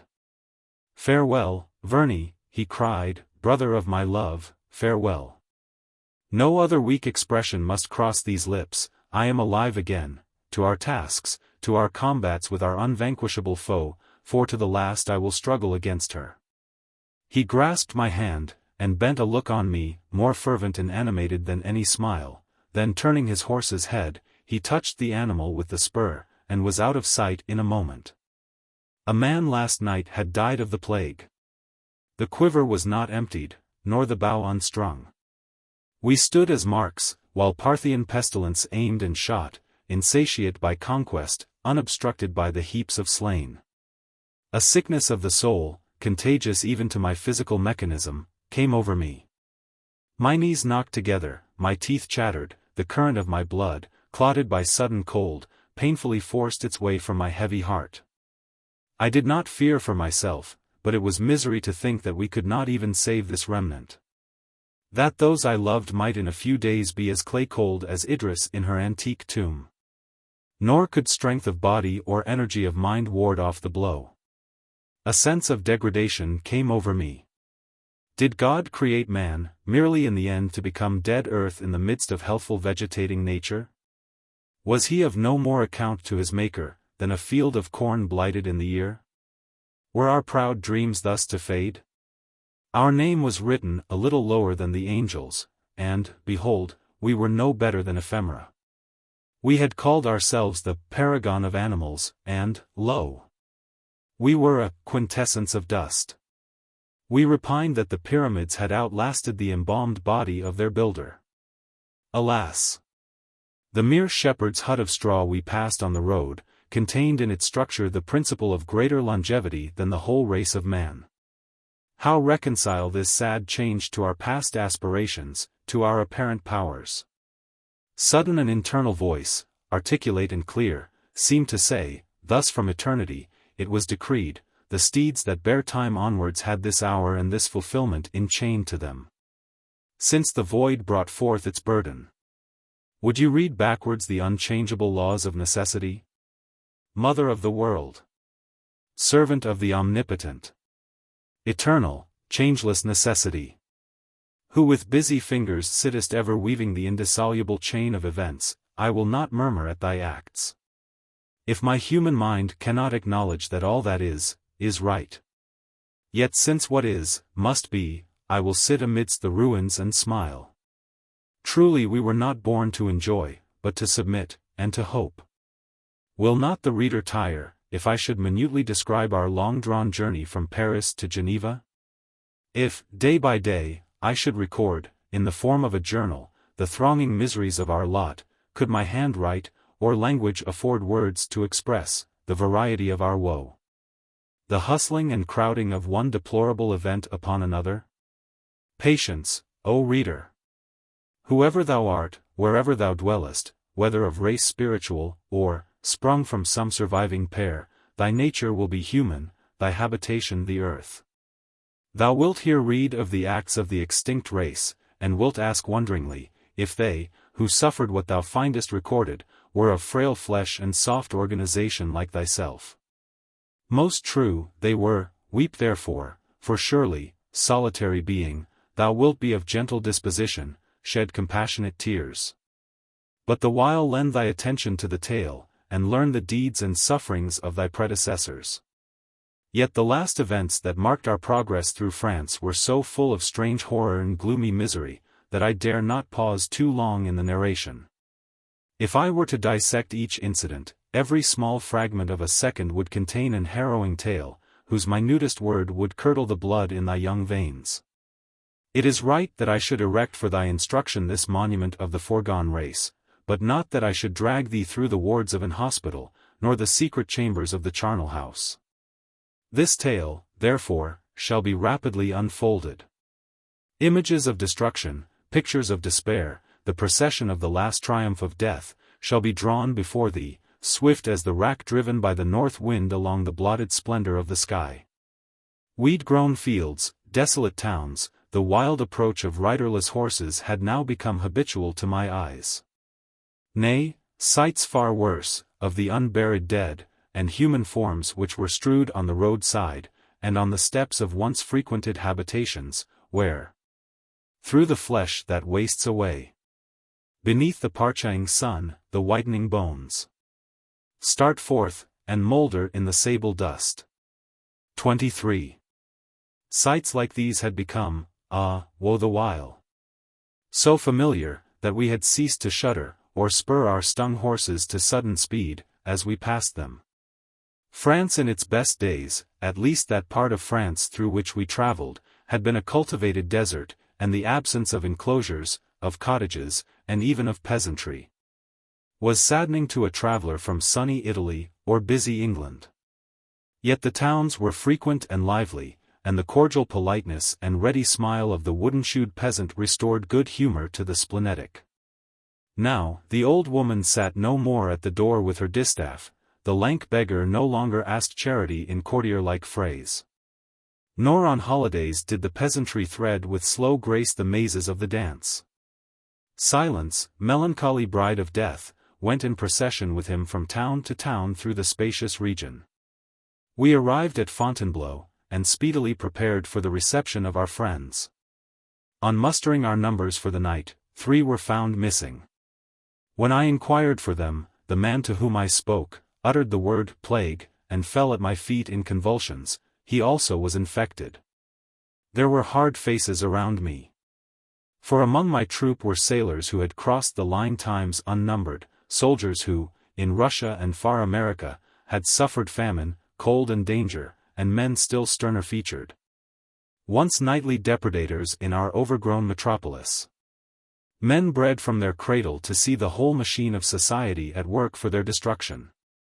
I looked round, and saw upon the faces of all horror and despair written in glaring characters. We passed 4 days at Fontainebleau. Several sickened and died, and in the meantime neither Adrian nor any of our friends appeared. My own troop was in commotion.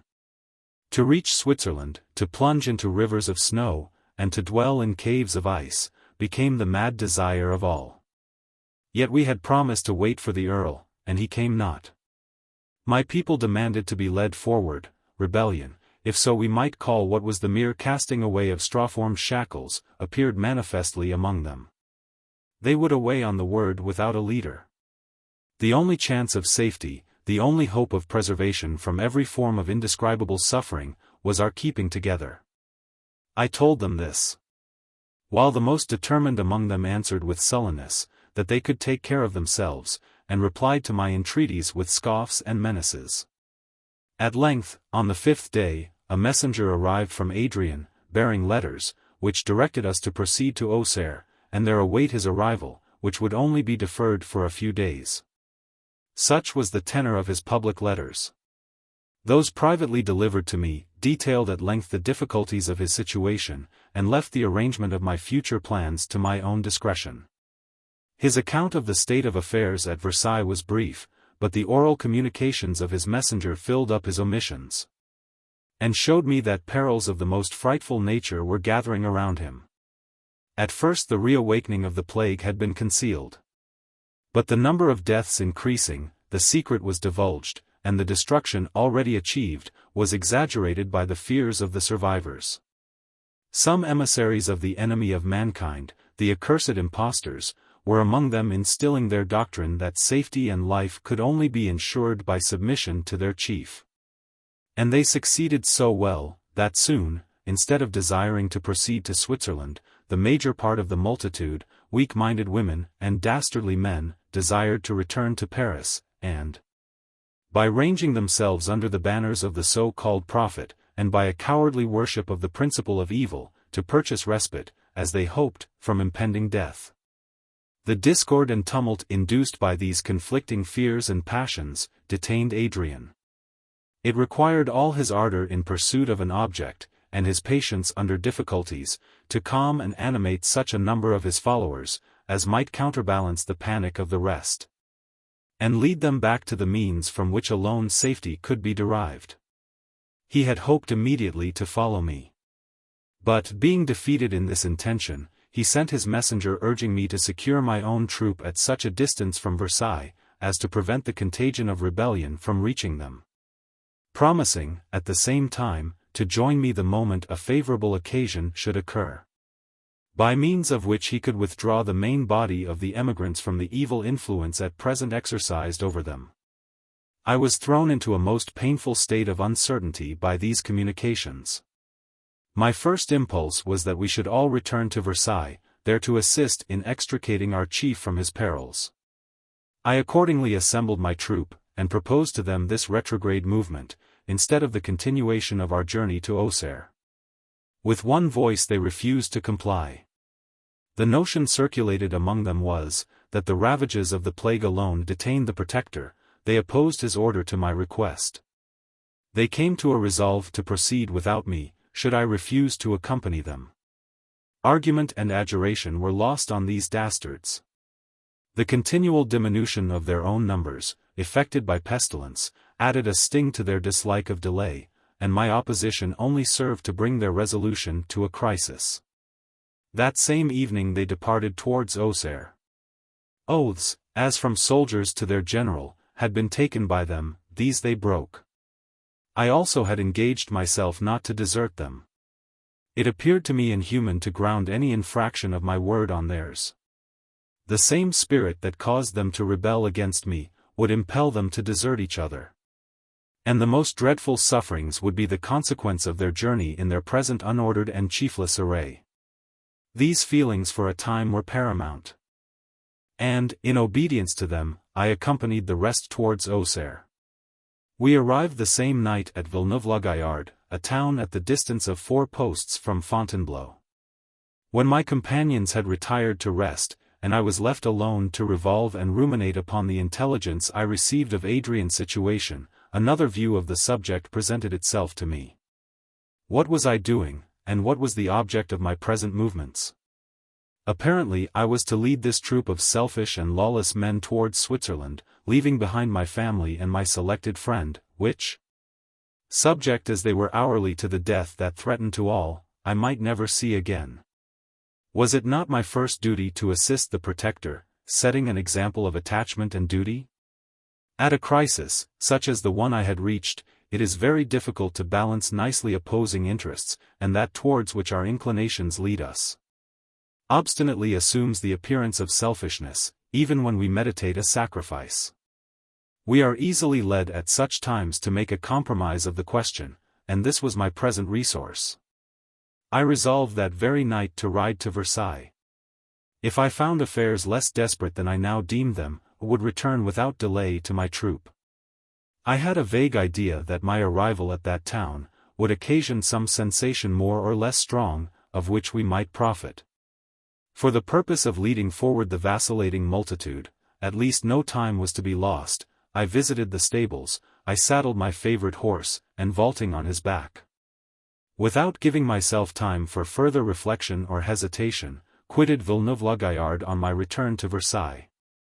I was glad to escape from my rebellious troop, and to lose sight for a time, of the strife of evil with good, where the former forever remain triumphant. I was stung almost to madness by my uncertainty concerning the fate of Adrian, and grew reckless of any event, except what might lose or preserve my unequaled friend. With an heavy heart, that sought relief in the rapidity of my course, I rode through the night to Versailles. I spurred my horse, who addressed his free limbs to speed, and tossed his gallant head in pride. The constellations reeled swiftly by, swiftly each tree and stone and landmark fled past my onward career. I bared my head to the rushing wind, which bathed my brow in delightful coolness. As I lost sight of Villeneuve-la-Gaillarde, I forgot the sad drama of human misery. Methought it was happiness enough to live, sensitive the while of the beauty of the verdure-clad earth, the star-bespangled sky, and the tameless wind that lent animation to the whole. My horse grew tired, and I, forgetful of his fatigue, still as he lagged, cheered him with my voice, and urged him with the spur. He was a gallant animal, and I did not wish to exchange him for any chance beast I might light on, leaving him never to be refound. All night we went forward. In the morning he became sensible that we approached Versailles, to reach which as his home, he mustered his flagging strength. The distance we had come was not less than 50 miles, yet he shot down the long boulevards swift as an arrow.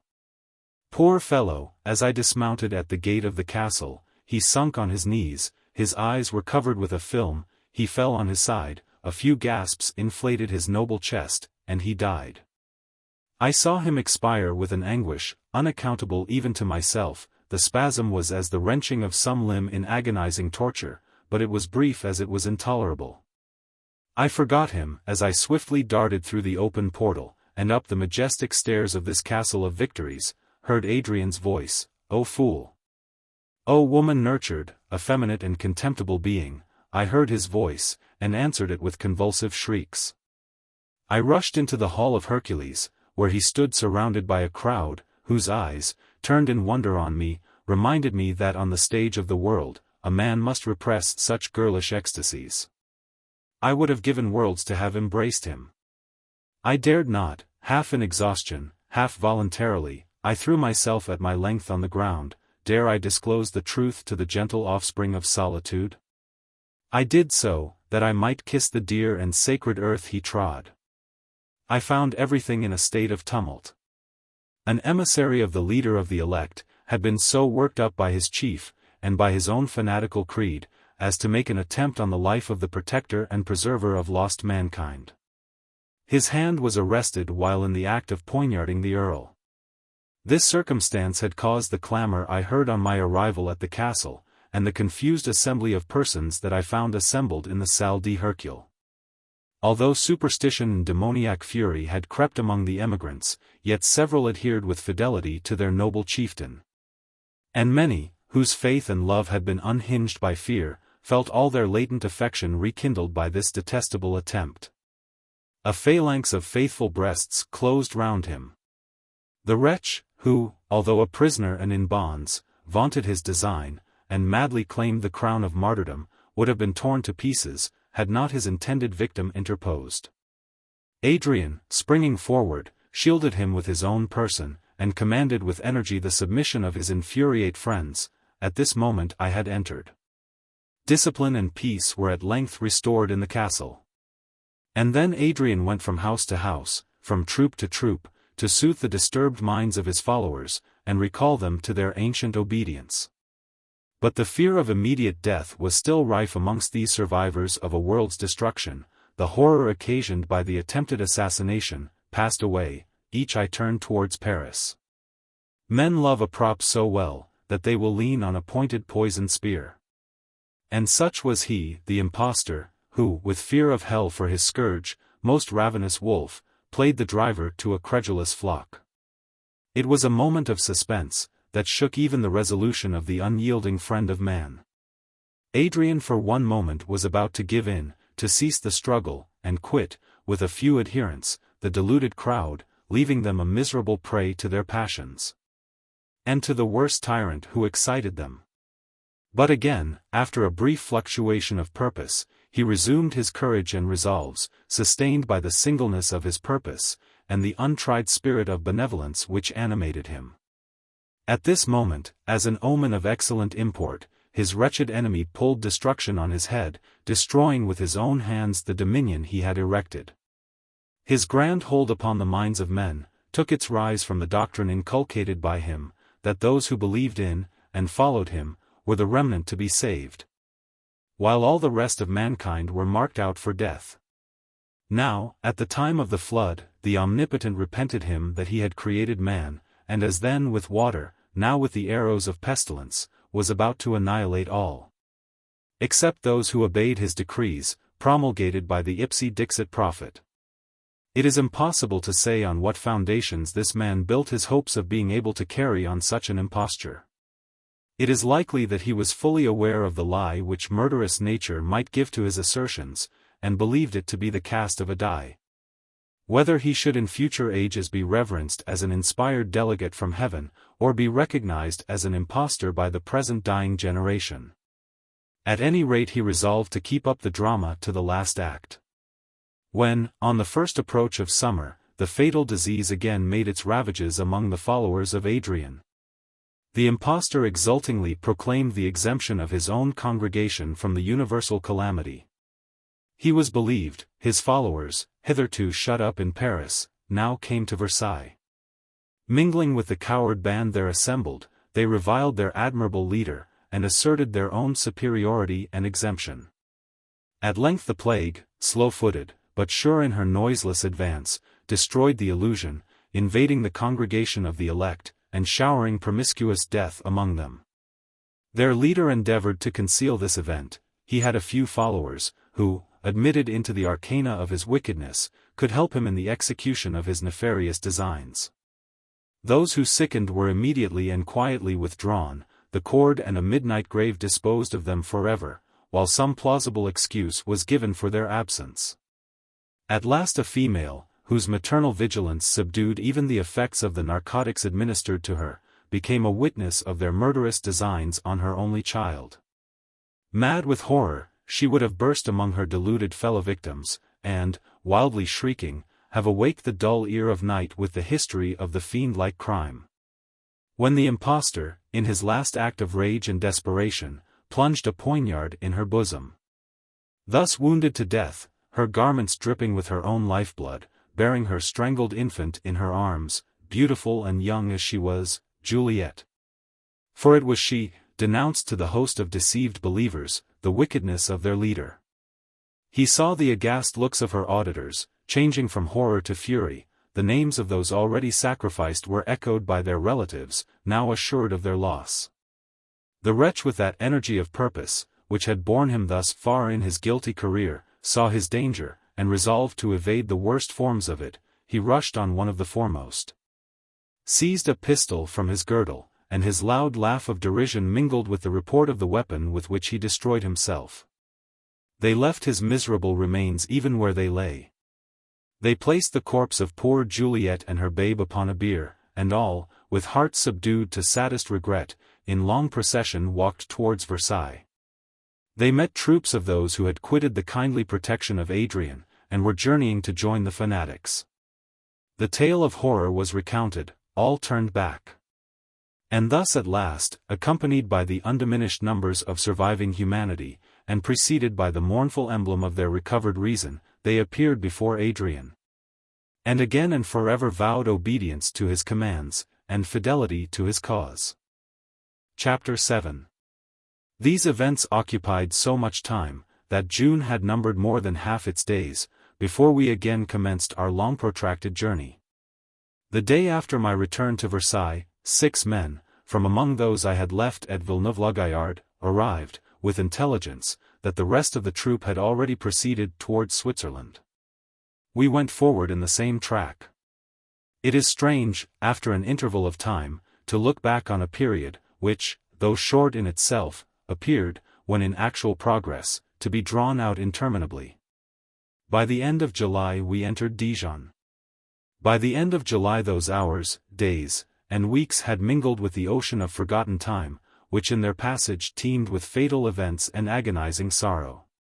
By the end of July, little more than a month had gone by, if man's life were measured by the rising and setting of the sun, but, alas! In that interval ardent youth had become gray-haired. Furrows deep and unerasable were trenched in the blooming cheek of the young mother, the elastic limbs of early manhood, paralyzed as by the burden of years, assumed the decrepitude of age. Nights passed, during whose fatal darkness the sun grew old before it rose, and burning days, to cool whose baleful heat the balmy eve, lingering far in eastern climes, came lagging and ineffectual. Days, in which the dial, radiant in its noonday station, moved not its shadow the space of a little hour, until a whole life of sorrow had brought the sufferer to an untimely grave. We departed from Versailles 1,500 souls. We set out on the 18th of June. We made a long procession, in which was contained every dear relationship, or tie of love, that existed in human society. Fathers and husbands, with guardian care, gathered their dear relatives around them. Wives and mothers looked for support to the manly form beside them, and then with tender anxiety bent their eyes on the infant troop around. They were sad, but not hopeless. Each thought that someone would be saved, each, with that pertinacious optimism, which to the last characterized our human nature, trusted that their beloved family would be the one preserved. We passed through France, and found it empty of inhabitants. Some 1 or 2 natives survived in the larger towns, which they roamed through like ghosts. We received therefore small increase to our numbers, and such decrease through death, that at last it became easier to count the scanty list of survivors. As we never deserted any of the sick, until their death permitted us to commit their remains to the shelter of a grave, our journey was long. While every day a frightful gap was made in our troop, they died by tens, by 50s, by hundreds. No mercy was shown by death, we ceased to expect it, and every day welcomed the sun with the feeling that we might never see it rise again. The nervous terrors and fearful visions which had scared us during the spring, continued to visit our coward troop during this sad journey. Every evening brought its fresh creation of specters. A ghost was depicted by every blighted tree, and appalling shapes were manufactured from each shaggy bush. By degrees these common marvels palled on us, and then other wonders were called into being. Once it was confidently asserted, that the sun rose an hour later than its seasonable time, again it was discovered that he grew paler and paler, that shadows took an uncommon appearance. It was impossible to have imagined, during the usual calm routine of life men had before experienced, the terrible effects produced by these extravagant delusions. In truth, of such little worth are our senses, when unsupported by concurring testimony, that it was with the utmost difficulty I kept myself free from the belief in supernatural events, to which the major part of our people readily gave credit. Being one sane amidst a crowd of the mad, I hardly dared assert to my own mind that the vast luminary had undergone no change, that the shadows of night were unthickened by innumerable shapes of awe and terror, or that the wind, as it sung in the trees, or whistled round an empty building, was not pregnant with sounds of wailing and despair. Sometimes realities took ghostly shapes, and it was impossible for one's blood not to curdle at the perception of an evident mixture of what we knew to be true, with the visionary semblance of all that we feared. Once, at the dusk of the evening, we saw a figure all in white, apparently of more than human stature, flourishing about the road, now throwing up its arms, now leaping to an astonishing height in the air, then turning round several times successively, then raising itself to its full height and gesticulating violently. Our troop, on the alert to discover and believe in the supernatural, made a halt at some distance from this shape. And, as it became darker, there was something appalling even to the incredulous, in the lonely spectre, whose gambols, if they hardly accorded with spiritual dignity, were beyond human powers. Now it leapt right up in the air, now sheer over a high hedge, and was again the moment after in the road before us. By the time I came up, the fright experienced by the spectators of this ghostly exhibition, began to manifest itself in the flight of some, and the close huddling together of the rest. Our goblin now perceived us, he approached, and, as we drew reverentially back, made a low bow. The sight was irresistibly ludicrous even to our hapless band, and his politeness was hailed by a shout of laughter. Then, again springing up, as a last effort, it sunk to the ground, and became almost invisible through the dusky night. This circumstance again spread silence and fear through the troop. The more courageous at length advanced, and, raising the dying wretch, discovered the tragic explanation of this wild scene. It was an opera dancer, and had been one of the troop which deserted from Villeneuve-la-Gaillarde. Falling sick, he had been deserted by his companions. In an access of delirium he had fancied himself on the stage, and, poor fellow, his dying sense eagerly accepted the last human applause that could ever be bestowed on his grace and agility. At another time we were haunted for several days by an apparition, to which our people gave the appellation of the Black Spectre. We never saw it except at evening, when his coal-black steed, his mourning dress, and plume of black feathers, had a majestic and awe-striking appearance. His face, one said, who had seen it for a moment, was ashy pale. He had lingered far behind the rest of his troop, and suddenly at a turn in the road, saw the Black Spectre coming towards him. He hid himself in fear, and the horse and his rider slowly passed, while the moonbeams fell on the face of the latter, displaying its unearthly hue. Sometimes at dead of night, as we watched the sick, we heard one galloping through the town. It was the Black Spectre come in token of inevitable death. He grew giant tall to vulgar eyes. An icy atmosphere, they said, surrounded him. When he was heard, all animals shuddered, and the dying knew that their last hour was come. It was Death himself, they declared, come visibly to seize on subject earth, and quell at once our decreasing numbers, sole rebels to his law. One day at noon, we saw a dark mass on the road before us, and, coming up, beheld the Black Spectre fallen from his horse, lying in the agonies of disease upon the ground. He did not survive many hours, and his last words disclosed the secret of his mysterious conduct. He was a French noble of distinction, who, from the effects of plague, had been left alone in his district. During many months, he had wandered from town to town, from province to province, seeking some survivor for a companion, and abhorring the loneliness to which he was condemned. When he discovered our troop, fear of contagion conquered his love of society. He dared not join us, yet he could not resolve to lose sight of us, sole human beings who besides himself existed in wide and fertile France. So he accompanied us in the spectral guise I have described, till pestilence gathered him to a larger congregation, even that of dead mankind. It had been well, if such vain terrors could have distracted our thoughts from more tangible evils.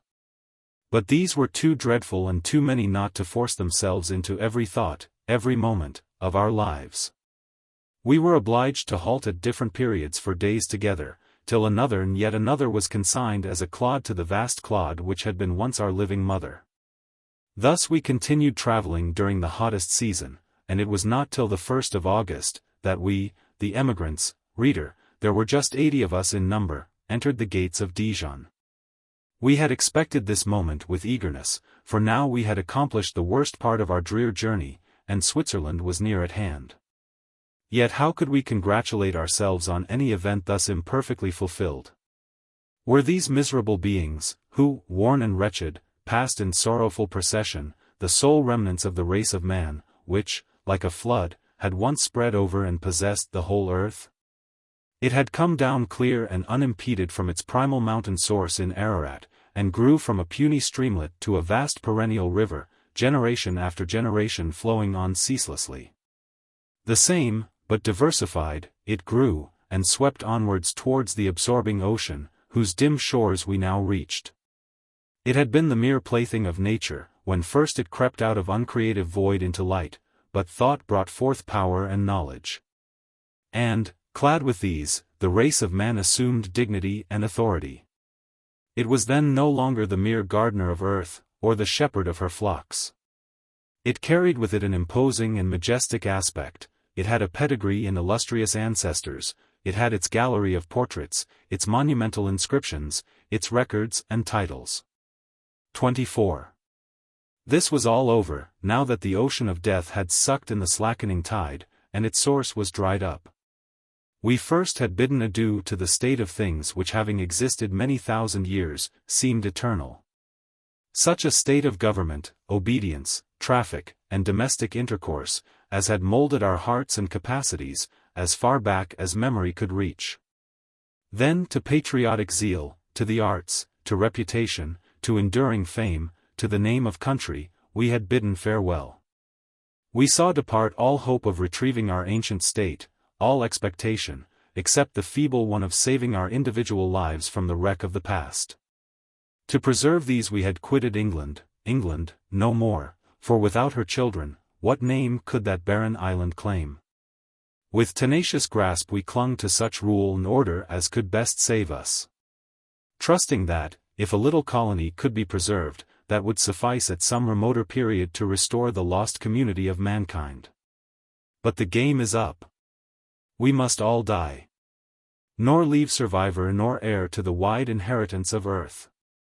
We must all die. The species of man must perish, his frame of exquisite workmanship, the wondrous mechanism of his senses. The noble proportion of his godlike limbs, his mind, the throned king of these, must perish. Will the earth still keep her place among the planets? Will she still journey with unmarked regularity round the sun? Will the seasons change, the trees adorn themselves with leaves, and flowers shed their fragrance, in solitude? Will the mountains remain unmoved, and streams still keep a downward course towards the vast abyss? Will the tides rise and fall, and the winds fan universal nature? Will beasts pasture, birds fly, and fishes swim, when man, the Lord, possessor, perceiver, and recorder of all these things, has passed away, as though he had never been? Oh, what mockery is this! Surely death is not death, and humanity is not extinct, but merely passed into other shapes, unsubjected to our perceptions. Death is a vast portal, an high road to life, let us hasten to pass. Let us exist no more in this living death, but die that we may live. We had longed with inexpressible earnestness to reach Dijon, since we had fixed on it, as a kind of station in our progress. But now we entered it with a torpor more painful than acute suffering. We had come slowly but irrevocably to the opinion, that our utmost efforts would not preserve one human being alive. We took our hands therefore away from the long-grasped rudder. And the frail vessel on which we floated, seemed, the government over her suspended, to rush, prow foremost, into the dark abyss of the billows. A gush of grief, a wanton profusion of tears, and vain laments, and overflowing tenderness, and passionate but fruitless clinging to the priceless few that remained, was followed by languor and recklessness. During this disastrous journey we lost all those, not of our own family, to whom we had particularly attached ourselves among the survivors. It were not well to fill these pages with a mere catalogue of losses, yet I cannot refrain from this last mention of those principally dear to us. The little girl whom Adrian had rescued from utter desertion, during our ride through London on the 20th of November, died at Auxerre. The poor child had attached herself greatly to us. And the suddenness of her death added to our sorrow. In the morning we had seen her apparently in health, in the evening, Lucy, before we retired to rest, visited our quarters to say that she was dead. Poor Lucy herself only survived, till we arrived at Dijon. She had devoted herself throughout to nursing the sick, and attending the friendless. Her excessive exertions brought on a slow fever, which ended in the dread disease whose approach soon released her from her sufferings. She had throughout been endeared to us by her good qualities, by her ready and cheerful execution of every duty, and mild acquiescence in every turn of adversity. When we consigned her to the tomb, we seemed at the same time to bid a final adieu to those peculiarly feminine virtues conspicuous in her. Uneducated and unpretending as she was distinguished for patience, forbearance, and sweetness. These, with all their train of qualities peculiarly English, would never again be revived for us. This type of all that was most worthy of admiration in her class among my countrywomen, was placed under the sod of desert France. And it was as a second separation from our country to have lost sight of her forever. The Countess of Windsor died during our abode at Dijon. One morning I was informed that she wished to see me. Her message made me remember that several days had elapsed since I had last seen her.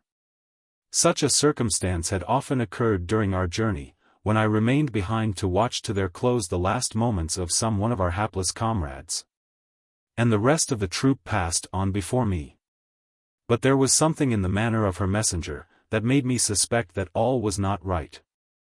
A caprice of the imagination caused me to conjecture that some ill had occurred to Clara or Evelyn, rather than to this aged lady. Our fears, forever on the stretch, demanded a nourishment of horror. And it seemed too natural an occurrence, too like past times, for the old to die before the young. I found the venerable mother of my Idris lying on a couch, her tall emaciated figure stretched out. Her face fallen away, from which the nose stood out in sharp profile, and her large dark eyes, hollow and deep, gleamed with such light as may edge a thunder cloud at sunset. All was shriveled and dried up, except these lights. Her voice too was fearfully changed, as she spoke to me at intervals. "I am afraid," said she, "that it is selfish in me to have asked you to visit the old woman again, before she dies, yet perhaps it would have been a greater shock to hear suddenly that I was dead, than to see me first thus." I clasped her shriveled hand. "Are you indeed so ill?" I asked. "Do you not perceive death in my face?" replied she. "It is strange. I ought to have expected this, and yet I confess it has taken me unaware. I never clung to life, or enjoyed it, till these last months, while among those I senselessly deserted, and it is hard to be snatched immediately away. I am glad, however, that I am not a victim of the plague. Probably I should have died at this hour, though the world had continued as it was in my youth." She spoke with difficulty, and I perceived that she regretted the necessity of death, even more than she cared to confess. Yet she had not to complain of an undue shortening of existence. Her faded person showed that life had naturally spent itself. We had been alone at first. Now Clara entered. The Countess turned to her with a smile, and took the hand of this lovely child. Her roseate palm and snowy fingers, contrasted with relaxed fibers and yellow hue of those of her aged friend. She bent to kiss her, touching her withered mouth with the warm, full lips of youth. "Verney," said the Countess, "I need not recommend this dear girl to you, for your own sake you will preserve her.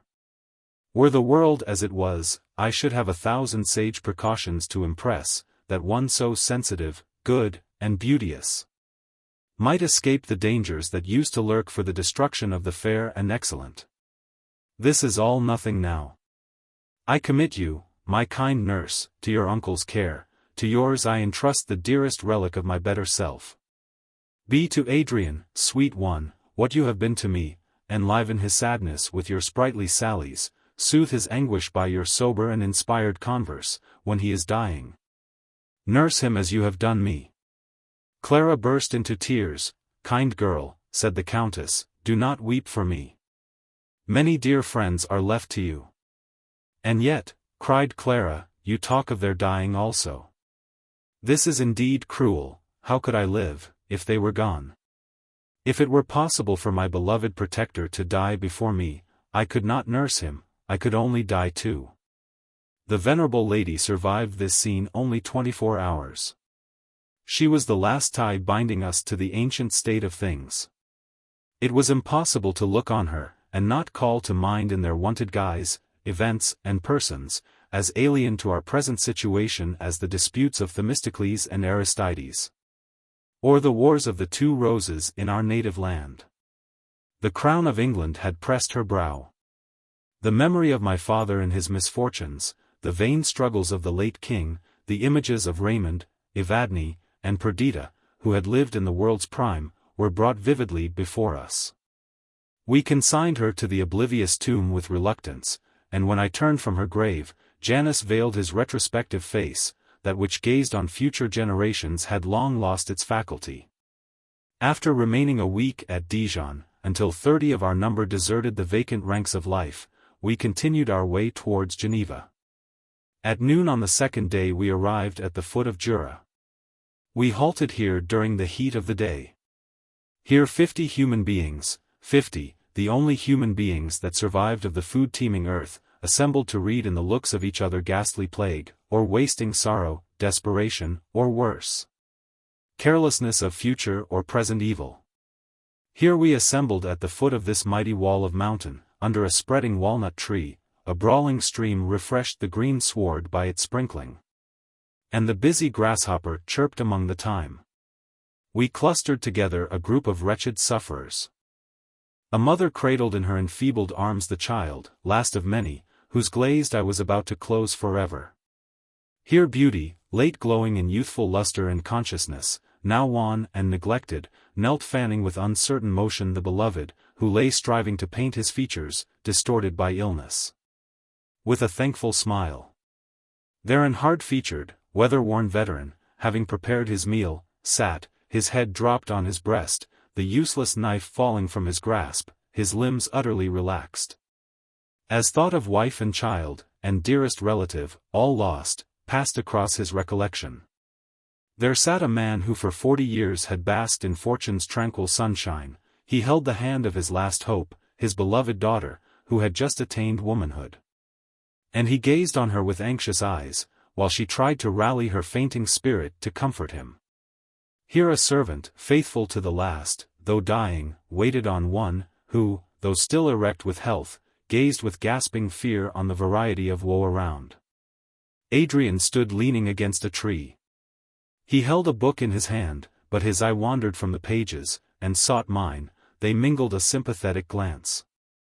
His looks confessed that his thoughts had quitted the inanimate print, for pages more pregnant with meaning, more absorbing, spread out before him.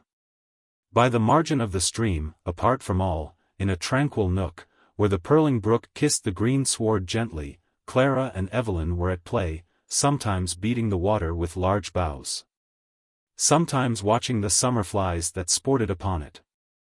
Evelyn now chased a butterfly, now gathered a flower for his cousin, and his laughing cherub face and clear brow told of the light heart that beat in his bosom. Clara, though she endeavored to give herself up to his amusement, often forgot him, as she turned to observe Adrian and me. She was now 14, and retained her childish appearance, though in height a woman. She acted the part of the tenderest mother to my little orphan boy. To see her playing with him, or attending silently and submissively on our wants, you thought only of her admirable docility and patience. But, in her soft eyes, and the veined curtains that veiled them, in the clearness of her marmoreal brow, and the tender expression of her lips, there was an intelligence and beauty that at once excited admiration and love. When the sun had sunk towards the precipitate west, and the evening shadows grew long, we prepared to ascend the mountain. The attention that we were obliged to pay to the sick made our progress slow. The winding road, though steep, presented a confined view of rocky fields and hills, each hiding the other, till our farther ascent disclosed them in succession. We were seldom shaded from the declining sun, whose slant beams were instinct with exhausting heat. There are times when minor difficulties grow gigantic, times, when, as the Hebrew poet expressively terms it, the grasshopper is a burden. So was it with our ill-fated party this evening. Adrian, usually the first to rally his spirits, and dash foremost into fatigue and hardship, with relaxed limbs and declined head, the reins hanging loosely in his grasp, left the choice of the path to the instinct of his horse, now and then painfully rousing himself, when the steepness of the ascent required that he should keep his seat with better care. Fear and horror encompassed me. Did his languid air attest that he also was struck with contagion? How long, when I look on this matchless specimen of mortality, may I perceive that his thought answers mine? How long will those limbs obey the kindly spirit within? How long will light and life dwell in the eyes of this my sole remaining friend? Thus pacing slowly, each hill surmounted, only presented another to be ascended. Each jutting corner only discovered another, sister to the last, endlessly. Sometimes the pressure of sickness in one among us caused the whole cavalcade to halt.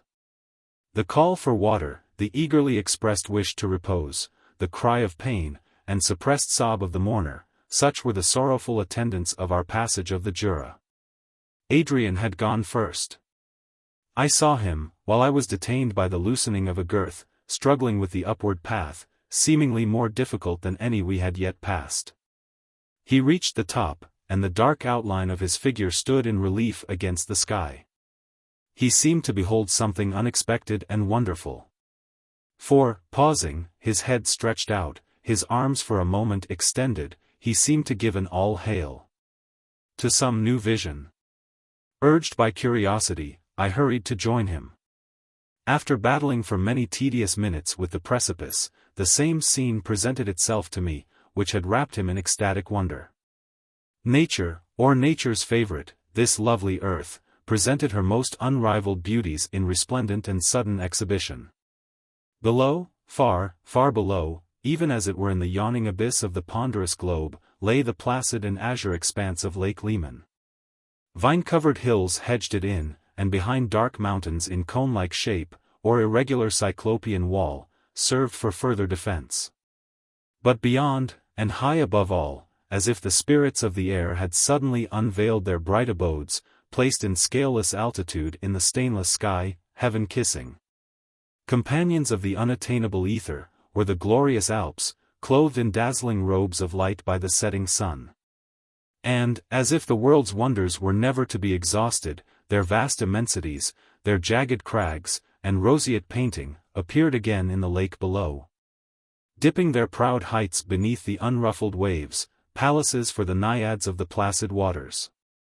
Towns and villages lay scattered at the foot of Jura, which, with dark ravine, and black promontories, stretched its roots into the watery expanse beneath. Carried away by wonder, I forgot the death of man, and the living and beloved friend near me. When I turned, I saw tears streaming from his eyes. His thin hands pressed one against the other, his animated countenance beaming with admiration. "Why," cried he, at last, "why, O heart, whisperest thou of grief to me? Drink in the beauty of that scene, and possess delight beyond what a fabled paradise could afford."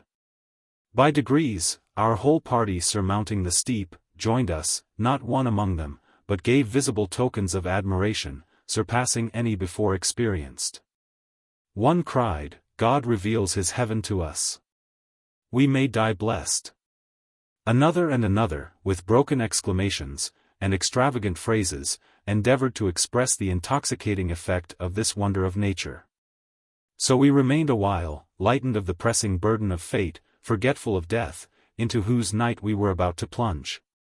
No longer reflecting that our eyes now and forever were and would be the only ones which might perceive the divine magnificence of this terrestrial exhibition.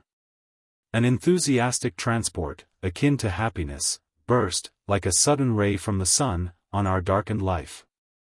Precious attribute of woe-worn humanity. That can snatch ecstatic emotion, even from under the very share and harrow, that ruthlessly plows up and lays waste every hope. This evening was marked by another event. Passing through Verney in our way to Geneva, unaccustomed sounds of music arose from the rural church which stood embosomed in trees, surrounded by smokeless, vacant cottages. The peal of an organ with rich swell awoke the mute air, lingering along, and mingling with the intense beauty that clothed the rocks and woods, and waves around. Music, the language of the immortals, disclosed to us as testimony of their existence. Music, silver key of the fountain of tears, child of love, soother of grief. Inspirer of heroism and radiant thoughts, O music, in this our desolation, we had forgotten thee. Nor pipe at eve cheered us, nor harmony of voice, nor linked thrill of string, thou camest upon us now, like the revealing of other forms of being. And transported as we had been by the loveliness of nature, fancying that we beheld the abode of spirits, now we might well imagine that we heard their melodious communings. We paused in such awe as would seize on a pale votarist, visiting some holy shrine at midnight, if she beheld animated and smiling, the image which she worshipped. We all stood mute, many knelt. In a few minutes, however, we were recalled to human wonder and sympathy by a familiar strain. The air was Haydn's new created world, and, old and drooping as humanity had become, the world yet fresh as at creation's day, might still be worthily celebrated by such an hymn of praise. Adrian and I entered the church. The nave was empty, though the smoke of incense rose from the altar, bringing with it the recollection of vast congregations, in once thronged cathedrals. We went into the loft. A blind old man sat at the bellows, his whole soul was ear, and as he sat in the attitude of attentive listening, a bright glow of pleasure was diffused over his countenance. For, though his lackluster eye could not reflect the beam, yet his parted lips, and every line of his face and venerable brow spoke delight. A young woman sat at the keys, perhaps 20 years of age. Her auburn hair hung on her neck, and her fair brow shone in its own beauty. But her drooping eyes let fall fast-flowing tears, while the constraint she exercised to suppress her sobs, and still her trembling, flushed her else pale cheek. She was thin, languor, and alas, sickness, bent her form. We stood looking at the pair, forgetting what we heard in the absorbing sight, till, the last chord struck, the peal died away in lessening reverberations. The mighty voice, inorganic we might call it, for we could in no way associate it with mechanism of pipe or key, stilled its sonorous tone, and the girl, turning to lend her assistance to her aged companion, at length perceived us. It was her father, and she, since childhood, had been the guide of his darkened steps. They were Germans from Saxony, and, emigrating thither but a few years before, had formed new ties with the surrounding villagers. About the time that the pestilence had broken out, a young German student had joined them. Their simple history was easily divined. He, a noble, loved the fair daughter of the poor musician, and followed them in their flight from the persecutions of his friends. But soon the mighty leveler came with unblunted scythe to mow, together with the grass, the tall flowers of the field. The youth was an early victim.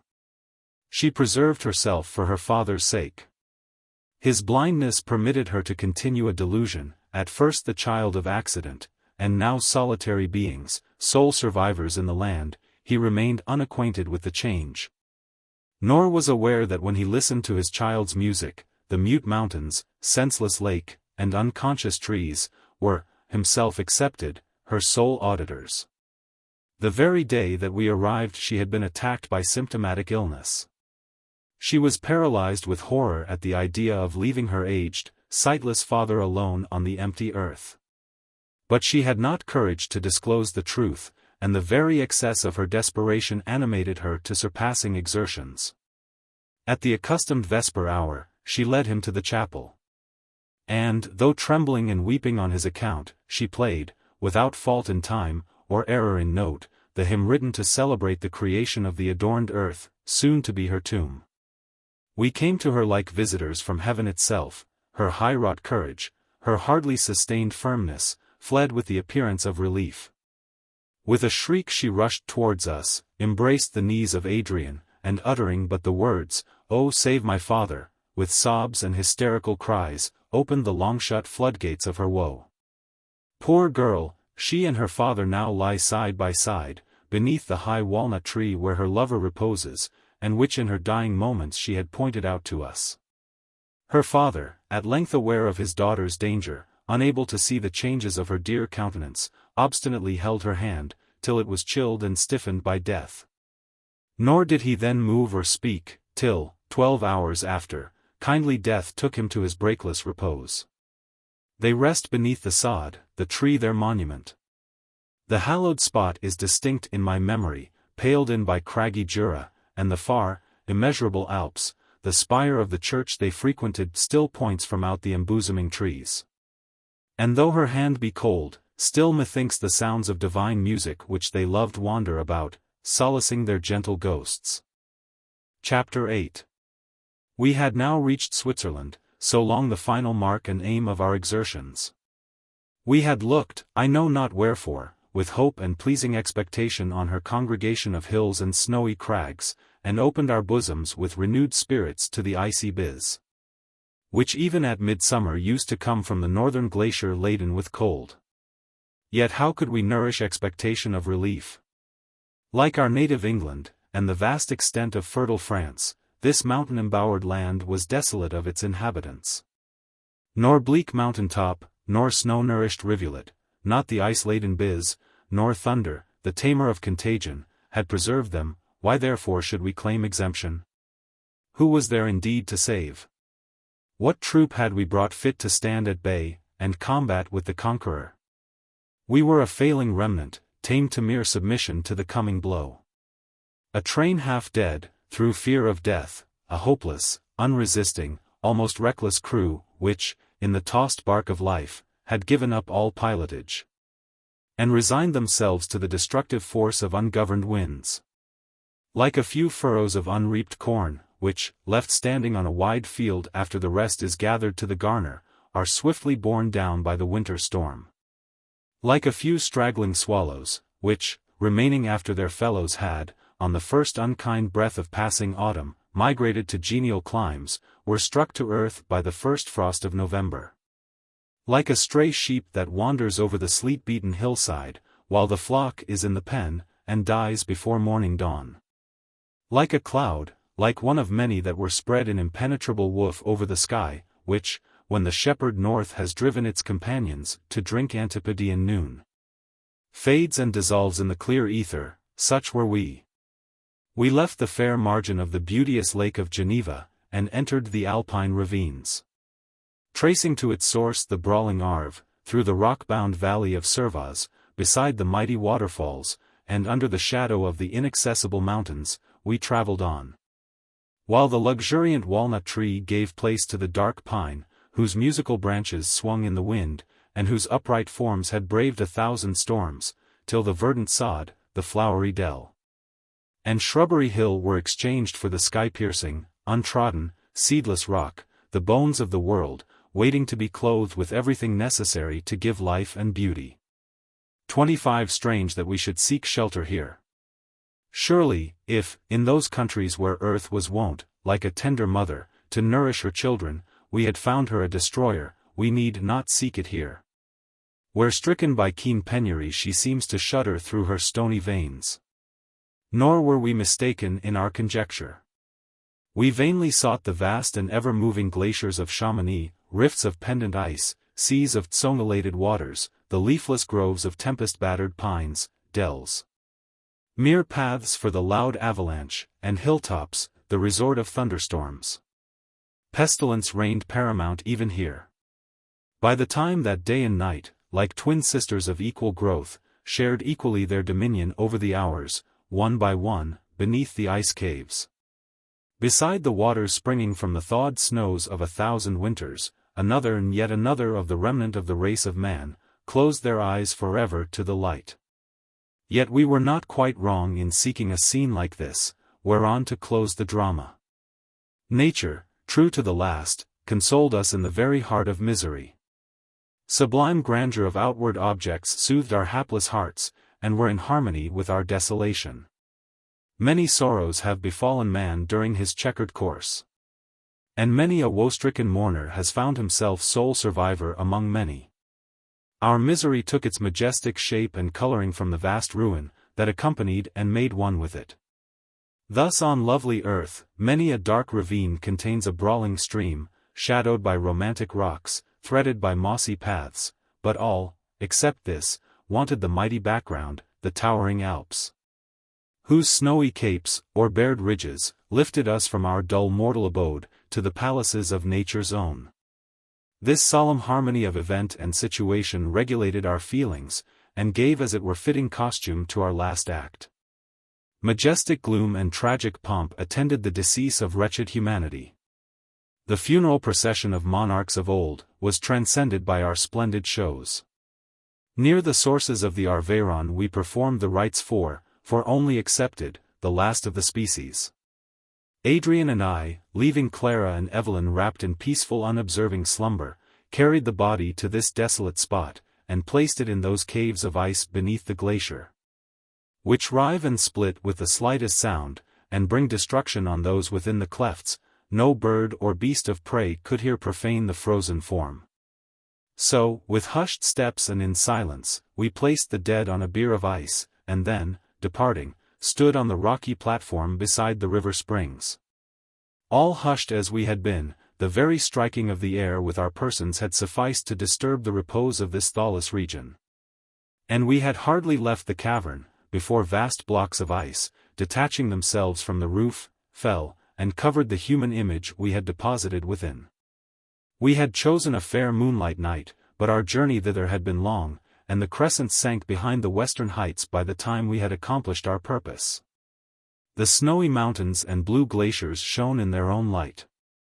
The rugged and abrupt ravine, which formed one side of Montanvert, was opposite to us, the glacier at our side. At our feet Arveiron, white and foaming, dashed over the pointed rocks that jutted into it, and, with whirring spray and ceaseless roar, disturbed the stilly night. Yellow lightnings played around the vast dome of Mont Blanc, silent as the snow-clad rock they illuminated. All was bare, wild, and sublime, while the singing of the pines in melodious murmurings added a gentle interest to the rough magnificence. Now the riving and fall of icy rocks clave the air. Now the thunder of the avalanche burst on our ears. In countries whose features are of less magnitude, nature betrays her living powers in the foliage of the trees, in the growth of herbage, in the soft purling of meandering streams. Here, endowed with giant attributes, the torrent, the thunderstorm, and the flow of massive waters, display her activity.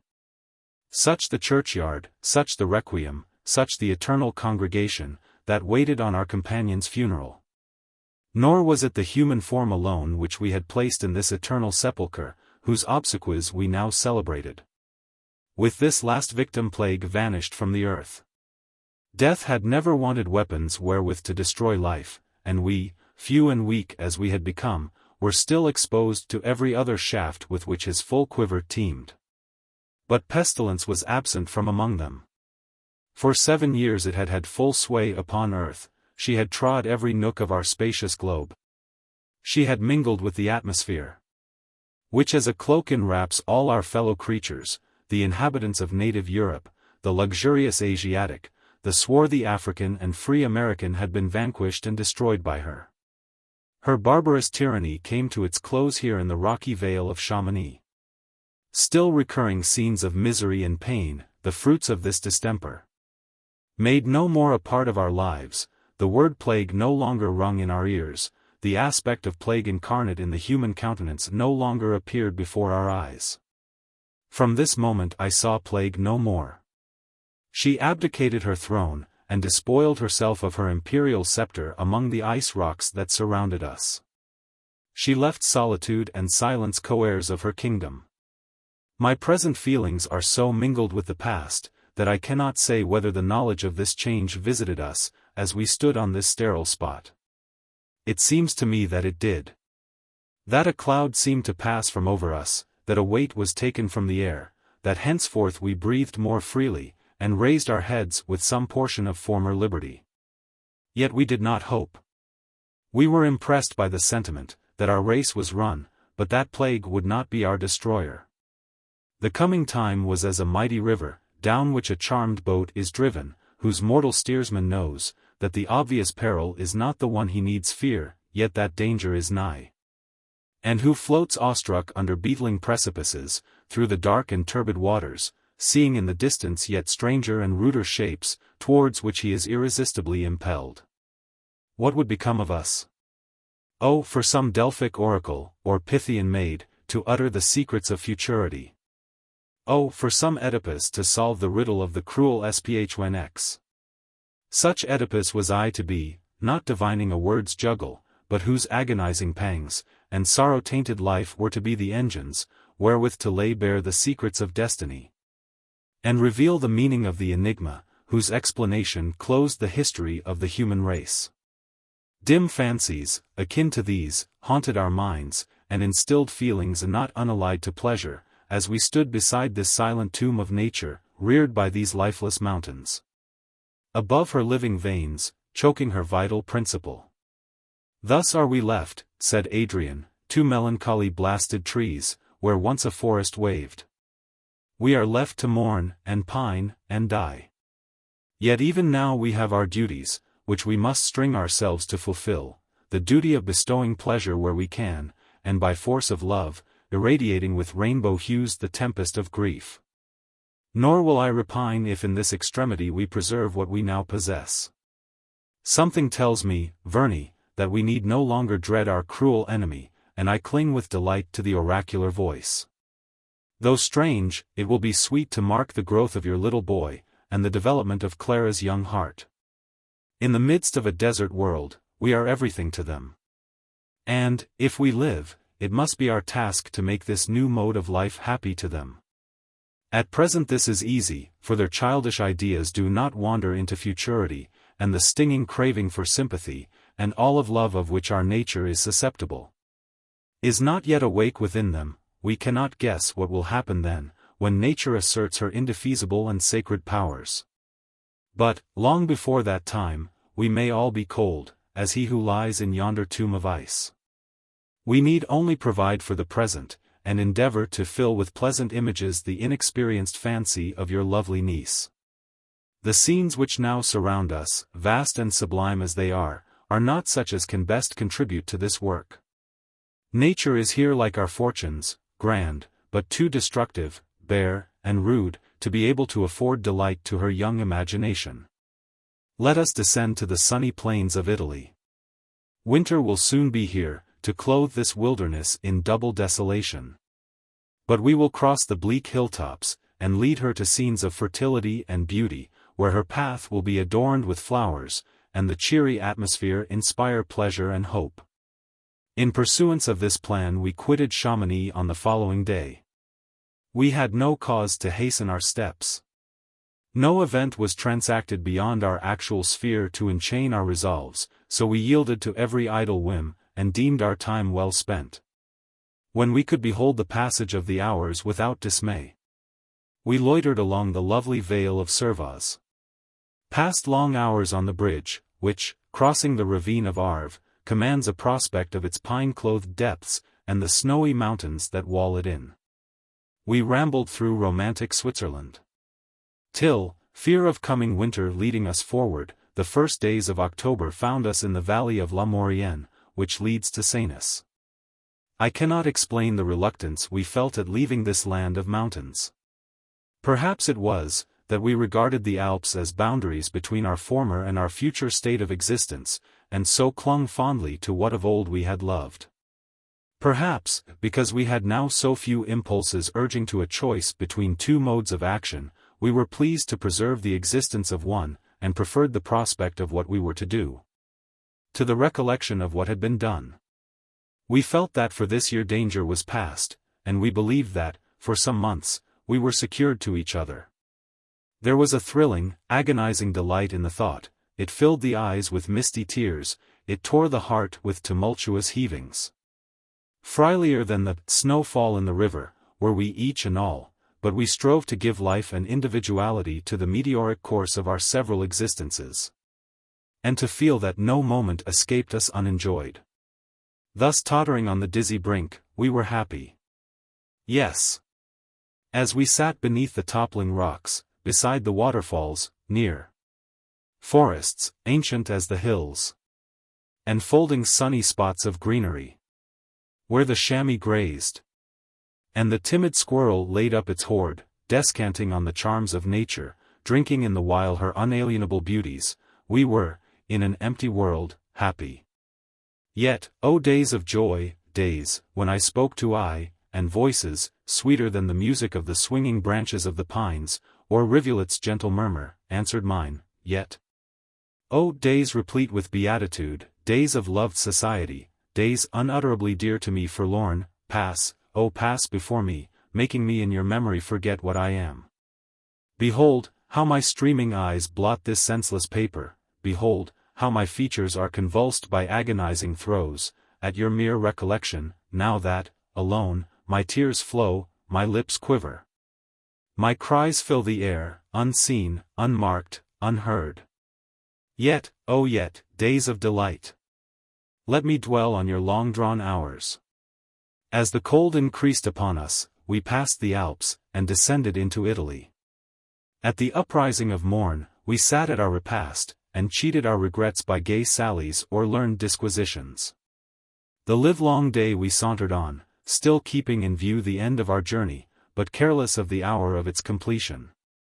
As the evening star shone out, and the orange sunset, far in the west, marked the position of the dear land we had forever left, talk, thought enchaining, made the hours fly. Oh, that we had lived thus forever and forever! Of what consequence was it to our 4 hearts, that they alone were the fountains of life in the wide world?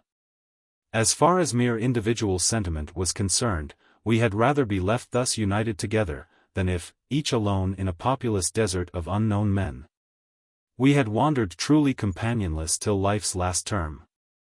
In this manner, we endeavored to console each other, in this manner, true philosophy taught us to reason. It was the delight of Adrian and myself to wait on Clara, naming her the little queen of the world, ourselves her humblest servitors. When we arrived at a town, our first care was to select for her its most choice abode, to make sure that no harrowing relic remained of its former inhabitants. To seek food for her, and minister to her wants with assiduous tenderness. Clara entered into our scheme with childish gaiety. Her chief business was to attend on Evelyn. But it was her sport to array herself in splendid robes, adorn herself with sunny gems, and ape a princely state. Her religion, deep and pure, did not teach her to refuse to blunt thus the keen sting of regret. Her youthful vivacity made her enter, heart and soul, into these strange masquerades. We had resolved to pass the ensuing winter at Milan, which, as being a large and luxurious city, would afford us choice of homes. We had descended the Alps, and left far behind their vast forests and mighty crags. We entered smiling Italy. Mingled grass and corn grew in her plains, the unpruned vines threw their luxuriant branches around the elms. The grapes, overripe, had fallen on the ground, or hung purple, or burnished green, among the red and yellow leaves. The ears of standing corn winnowed to emptiness by the spendthrift winds. The fallen foliage of the trees, the weed-grown brooks, the dusky olive, now spotted with its blackened fruit, the chestnuts, to which the squirrel only was harvestman, all plenty, and yet, alas, all poverty, painted in wondrous hues and fantastic groupings this land of beauty.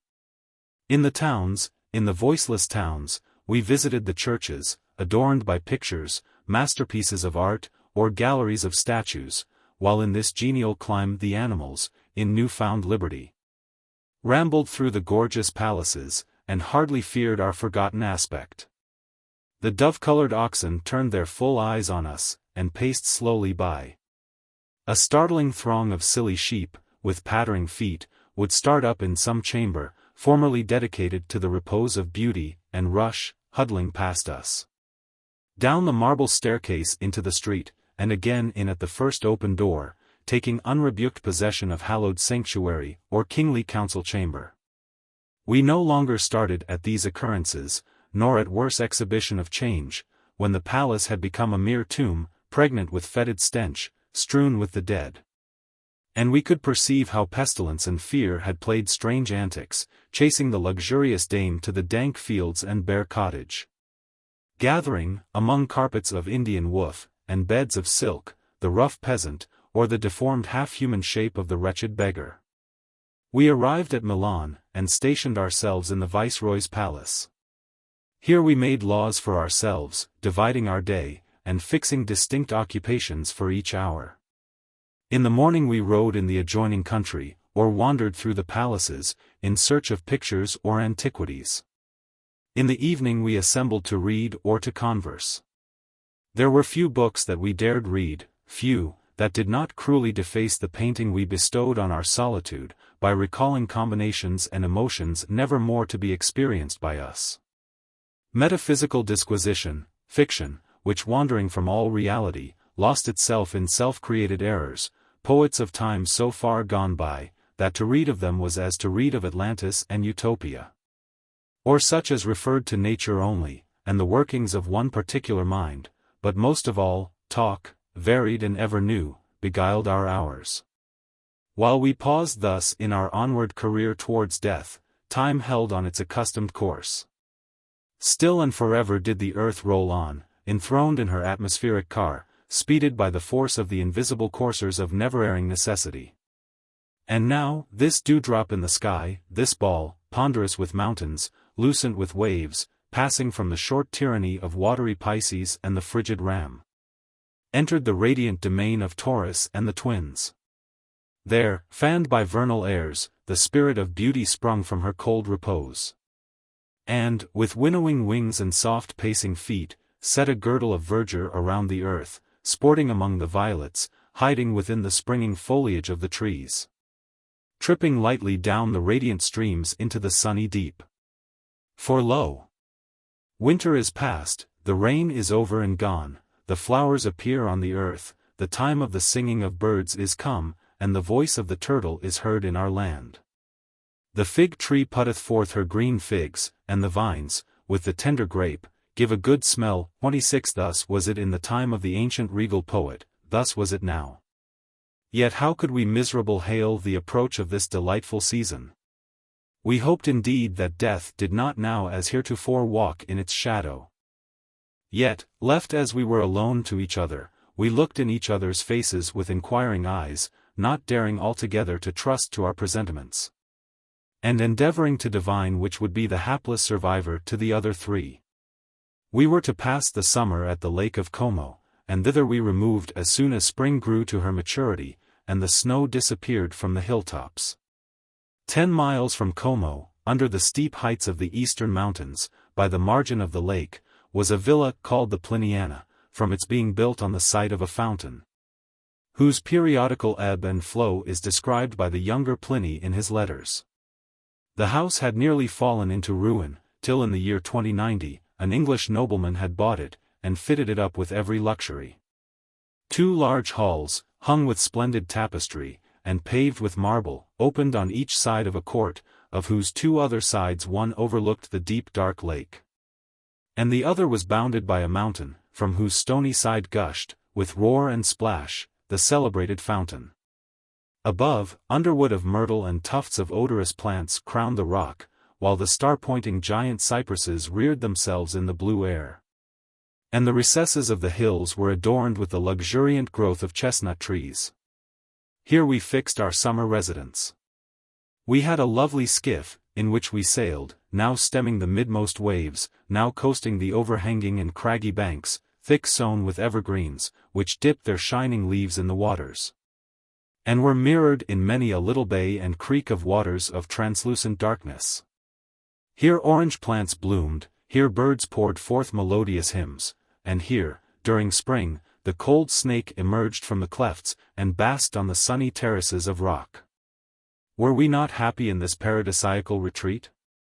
If some kind spirit had whispered forgetfulness to us, methinks we should have been happy here, where the precipitous mountains, nearly pathless, shut from our view the far fields of desolate earth.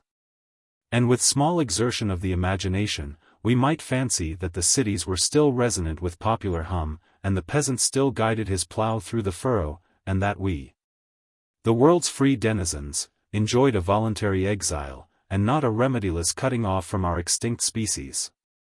Not one among us enjoyed the beauty of this scenery so much as Clara. Before we quitted Milan, a change had taken place in her habits and manners. She lost her gaiety, she laid aside her sports, and assumed an almost vestal plainness of attire. She shunned us, retiring with Evelyn to some distant chamber or silent nook. Nor did she enter into his pastimes with the same zest as she was wont, but would sit and watch him with sadly tender smiles, and eyes bright with tears, yet without a word of complaint. She approached us timidly, avoided our caresses, nor shook off her embarrassment till some serious discussion or lofty theme called her for a while out of herself. Her beauty grew as a rose, which, opening to the summer wind, discloses leaf after leaf till the sense aches with its excess of loveliness. A slight and variable color tinged her cheeks, and her motion seemed attuned by some hidden harmony of surpassing sweetness. We redoubled our tenderness and earnest attentions. She received them with grateful smiles, that fled swift as sunny beam from a glittering wave on an April day. Our only acknowledged point of sympathy with her, appeared to be Evelyn. This dear little fellow was a comforter and delight to us beyond all words. His buoyant spirit, and his innocent ignorance of our vast calamity, were balm to us, whose thoughts and feelings were overwrought and spun out in the immensity of speculative sorrow. To cherish, to caress, to amuse him was the common task of all. Clara, who felt towards him in some degree like a young mother, gratefully acknowledged our kindness towards him.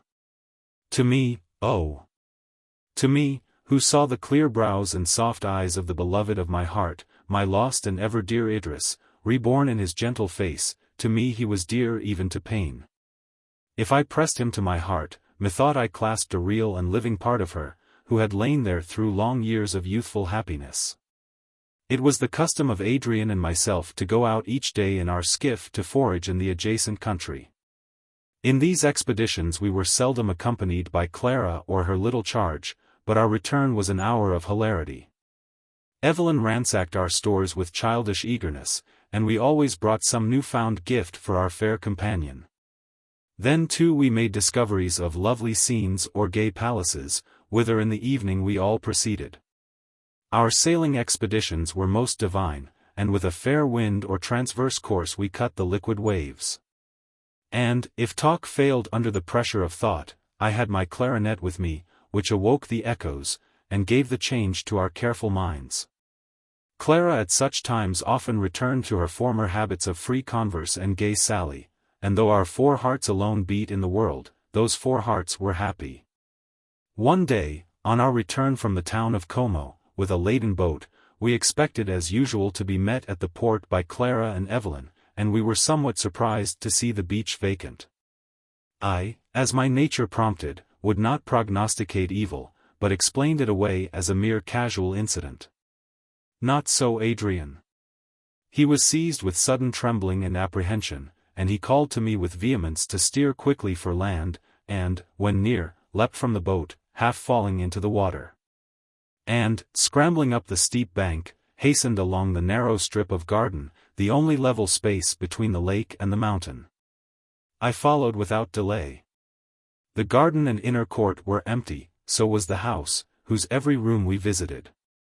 Adrian called loudly upon Clara's name, and was about to rush up the near mountain path, when the door of a summer-house at the end of the garden slowly opened, and Clara appeared. Not advancing towards us, but leaning against a column of the building with blanched cheeks, in a posture of utter despondency.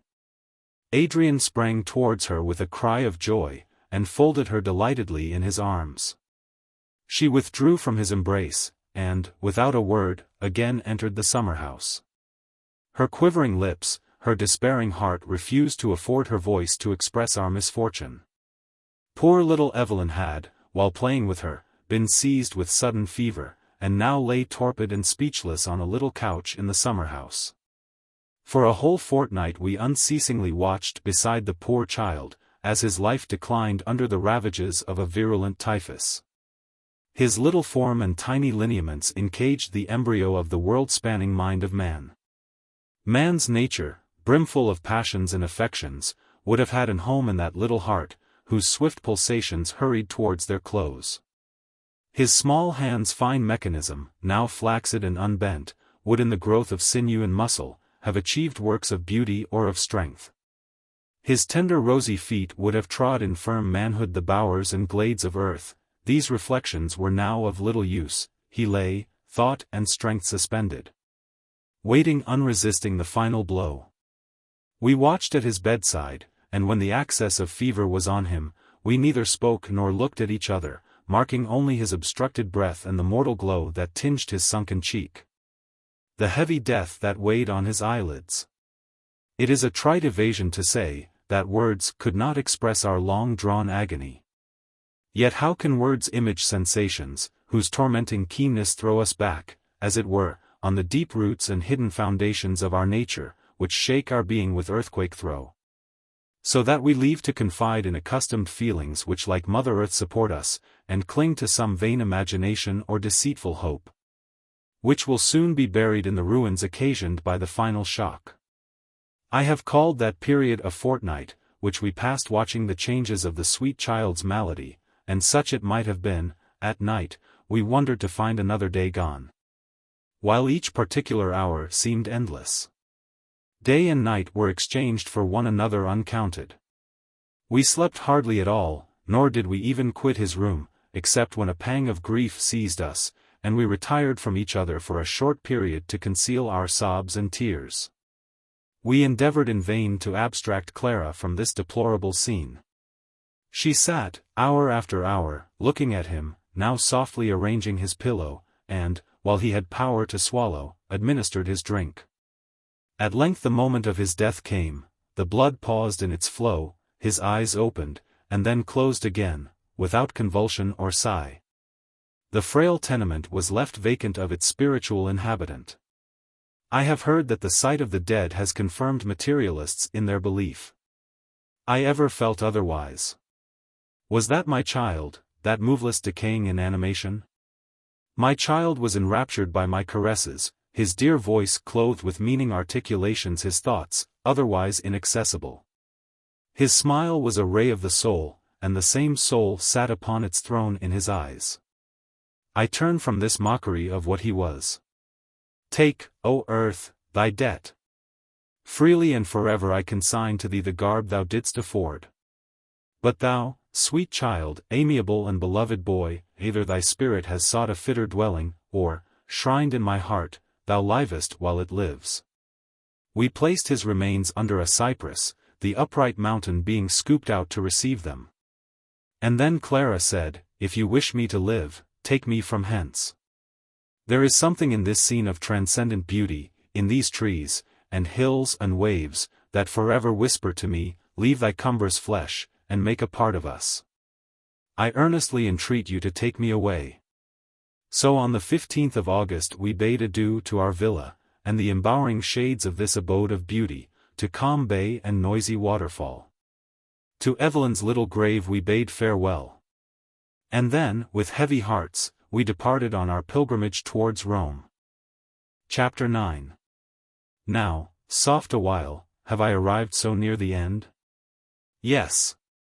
It is all over now, a step or two over those new-made graves, and the wearisome way is done. Can I accomplish my task? Can I streak my paper with words capacious of the grand conclusion? Arise, black melancholy. Quit thy Cimmerian solitude. Bring with thee murky fogs from hell, which may drink up the day.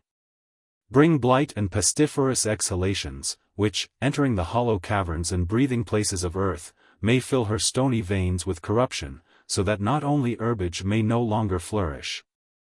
The trees may rot, and the rivers run with gall, but the everlasting mountains be decomposed, and the mighty deep putrefy, and the genial atmosphere which clips the globe lose all powers of generation and sustenance. Do this, sad-visaged power, while I write, while eyes read these pages. And who will read them? Beware, tender offspring of the reborn world, beware, fair being, with human heart, yet untamed by care, and human brow, yet unpluffed by time, beware. Lest the cheerful current of thy blood be checked, thy golden locks turn grey, thy sweet dimpling smiles be changed to fixed, harsh wrinkles. Let not day look on these lines, lest garish day waste, turn pale, and die. Seek a cypress grove, whose moaning boughs will be harmony befitting. Seek some cave, deep embowered in earth's dark entrails, where no light will penetrate, save that which struggles, red and flickering, through a single fissure, staining thy page with grimmest livery of death. There is a painful confusion in my brain, which refuses to delineate distinctly succeeding events. Sometimes the irradiation of my friend's gentle smile comes before me, and methinks its light spans and fills eternity. Then, again, I feel the gasping throes. We quitted Como, and in compliance with Adrian's earnest desire, we took Venice in our way to Rome. There was something to the English peculiarly attractive in the idea of this wave-encircled, island-enthroned city. Adrian had never seen it. We went down the Po and the Brenta in a boat. And, the days proving intolerably hot, we rested in the bordering palaces during the day, traveling through the night, when darkness made the bordering banks indistinct, and our solitude less remarkable. When the wandering moon lit the waves that divided before our prow, and the night wind filled our sails, and the murmuring stream, waving trees, and swelling canvas, accorded in harmonious strain. Clara, long overcome by excessive grief, had to a great degree cast aside her timid, cold reserve, and received our attentions with grateful tenderness. While Adrian with poetic fervor discoursed of the glorious nations of the dead, of the beauteous earth and the fate of man, she crept near him, drinking in his speech with silent pleasure. We banished from our talk, and as much as possible from our thoughts, the knowledge of our desolation. And it would be incredible to an inhabitant of cities, to one among a busy throng, to what extent we succeeded. It was as a man confined in a dungeon, whose small and grated rift at first renders the doubtful light more sensibly obscure, till, the visual orb having drunk in the beam, and adapted itself to its scantiness, he finds that clear noon inhabits his cell. So we, a simple triad on empty earth, were multiplied to each other, till we became all in all. We stood like trees, whose roots are loosened by the wind, which support one another, leaning and clinging with increased fervor while the wintry storms howl. Thus we floated down the widening stream of the sleeping when the cicale sang, awake with the stars.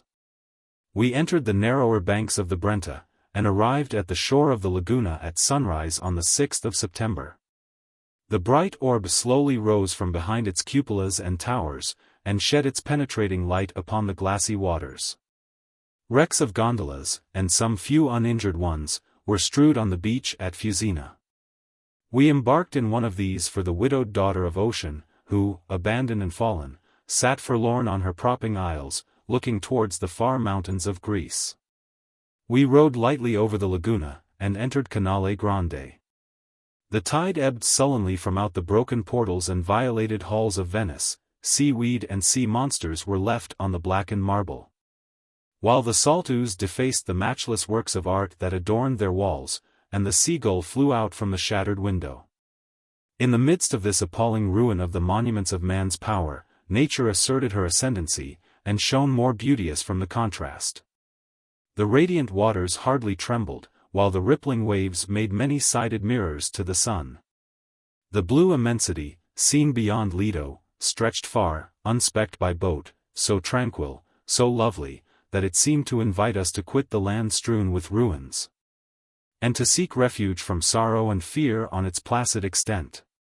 We saw the ruins of this hapless city from the height of the tower of San Marco, immediately under us, and turned with sickening hearts to the sea, which, though it be a grave, rears no monument, discloses no ruin.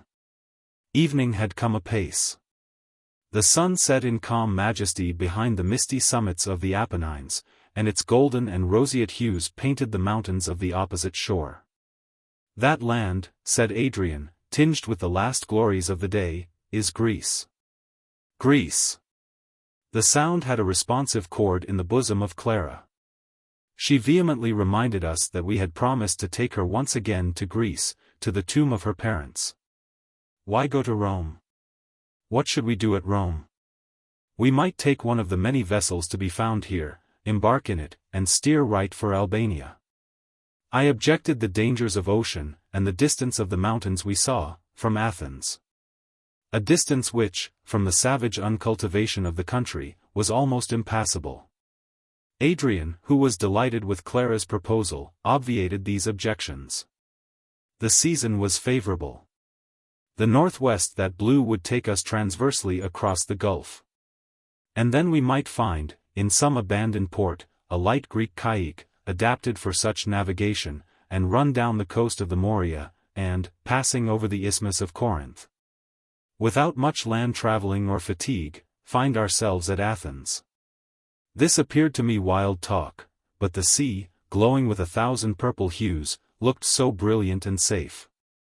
My beloved companions were so earnest, so determined, that, when Adrian said, "Well, though it is not exactly what you wish, yet consent, to please me," I could no longer refuse. That evening we selected a vessel, whose size just seemed fitted for our enterprise. We bent the sails and put the rigging in order, and reposing that night in one of the city's 1,000 palaces, agreed to embark at sunrise the following morning. When winds that move not its calm surface, sweep the azure sea, I love the land no more. The smiles of the serene and tranquil deep tempt my unquiet mind. Thus said Adrian, quoting a translation of Moschus's poem, as in the clear morning light, we rode over the laguna. Past Lido, into the open sea, I would have added in continuation. But when the roar of ocean's grey abyss resounds, and foam gathers upon the sea, and vast waves burst. But my friends declared that such verses were evil augury. So in cheerful mood we left the shallow waters, and, when out at sea, unfurled our sails to catch the favourable breeze. The laughing morning air filled them, while sunlight bathed earth, sky and ocean. The placid waves divided to receive our keel, and playfully kissed the dark sides of our little skiff, murmuring a welcome. As land receded, still the blue expanse, most waveless, twin sister to the azure empyrean, afforded smooth conduct to our bark. As the air and waters were tranquil and balmy, so were our minds steeped in quiet. In comparison with the unstained deep, funereal earth appeared a grave, its high rocks and stately mountains were but monuments, its trees the plumes of a hearse. The brooks and rivers brackish with tears for departed man. Farewell to desolate towns, to fields with their savage intermixture of corn and weeds, to ever-multiplying relics of our lost species. Ocean, we commit ourselves to thee, even as the patriarch of old floated above the drowned world, let us be saved, as thus we betake ourselves to thy perennial flood. Adrian sat at the helm. I attended to the rigging, the breeze right aft filled our swelling canvas, and we ran before it over the untroubled deep. The wind died away at noon. Its idle breath just permitted us to hold our course. As lazy, fair-weather sailors, careless of the coming hour, we talked gaily of our coasting voyage, of our arrival at Athens. We would make our home of one of the Cyclades, and there in myrtle groves, amidst perpetual spring, fanned by the wholesome sea breezes, we would live long years in beatific union. Was there such a thing as death in the world? The sun passed its zenith, and lingered down the stainless floor of heaven. Lying in the boat, my face turned up to the sky, I thought I saw on its blue-white, marbled streaks, so slight, so immaterial, that now I said, they are there, and now, it is a mere imagination. A sudden fear stung me while I gazed. And, starting up, and running to the prow, as I stood, my hair was gently lifted on my brow, a dark line of ripples appeared to the east, gaining rapidly on us. My breathless remark to Adrian was followed by the flapping of the canvas, as the adverse wind struck it, and our boat lurched, swift as speech. The web of the storm thickened overhead, the sun went down red. The dark sea was strewed with foam, and our skiff rose and fell in its increasing furrows. Behold us now in our frail tenement, hemmed in by hungry, roaring waves, buffeted by winds. In the inky east two vast clouds, sailing contrary ways, met. The lightning leapt forth, and the hoarse thunder muttered. Again in the south, the clouds replied, and the forked stream of fire running along the black sky, showed us the appalling piles of clouds, now met and obliterated by the heaving waves. Great God! And we alone, we three, alone, sole dwellers on the sea and on the earth, we three must perish. The vast universe, its myriad worlds, and the plains of boundless earth which we had left, the extent of shoreless sea around, contracted to my view, they and all that they contained, shrunk up to one point, even to our tossing bark, freighted with glorious humanity. A convulsion of despair crossed the love-beaming face of Adrian, while with set teeth he murmured, "Yet they shall be saved." Clara, visited by an human pang, pale and trembling, crept near him. He looked on her with an encouraging smile. "Do you fear, sweet girl? Oh, do not fear, we shall soon be on shore." The darkness prevented me from seeing the changes of her countenance, but her voice was clear and sweet, as she replied, "Why should I fear?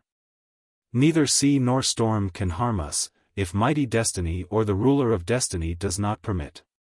And then the stinging fear of surviving either of you, is not here, one death will clasp us undivided. Meanwhile we took in all our sails, save a gib, and, as soon as we might without danger, changed our course, running with the wind for the Italian shore. Dark night mixed everything. We hardly discerned the white crests of the murderous surges, except when lightning made brief noon, and drank the darkness, showing us our danger, and restoring us to double night. We were all silent, except when Adrian, as steersman, made an encouraging observation. Our little shell obeyed the rudder miraculously well, and ran along on the top of the waves, as if she had been an offspring of the sea, and the angry mother sheltered her endangered child. I sat at the prow, watching our course, when suddenly I heard the waters break with redoubled fury. We were certainly near the shore, at the same time I cried, "About there!" And a broad lightning filling the concave, showed us for one moment the level beach ahead, disclosing even the sands, and stunted, ooze-sprinkled beds of reeds, that grew at high water mark. Again it was dark, and we drew in our breath with such content as one may, who, while fragments of volcano-hurled rock darken the air, sees a vast mass ploughing the ground immediately at his feet. What to do we knew not. The breakers here, there, everywhere, encompassed us, they roared, and dashed, and flung their hated spray in our faces. With considerable difficulty and danger we succeeded at length in altering our course, and stretched out from shore. I urged my companions to prepare for the wreck of our little skiff, and to bind themselves to some oar or spar which might suffice to float them. I was myself an excellent swimmer. The very sight of the sea was wont to raise in me such sensations, as a huntsman experiences, when he hears a pack of hounds in full cry. I loved to feel the waves wrap me and strive to overpower me, while I, lord of myself, moved this way or that, in spite of their angry buffetings. Adrian also could swim, but the weakness of his frame prevented him from feeling pleasure in the exercise, or acquiring any great expertness. But what power could the strongest swimmer oppose to the overpowering violence of ocean in its fury? My efforts to prepare my companions were rendered nearly futile, for the roaring breakers prevented our hearing one another speak, and the waves, that broke continually over our boat, obliged me to exert all my strength in lading the water out, as fast as it came in. The wild darkness, palpable and rayless, hemmed us round, dissipated only by the lightning. Sometimes we beheld thunderbolts, fiery red, fall into the sea, and at intervals vast spouts stoop from the clouds, churning the wild ocean, which rose to meet them. While the fierce gale bore the wrack onwards, and they were lost in the chaotic mingling of sky and sea. Our gunwales had been torn away, our single sail had been rent to ribbons, and borne down the stream of the wind. We had cut away our mast, and lightened the boat of all she contained. Clara attempted to assist me in heaving the water from the hold, and, as she turned her eyes to look on the lightning, I could discern by that momentary gleam, that resignation had conquered every fear. We have a power given us in any worst extremity, which props the else feeble mind of man, and enables us to endure the most savage tortures with a stillness of soul which in hours of happiness we could not have imagined. A calm, more dreadful in truth than the tempest, allayed the wild beatings of my heart, a calm like that of the gamester, the suicide, and the murderer. When the last die is on the point of being cast, while the poisoned cup is at the lips, as the death blow is about to be given. Hours passed thus, hours which might write old age on the face of beardless youth, and grizzle the silky hair of infancy, hours, while the chaotic uproar continued. While each dread gust transcended in fury the one before, and our skiff hung on the breaking wave, and then rushed into the valley below, and trembled and spun between the watery precipices that seemed most to meet above her. For a moment the gale paused, and ocean sank to comparative silence. It was a breathless interval. The wind which, as a practiced leaper, had gathered itself up before it sprung, now with terrific roar rushed over the sea, and the waves struck our stern. Adrian exclaimed that the rudder was gone. "We are lost," cried Clara, "save yourselves, oh save yourselves." The lightning showed me the poor girl half buried in the water at the bottom of the boat. As she was sinking in it, Adrian caught her up, and sustained her in his arms. We were without a rudder, we rushed prow foremost into the vast billows piled up ahead, they broke over and filled the tiny skiff. One scream I heard, one cry that we were gone, I uttered. I found myself in the waters, darkness was around. When the light of the tempest flashed, I saw the keel of our upset boat close to me.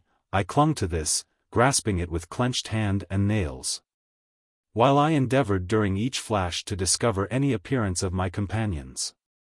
I thought I saw Adrian at no great distance from me, clinging to an oar. I sprung from my hold, and with energy beyond my human strength, I dashed aside the waters as I strove to lay hold of him. As that hope failed, instinctive love of life animated me, and feelings of contention, as if a hostile will combated with mine. I breasted the surges, and flung them from me, as I would the opposing front and sharpened claws of a lion about to enfang my bosom. When I had been beaten down by one wave, I rose on another, while I felt bitter pride curl my lip. Ever since the storm had carried us near the shore, we had never attained any great distance from it. With every flash I saw the bordering coast.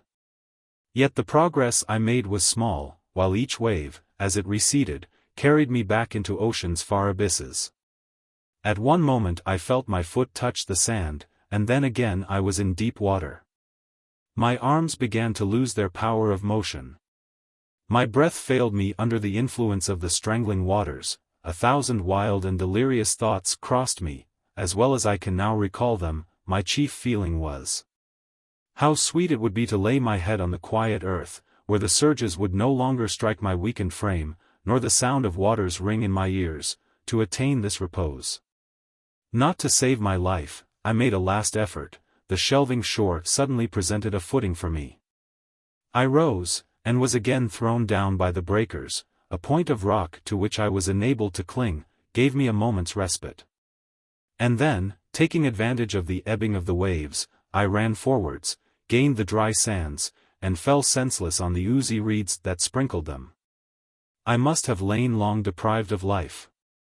For when first, with a sickening feeling, I unclosed my eyes, the light of morning met them. Great change had taken place meanwhile. Grey dawn dappled the flying clouds, which sped onwards, leaving visible at intervals vast lakes of pure ether. A fountain of light arose in an increasing stream from the east, behind the waves of the Adriatic, changing the grey to a roseate hue, and then flooding sky and sea with aerial gold.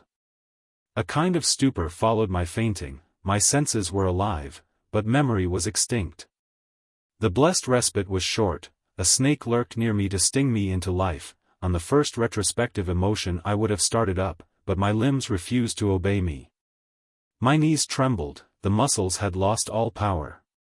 I still believed that I might find one of my beloved companions cast like me, half alive, on the beach.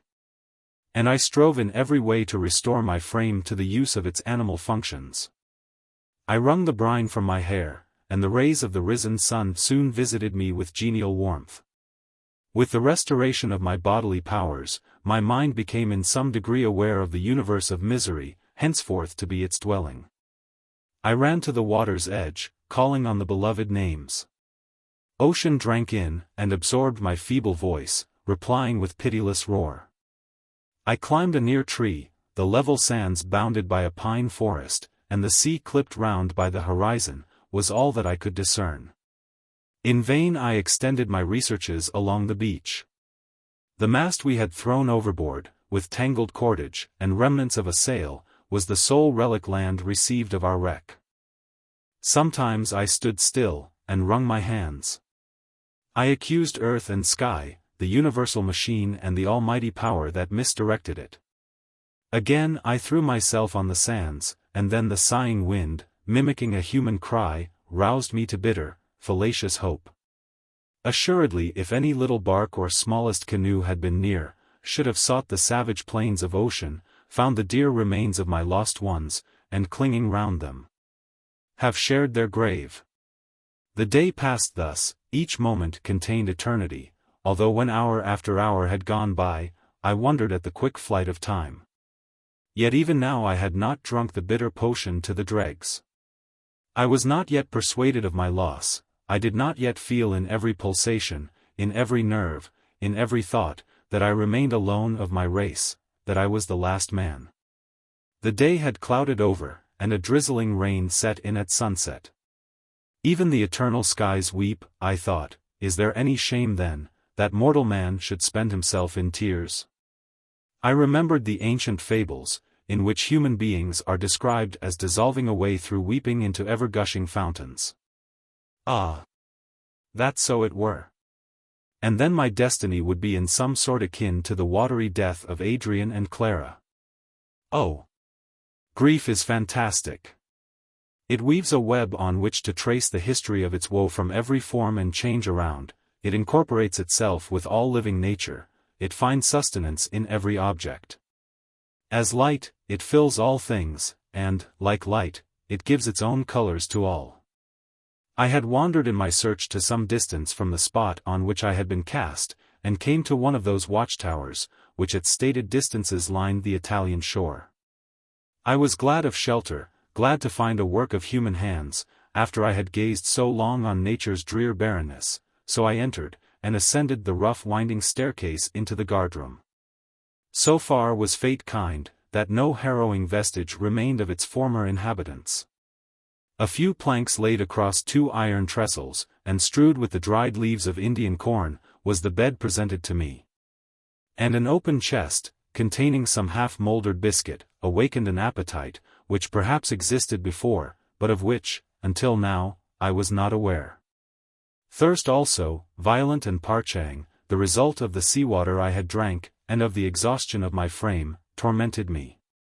Kind nature had gifted the supply of these wants with pleasurable sensations, so that I, even I, was refreshed and calmed, as I ate of this sorry fare, and drank a little of the sour wine which half filled a flask left in this abandoned dwelling. Then I stretched myself on the bed, not to be disdained by the victim of shipwreck. The earthy smell of the dried leaves was balm to my sense after the hateful odor of seaweed. I forgot my state of loneliness. I neither looked backward nor forward, my senses were hushed to repose. I fell asleep and dreamed of all dear inland scenes, of haymakers, of the shepherd's whistle to his dog, when he demanded his help to drive the flock to fold. Of sights and sounds peculiar to my boyhood's mountain life, which I had long forgotten. I awoke in a painful agony, for I fancied that ocean, breaking its bounds, carried away the fixed continent and deep-rooted mountains, together with the streams I loved, the woods, and the flocks. It raged around, with that continued and dreadful roar which had accompanied the last wreck of surviving humanity. As my waking sense returned, the bare walls of the guard-room closed round me, and the rain pattered against the single window. How dreadful it is, to emerge from the oblivion of slumber, and to receive as a good morrow the mute wailing of one's own hapless heart, to return from the land of deceptive dreams to the heavy knowledge of unchanged disaster. Thus was it with me, now, and forever. The sting of other griefs might be blunted by time, and even mine yielded sometimes during the day, to the pleasure inspired by the imagination or the senses.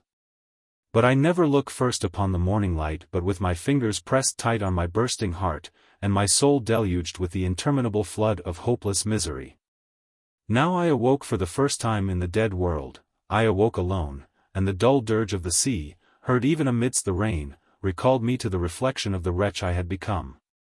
The sound came like a reproach, a scoff, like the sting of remorse in the soul. I gasped, the veins and muscles of my throat swelled, suffocating me. I put my fingers to my ears, I buried my head in the leaves of my couch, I would have dived to the center to lose hearing of that hideous moan. But another task must be mine. Again I visited the detested beach, again I vainly looked far and wide, again I raised my unanswered cry, lifting up the only voice that could ever again force the mute air to syllable the human thought. What a pitiable, forlorn, disconsolate being I was! My very aspect and garb told the tale of my despair.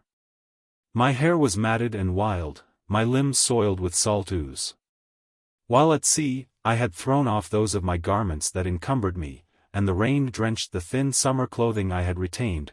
My feet were bare, and the stunted reeds and broken shells made them bleed, the while I hurried to and fro, now looking earnestly on some distant rock which, island in the sands, bore for a moment a deceptive appearance, now with flashing eyes reproaching the murderous ocean for its unutterable cruelty.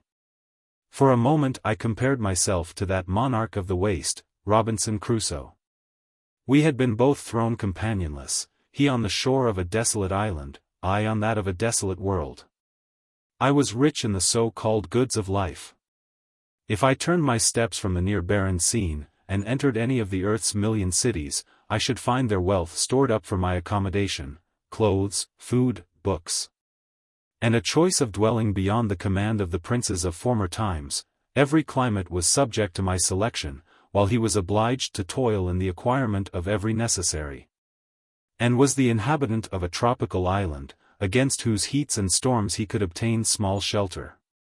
Viewing the question thus, who would not have preferred the sybarite enjoyments I could command, the philosophic leisure, and ample intellectual resources, to his life of labor and peril? Yet he was far happier than I, for he could hope, nor hope in vain. The destined vessel at last arrived, to bear him to countrymen and kindred, where the events of his solitude became a fireside tale. To none could I ever relate the story of my adversity, no hope had I. He knew that, beyond the ocean which begirt his lonely island, thousands lived whom the sun enlightened when it shone also on him, beneath the meridian sun and visiting moon. I alone bore human features. I alone could give articulation to thought, and, when I slept, both day and night were unbeheld of any. He had fled from his fellows, and was transported with terror at the print of a human foot. I would have knelt down and worshipped the same. The wild and cruel Caribbee, the merciless cannibal, or worse than these, the uncouth, brute, and remorseless veteran in the vices of civilization, would have been to me a beloved companion. A treasure dearly prized, his nature would be kin to mine. His form cast in the same mold, human blood would flow in his veins, a human sympathy must link us forever. It cannot be that I shall never behold a fellow being more, never, never. Not in the course of years, shall I wake, and speak to none, pass the interminable hours, my sole island in the world, a solitary point, surrounded by vacuum? Will day follow day endlessly thus? No. No. A God rules the world, Providence has not exchanged its golden scepter for an aspic's sting. Away! Let me fly from the ocean grave, let me depart from this barren nook, paled in, as it is, from access by its own desolateness, let me tread once again the paved towns. Step over the threshold of man's dwellings, and most certainly I shall find this thought a horrible vision, a maddening, but evanescent dream. I entered Ravenna, the town nearest to the spot whereon I had been cast. Before the second sun had set on the empty world, I saw many living creatures. Oxen, and horses, and dogs, but there was no man among them. I entered a cottage, it was vacant. I ascended the marble stairs of a palace, the bats and the owls were nestled in the tapestry. I stepped softly, not to awaken the sleeping town. I rebuked a dog, that by yelping disturbed the sacred stillness. I would not believe that all was as it seemed, the world was not dead, but I was mad, I was deprived of sight, hearing, and sense of touch. I was laboring under the force of a spell, which permitted me to behold all sights of earth, except its human inhabitants. They were pursuing their ordinary labors. Every house had its inmate. But I could not perceive them. If I could have deluded myself into a belief of this kind, I should have been far more satisfied. But my brain, tenacious of its reason, refused to lend itself to such imaginations, and though I endeavored to play the antic to myself, I knew that I, the offspring of man, during long years one among many, now remained sole survivor of my species. The sun sank behind the western hills. I had fasted since the preceding evening, but, though faint and weary, I loathed food, nor ceased, while yet a ray of light remained, to pace the lonely streets. Night came on, and sent every living creature but me to the bosom of its mate. It was my solace, to blunt my mental agony by personal hardship, of the 1,000 beds around, would not seek the luxury of one. I lay down on the pavement, a cold marble step served me for a pillow, midnight came.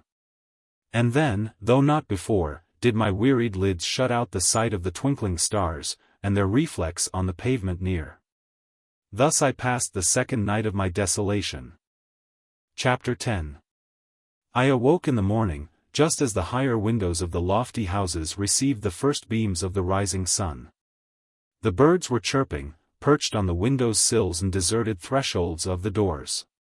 I awoke, and my first thought was, Adrian and Clara are dead. I no longer shall be hailed by their good morrow, or pass the long day in their society. I shall never see them more.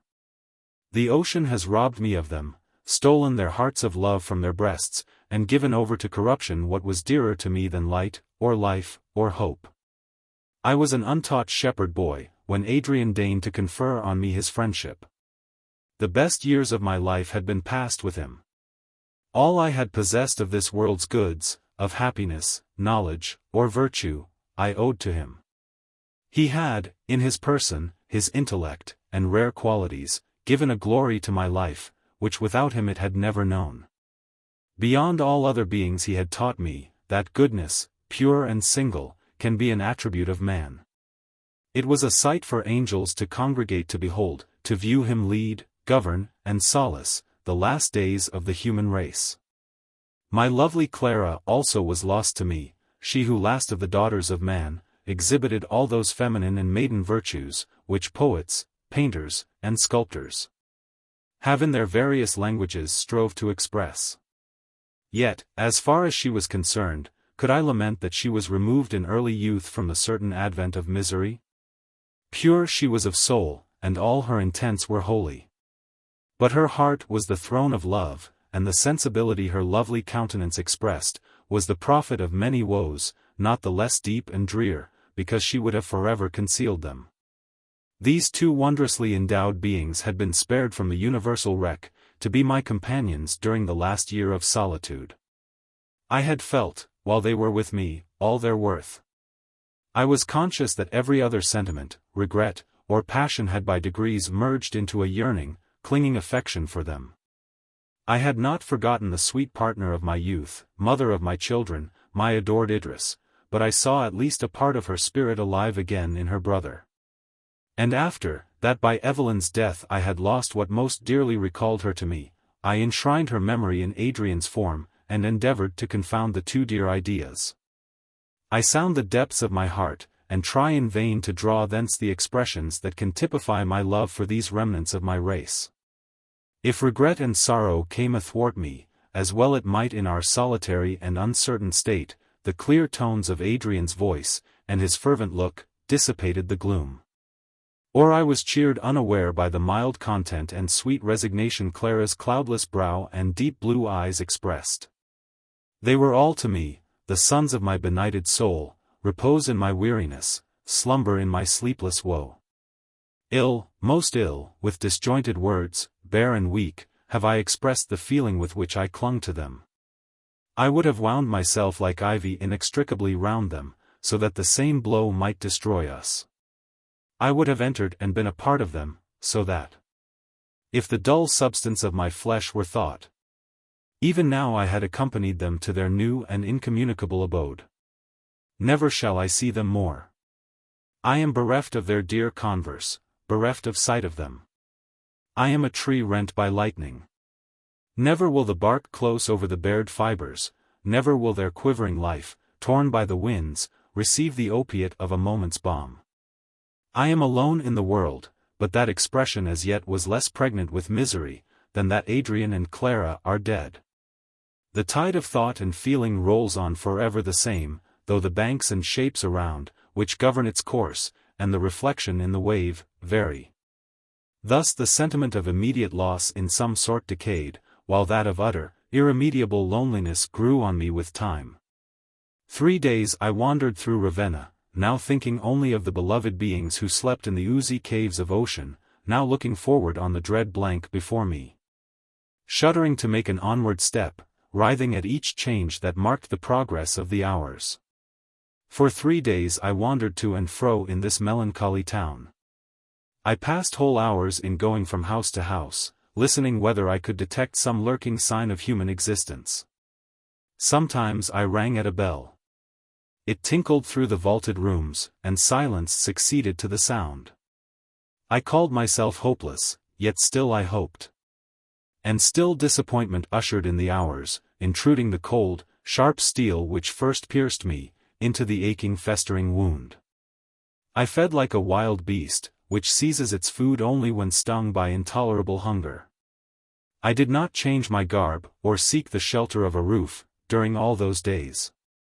Burning heats, nervous irritation, a ceaseless, but confused flow of thought, sleepless nights, and days instinct with a frenzy of agitation, possessed me during that time. As the fever of my blood increased, a desire of wandering came upon me. I remember that the sun had set on the 5th day after my wreck, when, without purpose or aim, I quitted the town of Ravenna. I must have been very ill. Had I been possessed by more or less of delirium, that night had surely been my last. For, as I continued to walk on the banks of the Montoni, whose upward course I followed, I looked wistfully on the stream. Acknowledging to myself that its pellucid waves could medicine my woes forever, and was unable to account to myself for my tardiness in seeking their shelter from the poisoned arrows of thought that were piercing me through and through. I walked a considerable part of the night, and excessive weariness at length conquered my repugnance to the availing myself of the deserted habitations of my species. The waning moon, which had just risen, showed me a cottage, whose neat entrance and trim garden reminded me of my own England. I lifted up the latch of the door and entered. A kitchen first presented itself, where, guided by the moonbeams, I found materials for striking a light. Within this was a bedroom. The couch was furnished with sheets of snowy whiteness. The wood piled on the hearth, and an array as for a meal, might almost have deceived me into the dear belief that I had here found what I had so long sought, one survivor. A companion for my loneliness, a solace to my despair. I steeled myself against the delusion. The room itself was vacant. It was only prudent, I repeated to myself, to examine the rest of the house. I fancied that I was proof against the expectation. Yet my heart beat audibly, as I laid my hand on the lock of each door, and it sunk again, when I perceived in each the same vacancy. Dark and silent they were as vaults. So I returned to the first chamber, wondering what sightless host had spread the materials for my repast, and my repose. I drew a chair to the table, and examined what the viands were of which I was to partake. In truth it was a death feast. The bread was blue and mouldy, the cheese lay a heap of dust. I did not dare examine the other dishes. A troop of ants passed in a double line across the tablecloth. Every utensil was covered with dust, with cobwebs, and myriads of dead flies. These were objects each and all betokening the fallaciousness of my expectations. Tears rushed into my eyes. Surely this was a wanton display of the power of the destroyer. What had I done, that each sensitive nerve was thus to be anatomized? Yet why complain more now than ever? This vacant cottage revealed no new sorrow. The world was empty, mankind was dead, I knew it well. Why quarrel therefore with an acknowledged and stale truth? Yet, as I said, I had hoped in the very heart of despair, so that every new impression of the hard-cut reality on my soul brought with it a fresh pang, telling me the yet unstudied lesson. That neither change of place nor time could bring alleviation to my misery, but that, as I now was, I must continue, day after day, month after month, year after year, while I lived. I hardly dared conjecture what space of time that expression implied. It is true, I was no longer in the first blush of manhood. Neither had I declined far in the vale of years. Men have accounted mine the prime of life. I had just entered my 37th year. Every limb was as well knit, every articulation as true, as when I had acted the shepherd on the hills of Cumberland, and with these advantages I was to commence the train of solitary life. Such were the reflections that ushered in my slumber on that night. The shelter, however, and less disturbed repose which I enjoyed, restored me the following morning to a greater portion of health and strength than I had experienced since my fatal shipwreck. Among the stores I had discovered on searching the cottage the preceding night, was a quantity of dried grapes. These refreshed me in the morning, as I left my lodging and proceeded towards a town which I discerned at no great distance. As far as I could divine, it must have been Forli. I entered with pleasure its wide and grassy streets. All, it is true, pictured the excess of desolation, yet I loved to find myself in those spots which had been the abode of my fellow creatures.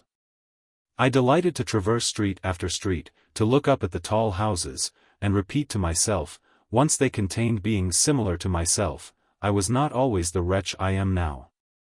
The wide square of Forli, the arcade around it, its light and pleasant aspect cheered me. I was pleased with the idea, that, if the earth should be again peopled, we, the lost race, would, in the relics left behind, present no contemptible exhibition of our powers to the newcomers. I entered one of the palaces, and opened the door of a magnificent saloon. I started, I looked again with renewed wonder. What wild-looking, unkempt, half-naked savage was that before me? The surprise was momentary. I perceived that it was I myself whom I beheld in a large mirror at the end of the hall. No wonder that the lover of the princely Idris should fail to recognize himself in the miserable object there portrayed. My tattered dress was that in which I had crawled half alive from the tempestuous sea.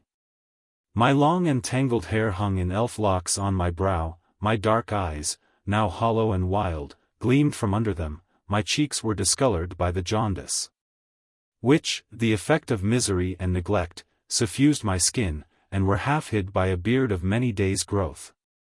Yet why should I not remain thus, I thought, the world is dead, and this squalid attire is a fitter mourning garb than the foppery of a black suit.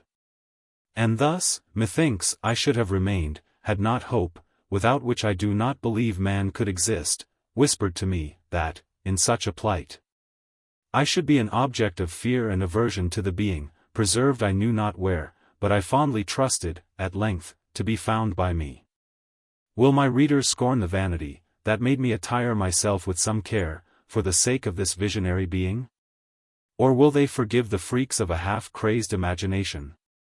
I can easily forgive myself, for hope, however vague, was so dear to me, and a sentiment of pleasure of so rare occurrence, that I yielded readily to any idea, that cherished the one, or promised any recurrence of the former to my sorrowing heart. After such occupation, I visited every street, alley, and nook of Forli. These Italian towns presented an appearance of still greater desolation, than those of England or France. Plague had appeared here earlier, it had finished its course, and achieved its work much sooner than with us. Probably the last summer had found no human being alive, in all the track included between the shores of Calabria and the northern Alps. My search was utterly vain, yet I did not despond. Reason methought was on my side, and the chances were by no means contemptible, that there should exist in some part of Italy a survivor like myself, of a wasted, depopulate land. As therefore I rambled through the empty town, I formed my plan for future operations. I would continue to journey on towards Rome. After I should have satisfied myself, by a narrow search, that I left behind no human being in the towns through which I passed, I would write up in a conspicuous part of each, with white paint, in 3 languages, that Verney, the last of the race of Englishmen, had taken up his abode in Rome. In pursuance of this scheme, I entered a painter's shop, and procured myself the paint. It is strange that so trivial an occupation should have consoled, and even enlivened me. But grief renders one childish, despair fantastic. To this simple inscription, I merely added the adjuration, "Friend, come. I wait for thee, vieni. Ti aspetto." On the following morning, with something like hope for my companion, I quitted Forli on my way to Rome. Until now, agonizing retrospect, and dreary prospects for the future, had stung me when awake, and cradled me to my repose. Many times I had delivered myself up to the tyranny of anguish, many times I resolved a speedy end to my woes, and death by my own hands was a remedy, whose practicability was even cheering to me. What could I fear in the other world? If there were an hell, and I were doomed to it, I should come an adept to the sufferance of its tortures, the act were easy, the speedy and certain end of my deplorable tragedy. But now these thoughts faded before the new-born expectation. I went on my way, not as before, feeling each hour, each minute, to be an age instinct with incalculable pain. As I wandered along the plain, at the foot of the Apennines, through their valleys, and over their bleak summits, my path led me through a country which had been trodden by heroes, visited and admired by thousands. They had, as a tide, receded, leaving me blank and bare in the midst. But why complain? Did I not hope? So I schooled myself, even after the enlivening spirit had really deserted me, and thus I was obliged to call up all the fortitude I could command, and that was not much, to prevent a recurrence of that chaotic and intolerable despair, that had succeeded to the miserable shipwreck, that had consummated every fear, and dashed to annihilation every joy. I rose each day with the morning sun, and left my desolate inn. As my feet strayed through the unpeopled country, my thoughts rambled through the universe, and I was least miserable when I could, absorbed in reverie, forget the passage of the hours. Each evening, in spite of weariness, I detested to enter any dwelling, there to take up my nightly abode. I have sat, hour after hour, at the door of the cottage I had selected, unable to lift the latch, and meet face to face blank desertion within. Many nights, though autumnal mists were spread around, I passed under an ilex. Many times I have supped on arbutus berries and chestnuts, making a fire, gypsy-like, on the ground, because wild natural scenery reminded me less acutely of my hopeless state of loneliness. I counted the days, and bore with me a peeled willow wand, on which, as well as I could remember, I had notched the days that had elapsed since my wreck. And each night I added another unit to the melancholy sum. I had toiled up a hill which led to Spoleto.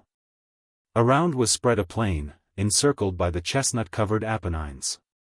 A dark ravine was on one side, spanned by an aqueduct, whose tall arches were rooted in the dell below, and attested that man had once deigned to bestow labor and thought here, to adorn and civilize nature. Savage, ungrateful nature, which in wild sport defaced his remains, protruding her easily renewed, and fragile growth of wild flowers and parasite plants around his eternal edifices. I sat on a fragment of rock, and looked round. The sun had bathed in gold the western atmosphere, and in the east the clouds caught the radiance, and budded into transient loveliness. It set on a world that contained me alone for its inhabitant. I took out my wand, I counted the marks. 25 were already traced, 25 days had already elapsed, since human voice had gladdened my ears, or human countenance met my gaze. 25 long, weary days, succeeded by dark and lonesome nights, had mingled with foregone years, and had become a part of the past, the never to be recalled, a real, undeniable portion of my life. 25 long, long days. Why this was not a month?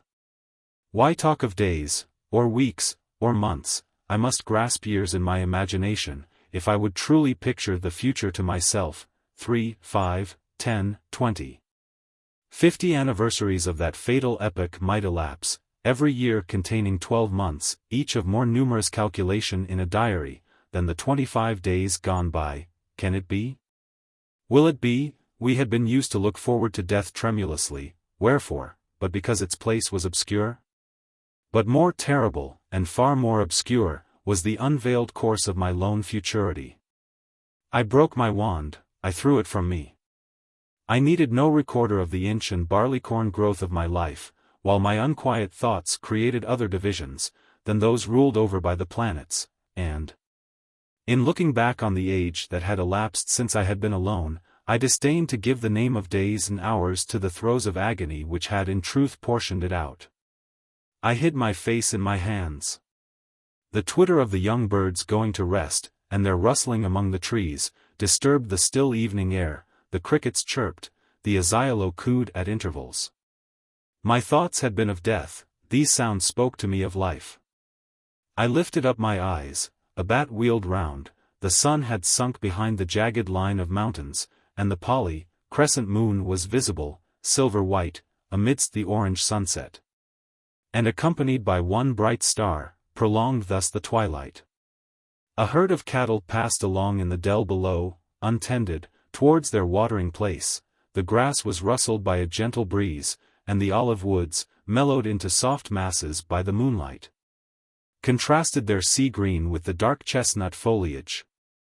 Yes, this is the earth, there is no change, no ruin, no rent made in her verdurous expanse. She continues to whirl round and round, with alternate night and day, through the sky, though man is not her adorner or inhabitant. Why could I not forget myself like one of those animals, and no longer suffer the wild tumult of misery that I endure? Yet, ah! What a deadly breach yawns between their state and mine! Have not they companions? Have not they each their mate, their cherished young, their home, which, though unexpressed to us, is, I doubt not, endeared and enriched, even in their eyes, by the society which kind nature has created for them? It is I only that am alone, on this little hilltop, gazing on plain and mountain recess, on sky, and its starry population, listening to every sound of earth, and air, and murmuring wave. I only cannot express to any companion my many thoughts, nor lay my throbbing head on any loved bosom, nor drink from meeting eyes an intoxicating dew that transcends the fabulous nectar of the gods. Shall I not then complain? Shall I not curse the murderous engine which has mowed down the children of men, my brethren? Shall I not bestow a malediction on every other of nature's offspring, which dares live and enjoy, while I live and suffer? Ah, no! I will discipline my sorrowing heart to sympathy in your joys.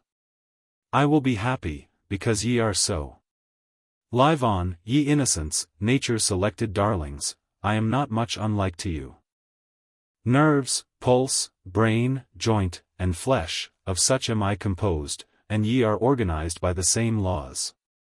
I have something beyond this, but I will call it a defect, not an endowment, if it leads me to misery, while ye are happy. Just then, there emerged from a near copse 2 goats and a little kid, by the mother's side. They began to browse the herbage of the hill. I approached near to them, without their perceiving me. I gathered a handful of fresh grass, and held it out. The little one nestled close to its mother, while she timidly withdrew. The male stepped forward, fixing his eyes on me. I drew near, still holding out my lure, while he, depressing his head, rushed at me with his horns. I was a very fool. I knew it, yet I yielded to my rage. I snatched up a huge fragment of rock. It would have crushed my rash foe. I poised it, aimed it, then my heart failed me. I hurled it wide of the mark. It rolled clattering among the bushes into dell. My little visitants, all aghast, galloped back into the covert of the wood. While I, my very heart bleeding and torn, rushed down the hill, and by the violence of bodily exertion, sought to escape from my miserable self. No, no, I will not live among the wild scenes of nature, the enemy of all that lives. I will seek the towns, Rome, the capital of the world, the crown of man's achievements. Among its storied streets, hallowed ruins, and stupendous remains of human exertion, I shall not, as here, find everything forgetful of man. Trampling on his memory, defacing his works, proclaiming from hill to hill, and vale to vale, by the torrents freed from the boundaries which he imposed, by the vegetation liberated from the laws which he enforced, by his habitation abandoned to mildew and weeds. That his power is lost, his race annihilated forever. I hailed the Tiber, for that was as it were an unalienable possession of humanity. I hailed the wild Campagna, for every rood had been trod by man. And its savage uncultivation, of no recent date, only proclaimed more distinctly his power, since he had given an honorable name and sacred title to what else would have been a worthless, barren track. I entered eternal Rome by the Porta del Popolo, and saluted with awe its time-honored space. The wide square, the churches near, the long extent of the Corso, the near eminence of Trinita dei Monti appeared like fairy work. They were so silent, so peaceful, and so very fair. It was evening. And the population of animals which still existed in this mighty city, had gone to rest. There was no sound, save the murmur of its many fountains, whose soft monotony was harmony to my soul. The knowledge that I was in Rome, soothed me, that wondrous city, hardly more illustrious for its heroes and sages, than for the power it exercised over the imaginations of men. I went to rest that night, the eternal burning of my heart quenched, my senses tranquil. The next morning I eagerly began my rambles in search of oblivion. I ascended the many terraces of the garden of the Colonna Palace, under whose roof I had been sleeping, and passing out from it at its summit, I found myself on Monte Cavallo. The fountain sparkled in the sun, the obelisk above pierced the clear dark blue air. The statues on each side, the works, as they are inscribed, of Phidias and Praxiteles, stood in undiminished grandeur, representing Castor and Pollux, who with majestic power tamed the rearing animal at their side. If those illustrious artists had in truth chiseled these forms, how many passing generations had their giant proportions outlived? And now they were viewed by the last of the species they were sculptured to represent and deify. I had shrunk into insignificance in my own eyes, as I considered the multitudinous beings these stone demigods had outlived, but this afterthought restored me to dignity in my own conception. The sight of the poetry eternized in these statues, took the sting from the thought, arraying it only in poetic ideality. I repeated to myself, I am in Rome. I behold, and as it were, familiarly converse with the wonder of the world, sovereign mistress of the imagination, majestic and eternal survivor of millions of generations of extinct men. I endeavored to quiet the sorrows of my aching heart, by even now taking an interest in what in my youth I had ardently longed to see. Every part of Rome is replete with relics of ancient times. The meanest streets are strewed with truncated columns, broken capitals, Corinthian and Ionic, and sparkling fragments of granite or porphyry. The walls of the most penurious dwellings enclose a fluted pillar or ponderous stone, which once made part of the palace of the Caesars. And the voice of dead time, in still vibrations, is breathed from these dumb things, animated and glorified as they were by man. I embraced the vast columns of the Temple of Jupiter Stator, which survives in the open space that was the Forum, and leaning my burning cheek against its cold durability. I tried to lose the sense of present misery and present desertion, by recalling to the haunted cell of my brain vivid memories of times gone by. I rejoiced at my success, as I figured Camillus, the Gracchi, Cato, and last the heroes of Tacitus, which shine meteors of surpassing brightness during the murky night of the empire. As the verses of Horace and Virgil, or the glowing periods of Cicero thronged into the opened gates of my mind, I felt myself exalted by long-forgotten enthusiasm. I was delighted to know that I beheld the scene which they beheld, the scene which their wives and mothers, and crowds of the unnamed witnessed, while at the same time they honored, applauded, or wept for these matchless specimens of humanity.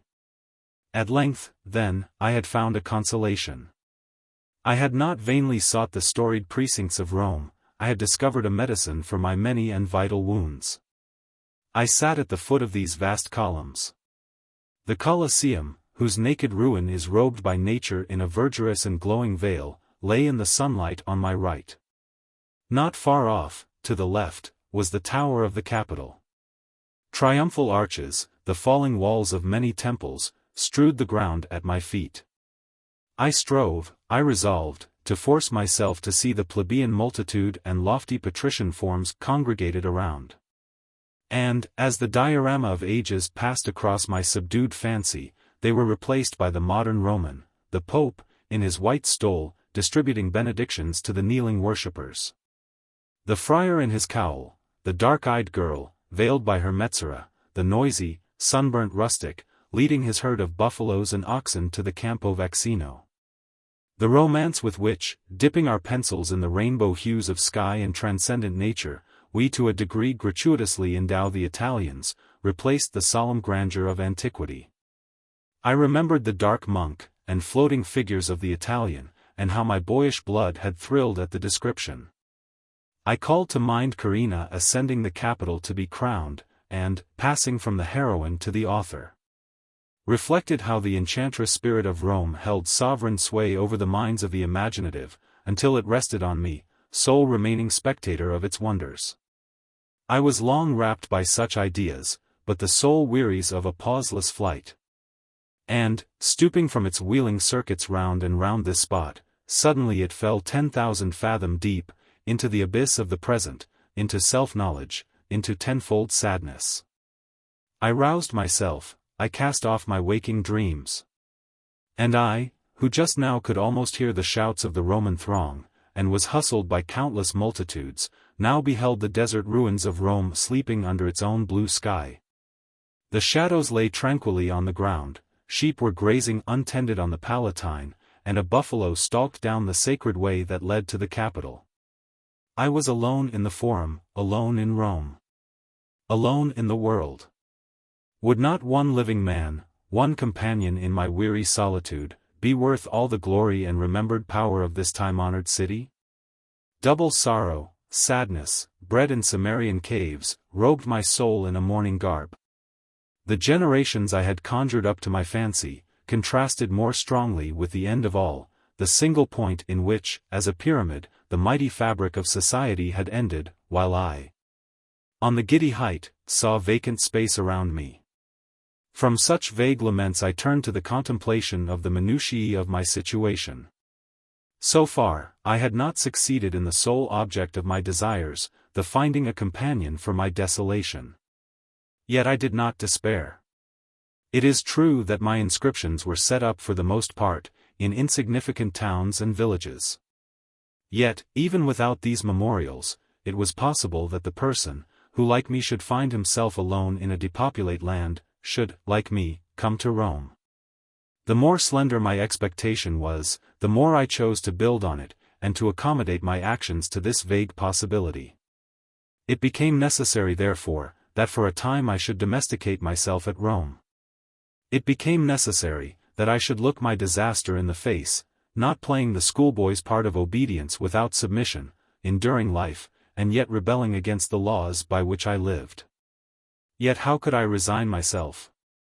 Without love, without sympathy, without communion with any, how could I meet the morning sun, and with it trace its oft-repeated journey to the evening shades? Why did I continue to live? Why not throw off the weary weight of time, and with my own hand, let out the fluttering prisoner from my agonized breast? It was not cowardice that withheld me. For the true fortitude was to endure, and death had a soothing sound accompanying it, that would easily entice me to enter its domain. But this I would not do. I had, from the moment I had reasoned on the subject, instituted myself the subject to fate, and the servant of necessity. The visible laws of the invisible God, I believed that my obedience was the result of sound reasoning, pure feeling, and an exalted sense of the true excellence and nobility of my nature.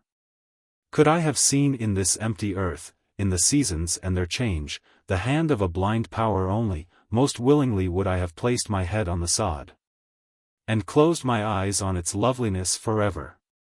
But fate had administered life to me, when the plague had already seized on its prey. She had dragged me by the hair from out the strangling waves, by such miracles she had bought me for her own. I admitted her authority, and bowed to her decrees. If, after mature consideration, such was my resolve, it was doubly necessary that I should not lose the end of life, the improvement of my faculties, and poison its flow by repinings without end. Yet how cease to repine, since there was no hand near to extract the barbed spear that had entered my heart of hearts? I stretched out my hand, and it touched none whose sensations were responsive to mine. I was girded, walled in, vaulted over, by sevenfold barriers of loneliness. Occupation alone, if I could deliver myself up to it, would be capable of affording an opiate to my sleepless sense of woe.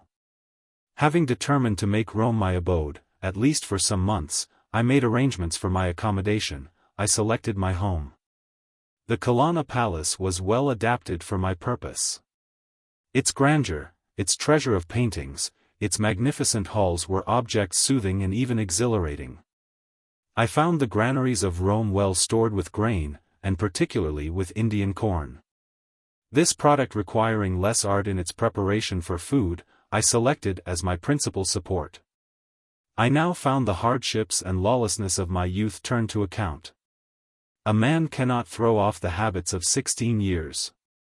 Since that age, it is true, I had lived luxuriously, or at least surrounded by all the conveniences civilization afforded. But before that time, I had been as uncouth a savage as the wolf-bred founder of old Rome, and now, in Rome itself, robber and shepherd propensities, similar to those of its founder, were of advantage to its sole inhabitant. I spent the morning riding and shooting in the Campagna, I passed long hours in the various galleries, I gazed at each statue, and lost myself in a reverie before many a fair Madonna or beauteous nymph. I haunted the Vatican, and stood surrounded by marble forms of divine beauty. Each stone deity was possessed by sacred gladness, and the eternal fruition of love. They looked on me with unsympathizing complacency, and often in wild accents I reproached them for their supreme indifference, for they were human shapes. The human form divine was manifest in each fairest limb and lineament. The perfect molding brought with it the idea of color and motion. Often, half in bitter mockery, half in self-delusion, I clasped their icy proportions, and, coming between Cupid and his Psyche's lips, pressed the unconceiving marble. I endeavored to read. I visited the libraries of Rome. I selected a volume, and, choosing some sequestered, shady nook, on the banks of the Tiber, or opposite the fair temple in the Borghese Gardens, or under the old pyramid of Cestius, I endeavored to conceal me from myself, and immerse myself in the subject traced on the pages before me. As if in the same soil you plant nightshade and a myrtle tree, they will each appropriate the mold, moisture, and air administered. For the fostering their several properties, so did my grief find sustenance, and power of existence, and growth, in what else had been divine manna, to feed radiant meditation. Ah! While I streak this paper with the tale of what my so-named occupations were, while I shape the skeleton of my days, my hand trembles, my heart pants, and my brain refuses to lend expression, or phrase, or idea, by which to image forth the veil of unutterable woe that clothed these bare realities. Oh, worn and beating heart, may I dissect thy fibers, and tell how in each unmitigable misery, sadness dire, repinings, and despair, existed? May I record my many ravings, the wild curses I hurled at torturing nature, and how I have passed days shut out from light and food, from all except the burning hell alive in my own bosom?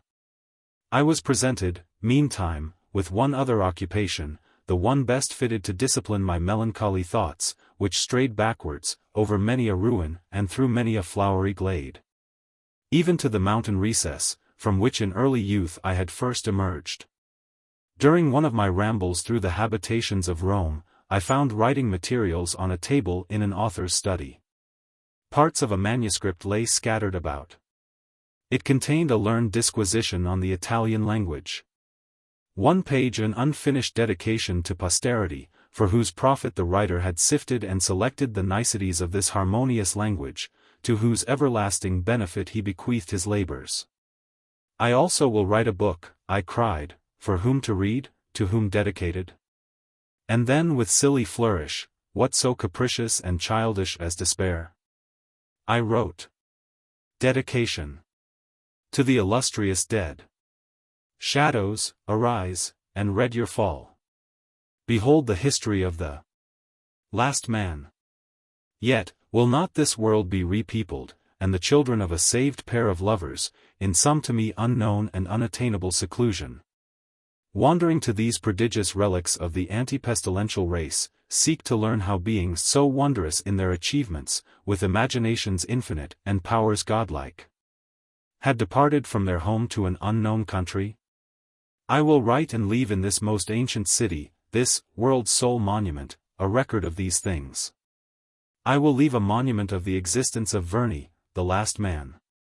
At first I thought only to speak of plague, of death, and last, of desertion, but I lingered fondly on my early years, and recorded with sacred zeal the virtues of my companions.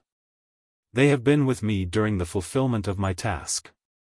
I have brought it to an end, I lift my eyes from my paper, again they are lost to me. Again I feel that I am alone. A year has passed since I have been thus occupied. The seasons have made their wonted round, and decked this eternal city in a changeful robe of surpassing beauty. A year has passed. And I no longer guess at my state or my prospects. Loneliness is my familiar, sorrow my inseparable companion. I have endeavored to brave the storm, I have endeavored to school myself to fortitude, I have sought to imbue myself with the lessons of wisdom. It will not do.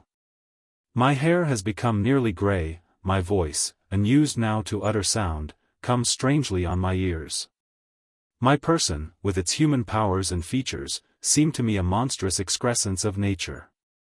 How express in human language a woe human being until this hour never knew? How give intelligible expression to a pang none but I could ever understand? No one has entered Rome. None will ever come.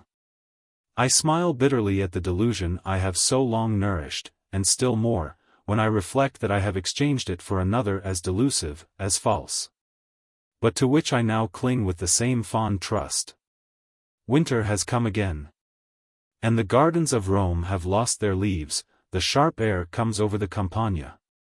And has driven its brute inhabitants to take up their abode in the many dwellings of the deserted city, frost has suspended the gushing fountains, and Trevi has stilled her eternal music. I had made a rough calculation, aided by the stars, by which I endeavored to ascertain the first day of the new year. In the old outworn age, the sovereign pontiff was used to go in solemn pomp, and mark the renewal of the year by driving a nail in the gate of the temple of Janus. On that day I ascended St. Peter's, and carved on its topmost stone the era 2100, last year of the world. My only companion was a dog, a shaggy fellow, half water and half shepherd's dog, whom I found tending sheep in the Campagna. His master was dead, but nevertheless he continued fulfilling his duties in expectation of his return. If a sheep strayed from the rest, he forced it to return to the flock, and sedulously kept off every intruder.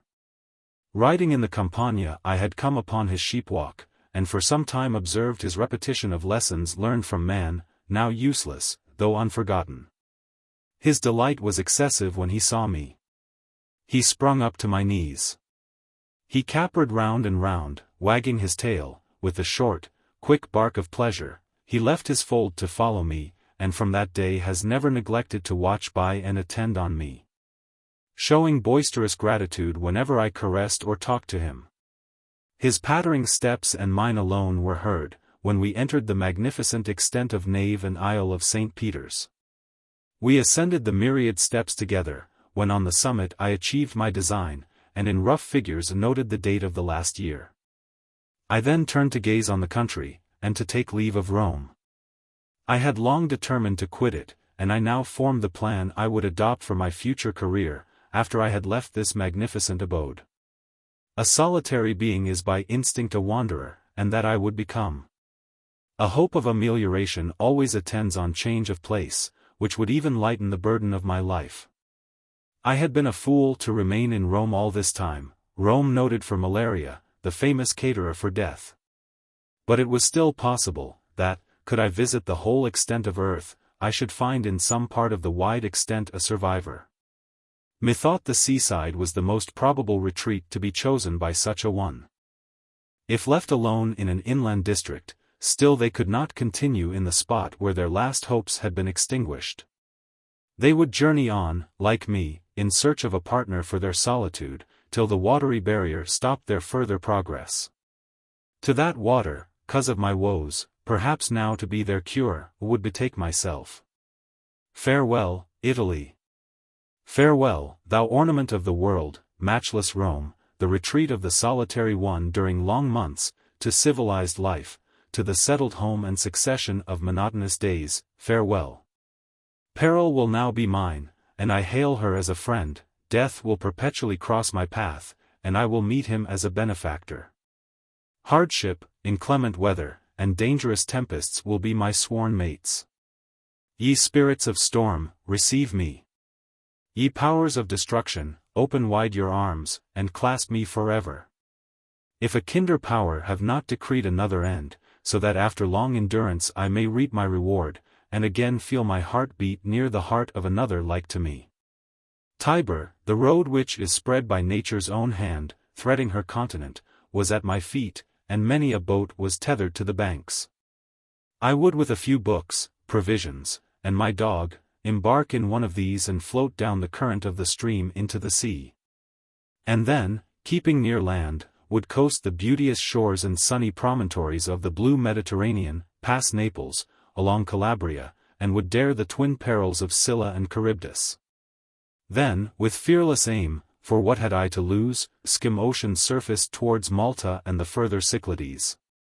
I would avoid Constantinople, the site of whose well-known towers and inlets belonged to another state of existence from my present one.